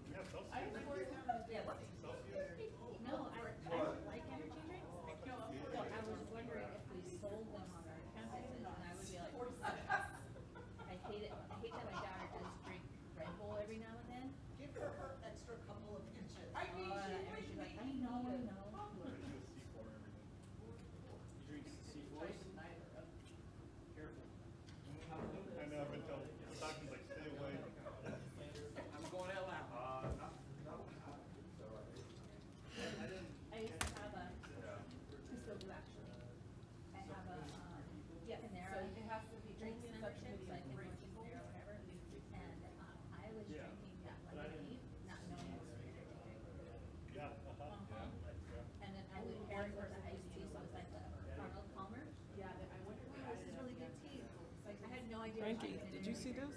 There were at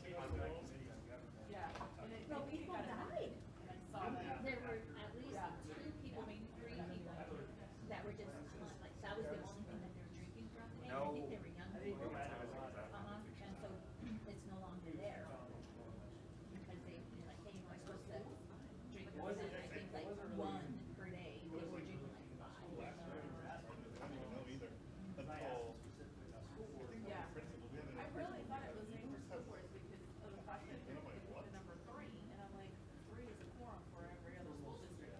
I shouldn't. I was just on the phone with my doctor, and they're like, "You're healthy, but." Well, yeah, that's what it is for. But I just didn't like. Yeah. I don't even think about us. No, but nobody thinks about us. Me too. Yeah. Forget that we're the only one that hasn't. I mean, I asked them. This is going to be a quorum of every school board in Arizona. Yeah. Maybe that's good that they added that. Oh yeah, yeah.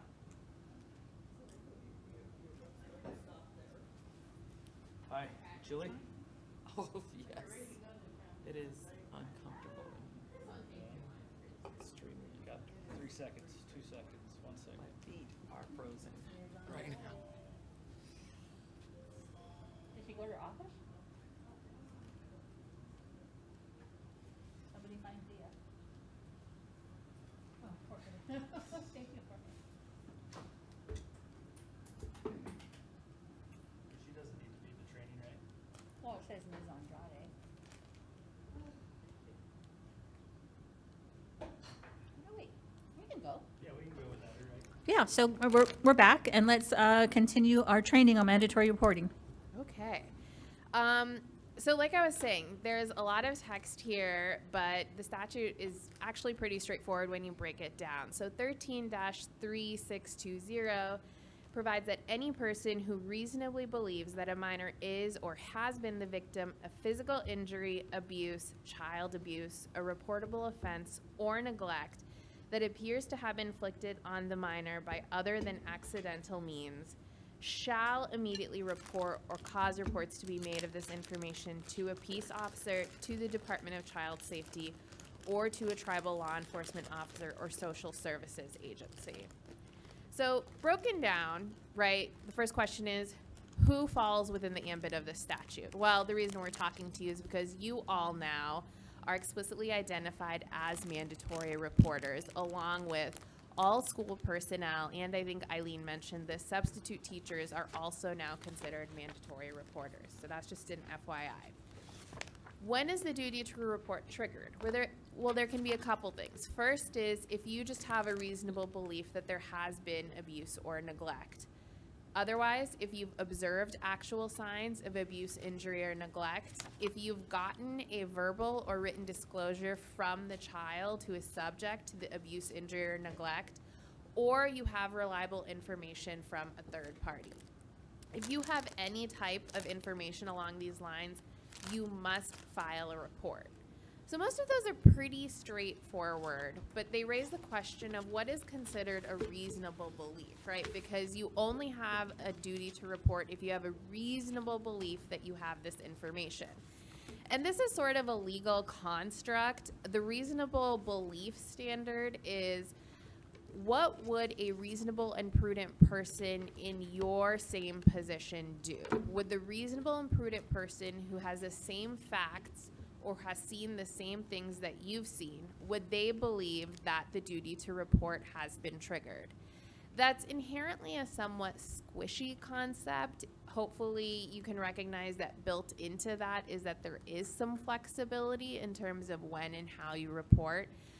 And importantly, you have no duty here to conduct an investigation. So if you get some information and your first thought is actually, oh, well, I think I need to ask more questions or do more digging, I would actually argue that you perhaps then don't have a reasonable belief that you actually need to make a report. So it's important to draw that distinction. So what should you report? You should report any of these. If there's been a non-accidental physical injury. Here, one thing I want to highlight, I'm not sure if it's entirely, it's not likely something your students are going to run into too much, is accidental injuries, specifically those injuries that occur like on a playground, That is not what we are talking about here, right? It is non-accidental physical injuries. Other than that, any type of abuse, whether it's sexual abuse, emotional harm, exposure to dangerous conditions such as drugs, and neglect, right? If you have information that one of your students' parents or guardians are unable or unwilling to provide food, clothing, shelter, medical care, or again, otherwise exposing them to harmful situations. What is not covered by the statute, blessedly for all of you, as you can imagine, for high school students, you do not need to be worried about sort of your standard consensual sexual acts between students. If you have information to suggest that that's not consensual, that's a different story, but the statute does build in, sort of the realities of the world we live in today.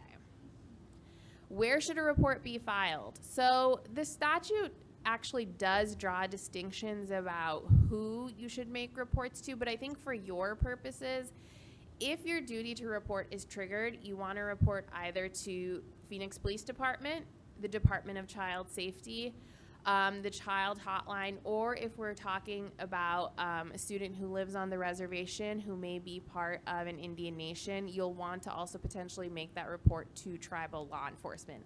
I think under the statute, what it technically provides is that if the potential abuse concern has been perpetrated by anyone other than the minor's parent or guardian, you only make that report to the Phoenix Police Department. But when in doubt, I would just encourage you to make that report to both the Phoenix Police Department and DCS. What must the report contain? Basically what you would think it should, and all the information that you think either the police department or DCS needs to further report this. The name and addresses of the minors or the parents and custodians of that minor, the minor's age, what exactly you think the issue is, and then any other information that you believe may be helpful. The one last thing here is that failure to report is a crime. So when in doubt, you do want to make a report. The statute builds in civil liability for anyone who makes a report, unless there is evidence to suggest that you're making a report for purely malicious reasons. So again, when in doubt, report, and you don't have to worry about later being liable for it. Questions? Madam President, is it Vidal? How do we say your name? Vidali? Vidula. Vidula. Yeah.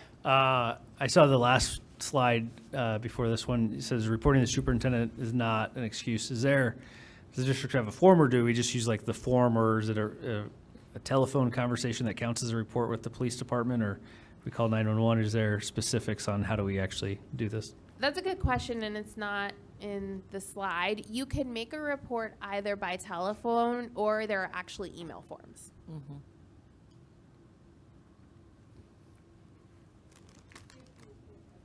Microphone, please.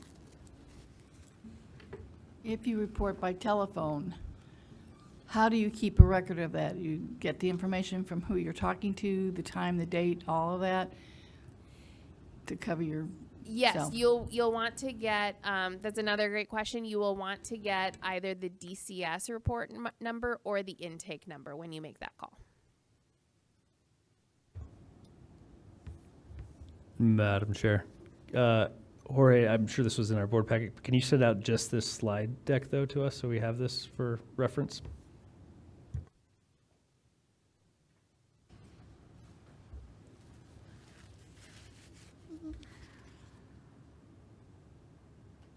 So in this, do we have we're tasked and responsible for reporting this to law enforcement? What about to the school district? We're assuming that the law enforcement will contact the school district. As a matter of courtesy, I would notify the superintendent that I had to do this, but as a matter of best practice. Thank you, President Napa. You would also need to report that over to the superintendent. Depending on the type of violation that may occur, this may also trigger a Title IX process. And so we need to make sure that the information gets to the correct coordinator so that that process can get started as well. Is that covered in the policy that we passed regarding this? Title IX is under a separate policy? No, that if we had to report as a mandatory reporter, that we would need to report back to the superintendent. No, because that would be more procedural than it is policy, but we can certainly take a look at the language again if you'd like us to and incorporate something to that effect in there. Thank you. You're welcome. Oh, yes. In my 22 years, I had to do this once. And in doing that, I also went to the social worker. Okay, so that, for me, I felt very comfortable doing that, and also let somebody else know on campus that I had started the process. President Napa, members, I would agree. Oftentimes, I've gotten a call or from a principal or from even a teacher reporting it to me, and I say, okay, well, you need to report this, but thank you, and let's get a hold of the principal, the social worker, so that we can be aware and they track and sort of make sure that that student has the support needed. Thank you. Yes, thank you. Anything else? All right. Thank you so much. We're moving on to item 2E, alternative to expulsion. Data review, Ms. Andrade. Okay, in August of 2023, we set out on a bold endeavor, thanks to Member Marquez and his passion for this area, to not simply wash our hands of students that make very dangerous or poor choices with respect to bringing a firearm to school or onto a campus, and providing them really any student with an expulsion, which for us is typically just firearms, with a safe pathway to continue their education while remaining monitored, supported, but not endangering our campuses and their decision making. And so we felt like it had been time now to take a look at it. The numbers aren't huge, right? It's not a lot of kids, but I think it's important because each one has its own story. In the past, we've talked a little bit in closed session and looked at the contract that we have parents and students sign, and that is pretty generic, although behind that, once they get to the campus, it starts to get a little bit more specific and tailored to the individual student and their needs. So here to walk us through that data, I was going to be Alyssa Tarkington, the Executive Director for Student and Family Services, but Alyssa has a fever, and I said, stay away from us. So stay home. And so stepping in is her amazing Chief Tejas to share the data and the outcomes with us. So with that said, I'm going to turn it over to Laura. Well, thank you, Ms. Andrade. Good afternoon, board members. I'm excited about the opportunity to share some of our data and information. As we get started here, I'm just going to provide a little bit of context because we've got some new board members, and this will be a brand new process to you. So as Ms. Andrade mentioned, this is a very small percentage of our students that are participating in this. So if you think about, we have 24 to 25,000 students. As we get to some of the data, you'll recognize how small a group we're actually working with. So after 2 years of implementation here, let's talk through. So we're going to talk through the legal context. In other words, what is driven by federal and state statute related to this? How do we go about recommending a student for an alternative to expulsion? What does the program entail? And then finally, we'll take a look at our data. Okay, this is federal statute that you see here. There's all kinds of acronyms in here. So please, when you read local education agency, that's us, Phoenix Union. So you can see that there's some things related to Title VII, specifically to our students who are in transition or unhoused. And then it provides for the state and local education agency to address and modify expulsion on a case-by-case basis. The last part there, you'll see it is our responsibility, and we do this to provide annual reports to the Department of Education, who then each state shares that information on a federal level.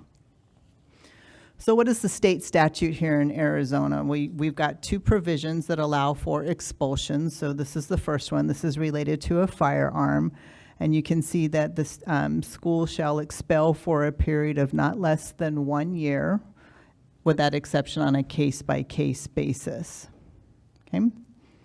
The second reason that a student might be recommended for expulsion is because of threatening an educational institution. The same provision applies here, that if we were to have this type of situation, we could on a case-by-case basis make some exceptions and bring that recommendation to you. As you'll see shortly in our data, we've not had this experience. Everything we've brought to you has been specific to a firearm. All right, so how do we look at the recommendation process? As was mentioned by Ms. Andrade earlier, we're really wanting as an institution, and I think the intent of the board was to get at the why behind the decision making and what is it that we could do to provide some level of support to the student, ensure the safety, and also make sure that they were continuing their education. So this is part of the steps for a recommendation, and as I'm talking through this particular example, we're going to look at it through the lens that a firearm was discovered on a student.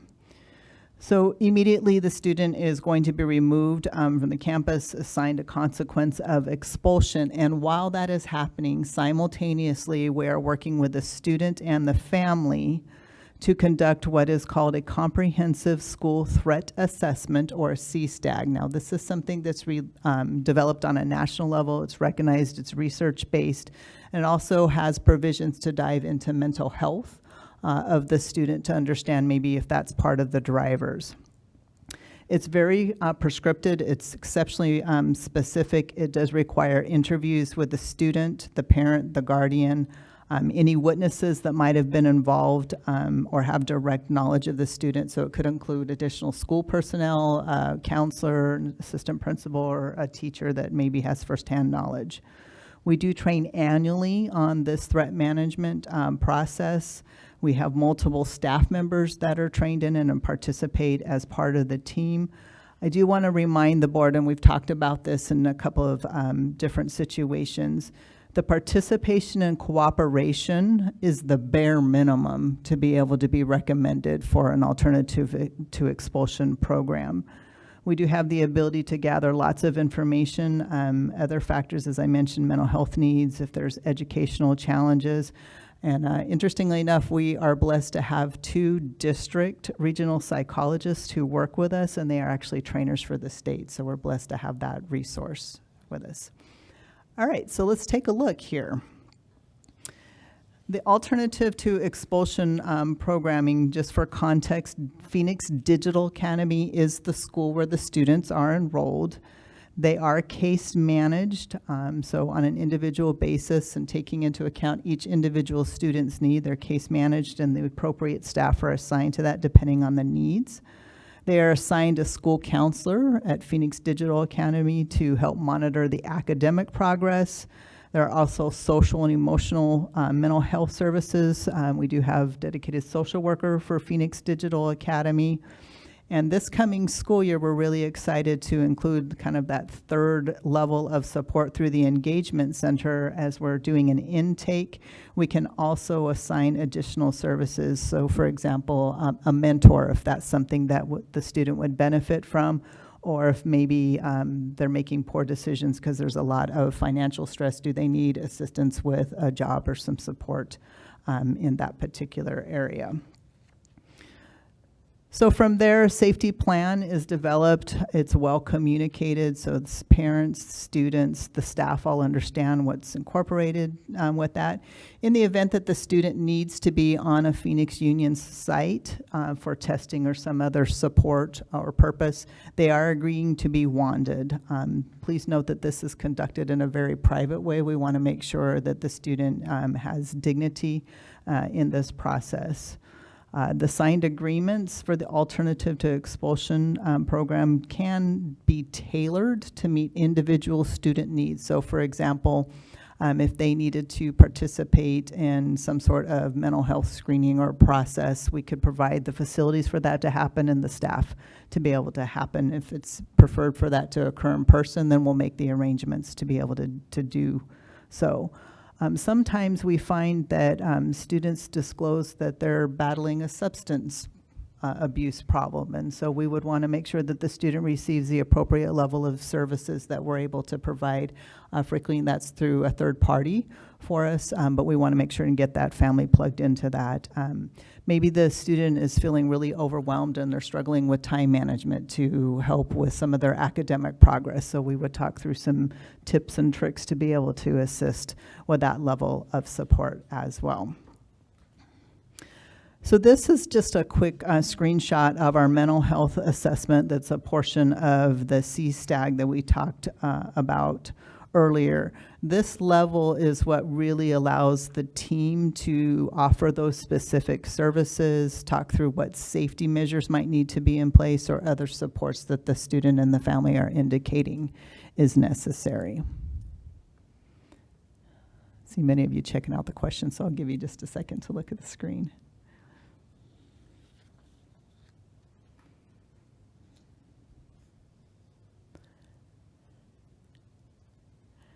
So once we have this level of information, then we begin to develop a service plan. And so you've got a sample of what that looks like. Jorge, we pass those out for them? Okay, so if you look at the one that says Phoenix Union Student of Concern Safety Supervision Intervention Plan, you should have a copy of that handout there.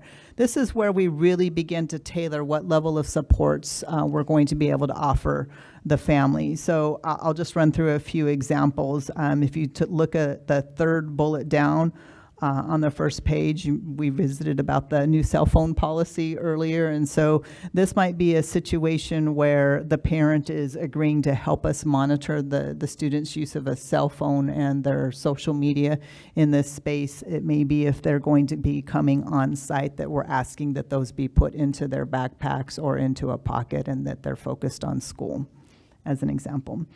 If you continue down to box number 9, you'll see providing daily or weekly check-in. We'd identify with whom on the Phoenix Union side would that be occurring in the space that would be occurring in, whether that's something that's happening via a Teams meeting or what's an in-person meeting. If you continue down to number 13 at the bottom of the page and it continues on the next page, these are the school-based counseling or interventions. So for example, if the student was dealing with situations related to depression or self-harm or substance abuse, these would be places that we would provide that additional level of support. On the back side of the page, you can see that there are also provisions for us to make recommendations for outside supports, psychiatric if needed, with our social workers, et cetera. The beautiful thing about this is that it identifies the who in terms of the staff, and all parties that are involved in this do sign off on the plan. So the students do, the parents or the guardians, the staff that are committing to provide these level of support are also included in this. And this is really, again, where we tailor what those supports look like for the student. All right, are we ready to see how our kiddos have done who've had an opportunity to participate in the plan? All right, here we go. So here are our stats for the last 2 years. On the top part there, you will see that we had 5 students that were recommended for an alternative to expulsion. Of those 5, 2 did withdraw from Phoenix Union and went to other school districts.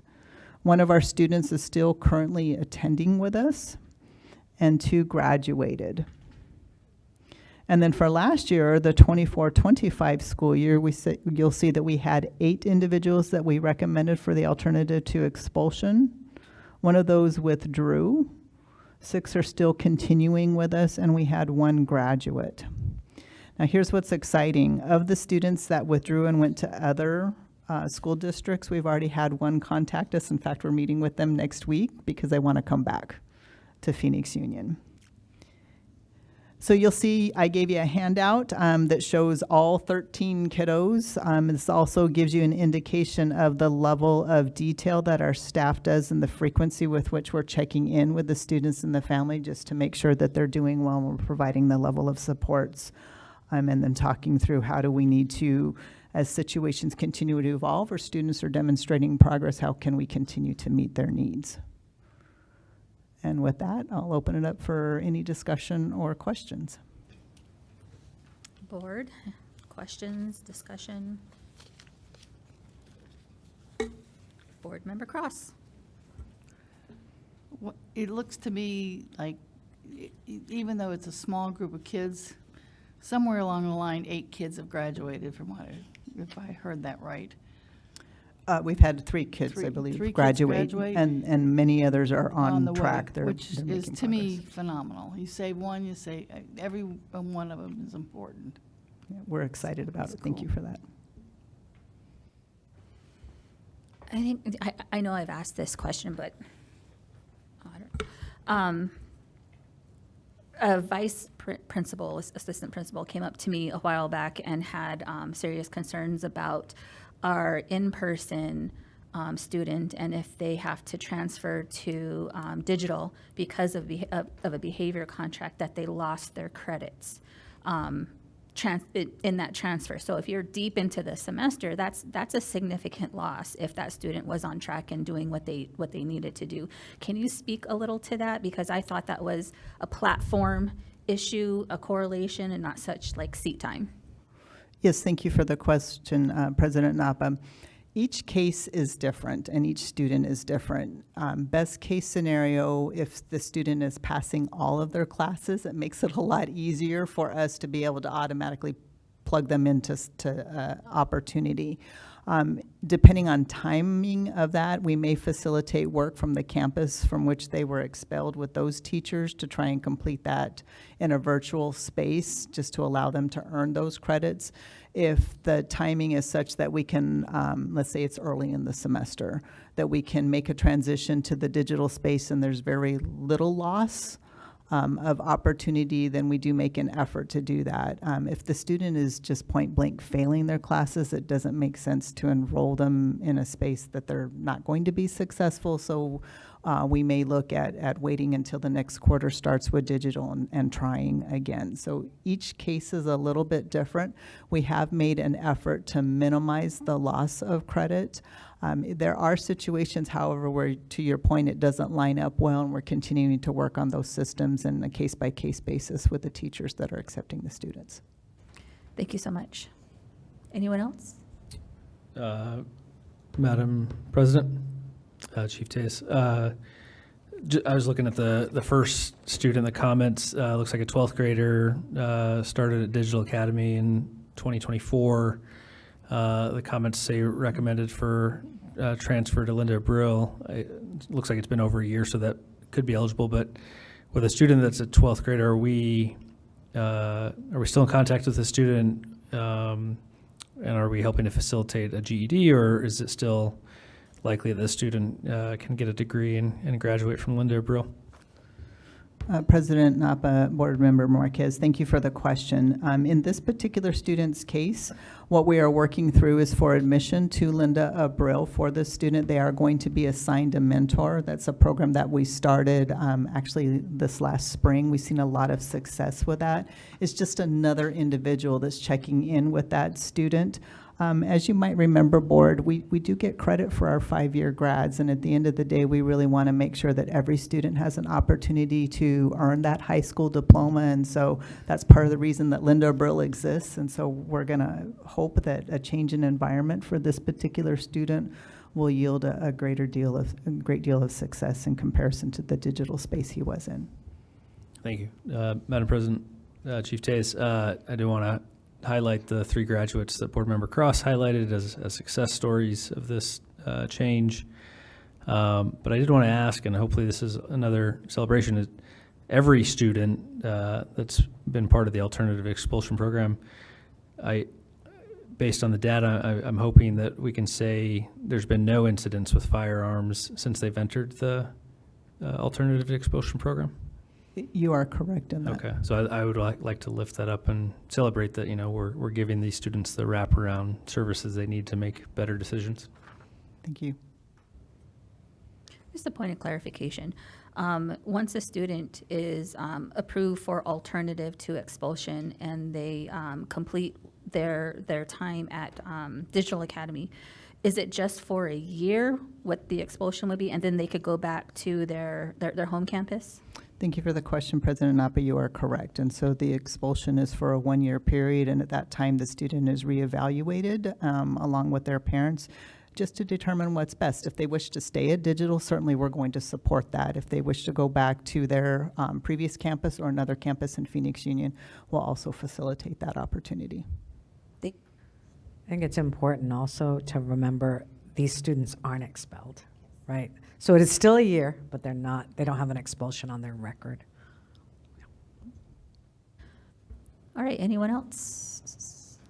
Madam Chair, Chief Taste, just final comment. I just want to thank you and the entire team, Ms. Tarkington, for bringing this to reality. And it is a very small subset of our students that are, handling this situation and have made these decisions. But I think we are providing a better outcome for their futures by giving them this personalized support. And I appreciate your work on this. Thank you so much. Yeah. And I just want to say, and you won't hear this often, Rep. Marquez, when I came on this board, he pushed and pushed and pushed for this. So thank you for giving us this path to take care of our kids. Yeah, I'll double down on that. I remember when I was transitioning on this board, people had, we don't know what board member Marquez, why he's voting no on these things. And now we can see, and it's been effective for these students. So thank you for that vision and thank you for that work. Okay, moving on. Next agenda item is 2F Framework Development for Governing Board Policy Review. Ms. Andrade. Okay, President Napa, members of the board, I recognize at this point in the meeting, I am the closing pitcher. So I am going to be bound and determined to get you on the road on this Friday afternoon before traffic heats up. And the last thing I want to bring to you is a bit of a flow chart. So for the newer board members and even for the veteran ones, just to codify a little bit how we bring policy. A big part of your job is policy. I want to be clear, there are a couple different pathways. Obviously, there's policy that comes down from the state that we don't have a lot of say in, that it becomes from statute, it turns into policy. We usually get those alerts from ASBA, from our own attorney, and that goes right to you in a first read. So if you have questions, you can contact us about that. The next one would be a recommendation that my team is making based on a need that we see in the district, and then we would reach out and have a conversation at a board meeting with you. But oftentimes a board member has questions, and we've seen it throughout on policy. And so I wanted to provide a path that was equitable for everyone and that didn't tie things up in the system. And so you should have a copy of the flow chart that we'd like all board members to adhere to. It starts off really much like we do now, where at a future agenda item, you're going to say, I'd like to look at policy CBI superintendent evaluation.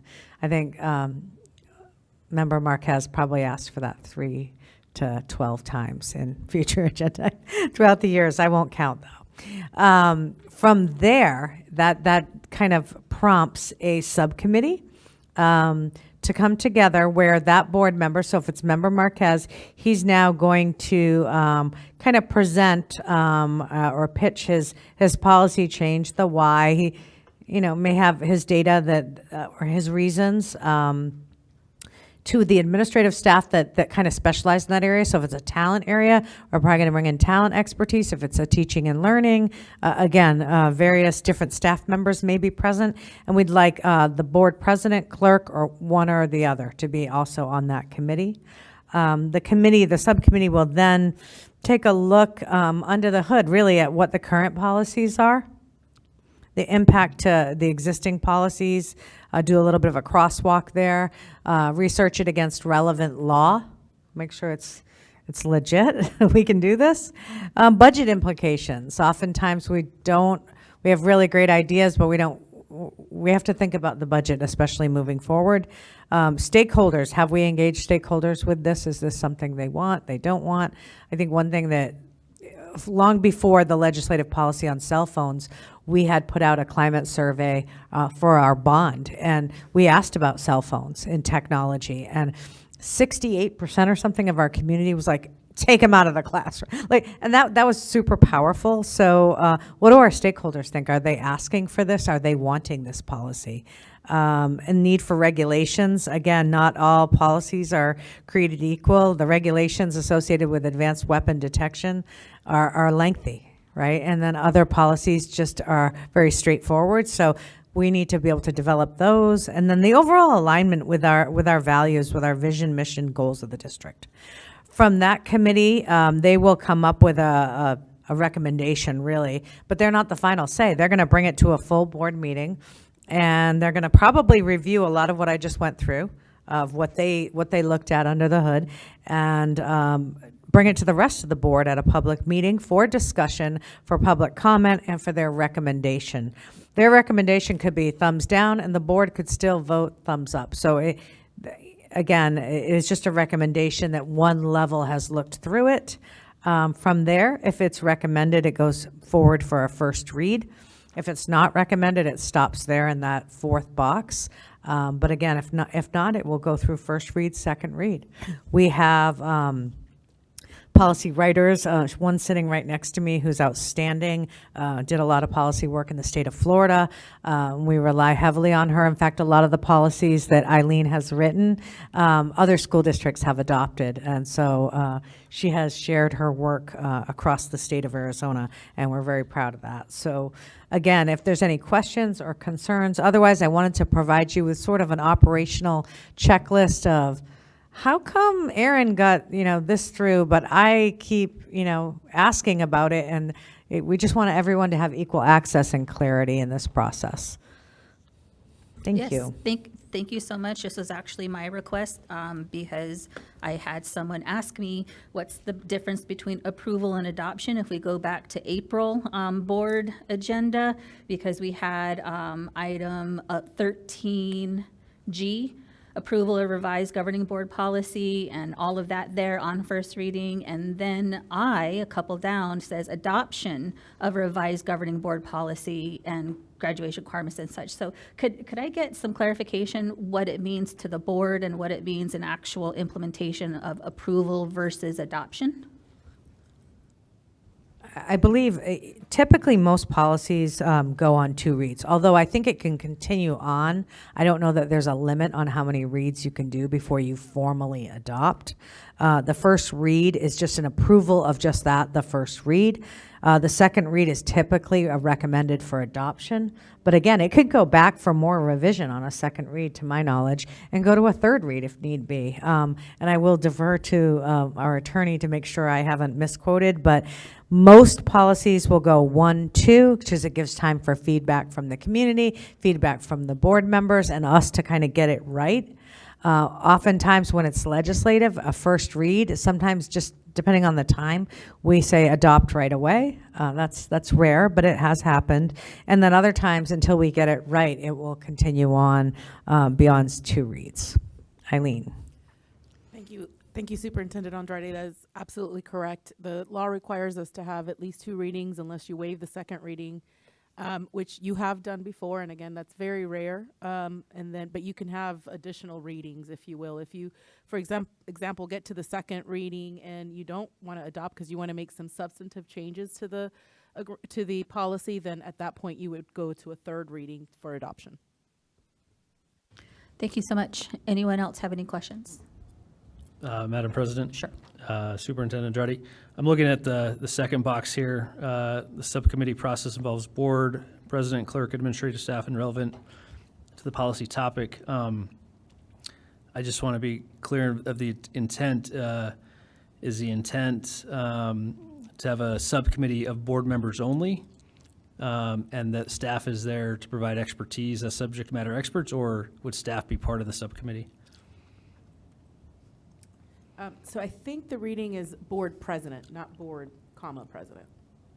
So it's the board president, clerk, and then somebody from administrative staff that has the expertise. And it's just to talk through it. Okay. And get a better idea of what you're proposing. Because, you may just bring us a policy that says, I want to change this, but I'm not entirely sure what the wording should be, but this is what I'm trying to achieve. And so the purpose of that committee would be to kind of flesh that out for you. And then And then at a later time, we would put those changes together to bring forth a proposed policy. Okay. And then, Madam President Eileen, is the board member that's bringing that policy review or new policy part of that subcommittee? They're presenting to the subcommittee. But, you know, and now that it's kind of hit me that between that second and that third box could be back and forth, like, and not to tie it up, but there could be continued communication before it goes to a public board meeting. Got it. And then, Madam President, Superintendent Andrade, the subcommittee makeup, if they're going to vote on a recommendation to move to first read, who are the members of the subcommittee that are eligible to vote? So the subcommittee brings their recommendation on the policy and the reasoning why with the information to a public board meeting, to all the board, and makes their recommendation. And then there's a vote by the board on whether or not to bring it to a first read. Madam Chair, Superintendent Andrade, I guess, point of clarification, I still want to just understand who's on the subcommittee and who's eligible to vote. I believe both. So I think that the difference is that there's nobody on the subcommittee that's voting. It's a working subcommittee to help you develop the process. I'm sorry, the policy. The vote would not happen until the board votes and takes it up for consideration. There's no voting on the subcommittee level. Okay. I guess my preference is that subcommittees, whenever we establish them, are only board members, and that staff is there to provide subject matter expertise. Is the language tripping you up? You want it not to say subcommittee? Well, that's what the box says, subcommittees. Yes, So- it does say subcommittee. So if we were to refer to it as something else, that would be okay with you? That's not a voting? Not a voting body. Yeah. Yeah, I mean, if it's something else, that's fine. I do think, I mean, I think we've had this discussion in the past of, do we have subcommittees? Do we have standing subcommittees? A policy subcommittee that just reviews policy changes or different areas, or do we just do ad hoc committees that are 3 members of the board anytime a new board member proposes a policy change? Member Marquez, I can change the wording so that the subcommittee involves the board members, and then like a note where it says administrative staff to give feedback on topic, or, you know, it's to sort of separate that if that's what you're concerned with. So that they actually don't serve on the recommending body, they're more the information gatherers and the assistants.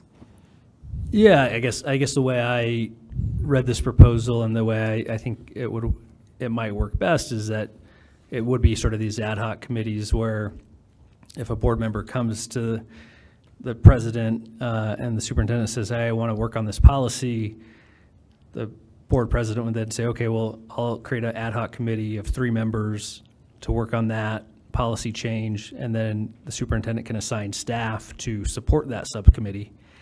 And then the 3 members then would come back to the entire board with a recommendation for, you know, specific language that the entire board would vote on, is how I would envision something like this. President Napa? Oh. Sorry.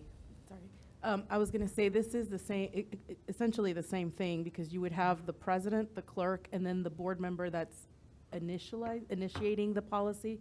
So you would be the 3 that would be the board members considering the policy, and staff is just there again to provide some additional advice around the context of whatever it is that you're trying to propose. Oh, Member Napa. I think the writing here doesn't reflect what Ms. Fernandez just explained, so I like the way you worded it right now, because I was also having similar confusions, because the way it's written here just seems like, oh, only the president, clerk, and a staff member can work on it, but I like the idea of like The third board member. Yeah, the board member who's like, has the initial idea of being able to work back and forth. And I know the idea was like a back and forth, but it's like, why not just have them be on the committee themselves? And I guess, Madam President, follow up. I know this was listed for information only today. Are we hoping to just use this as a best practice framework, or do we need to look at creating a policy development policy? You sure took that opportunity. Right now, this is informationally best practice, but we can discuss potentially doing these subcommittees like we've discussed before. And Further? I will make some amendments to the language so that it has that definition and that clarity, and have Jorge resend it out to you for now. Thank you. Okay, unless we have anything else, we're moving on to 3A, requests for future agenda items. Members, do you have any agenda items for consideration? Madam President, as I asked respectfully last time, I would like us to reconsider our school resource officer policies, contracts, possible expansion. I am aware that Arizona Department of Education has, would like to see this issue implemented in our schools, and I am aware that we had a vote recently, a couple months ago. But I do think it should be up for discussion. I do think we need to just reconsider the policy again. Thank you. Other agenda items? Okay, moving on to 3B, motion to adjourn the governing board meeting. Having concluded our business, is there a motion to adjourn? So moved. Second. The motion to adjourn has been made by Clerk Marquez and seconded by Representative Clerk Oliver, and seconded by Representative Marquez. I traveled back in time. On the motion, those in favor, please indicate by saying aye. Aye. Opposed? Motion carries. We are adjourned.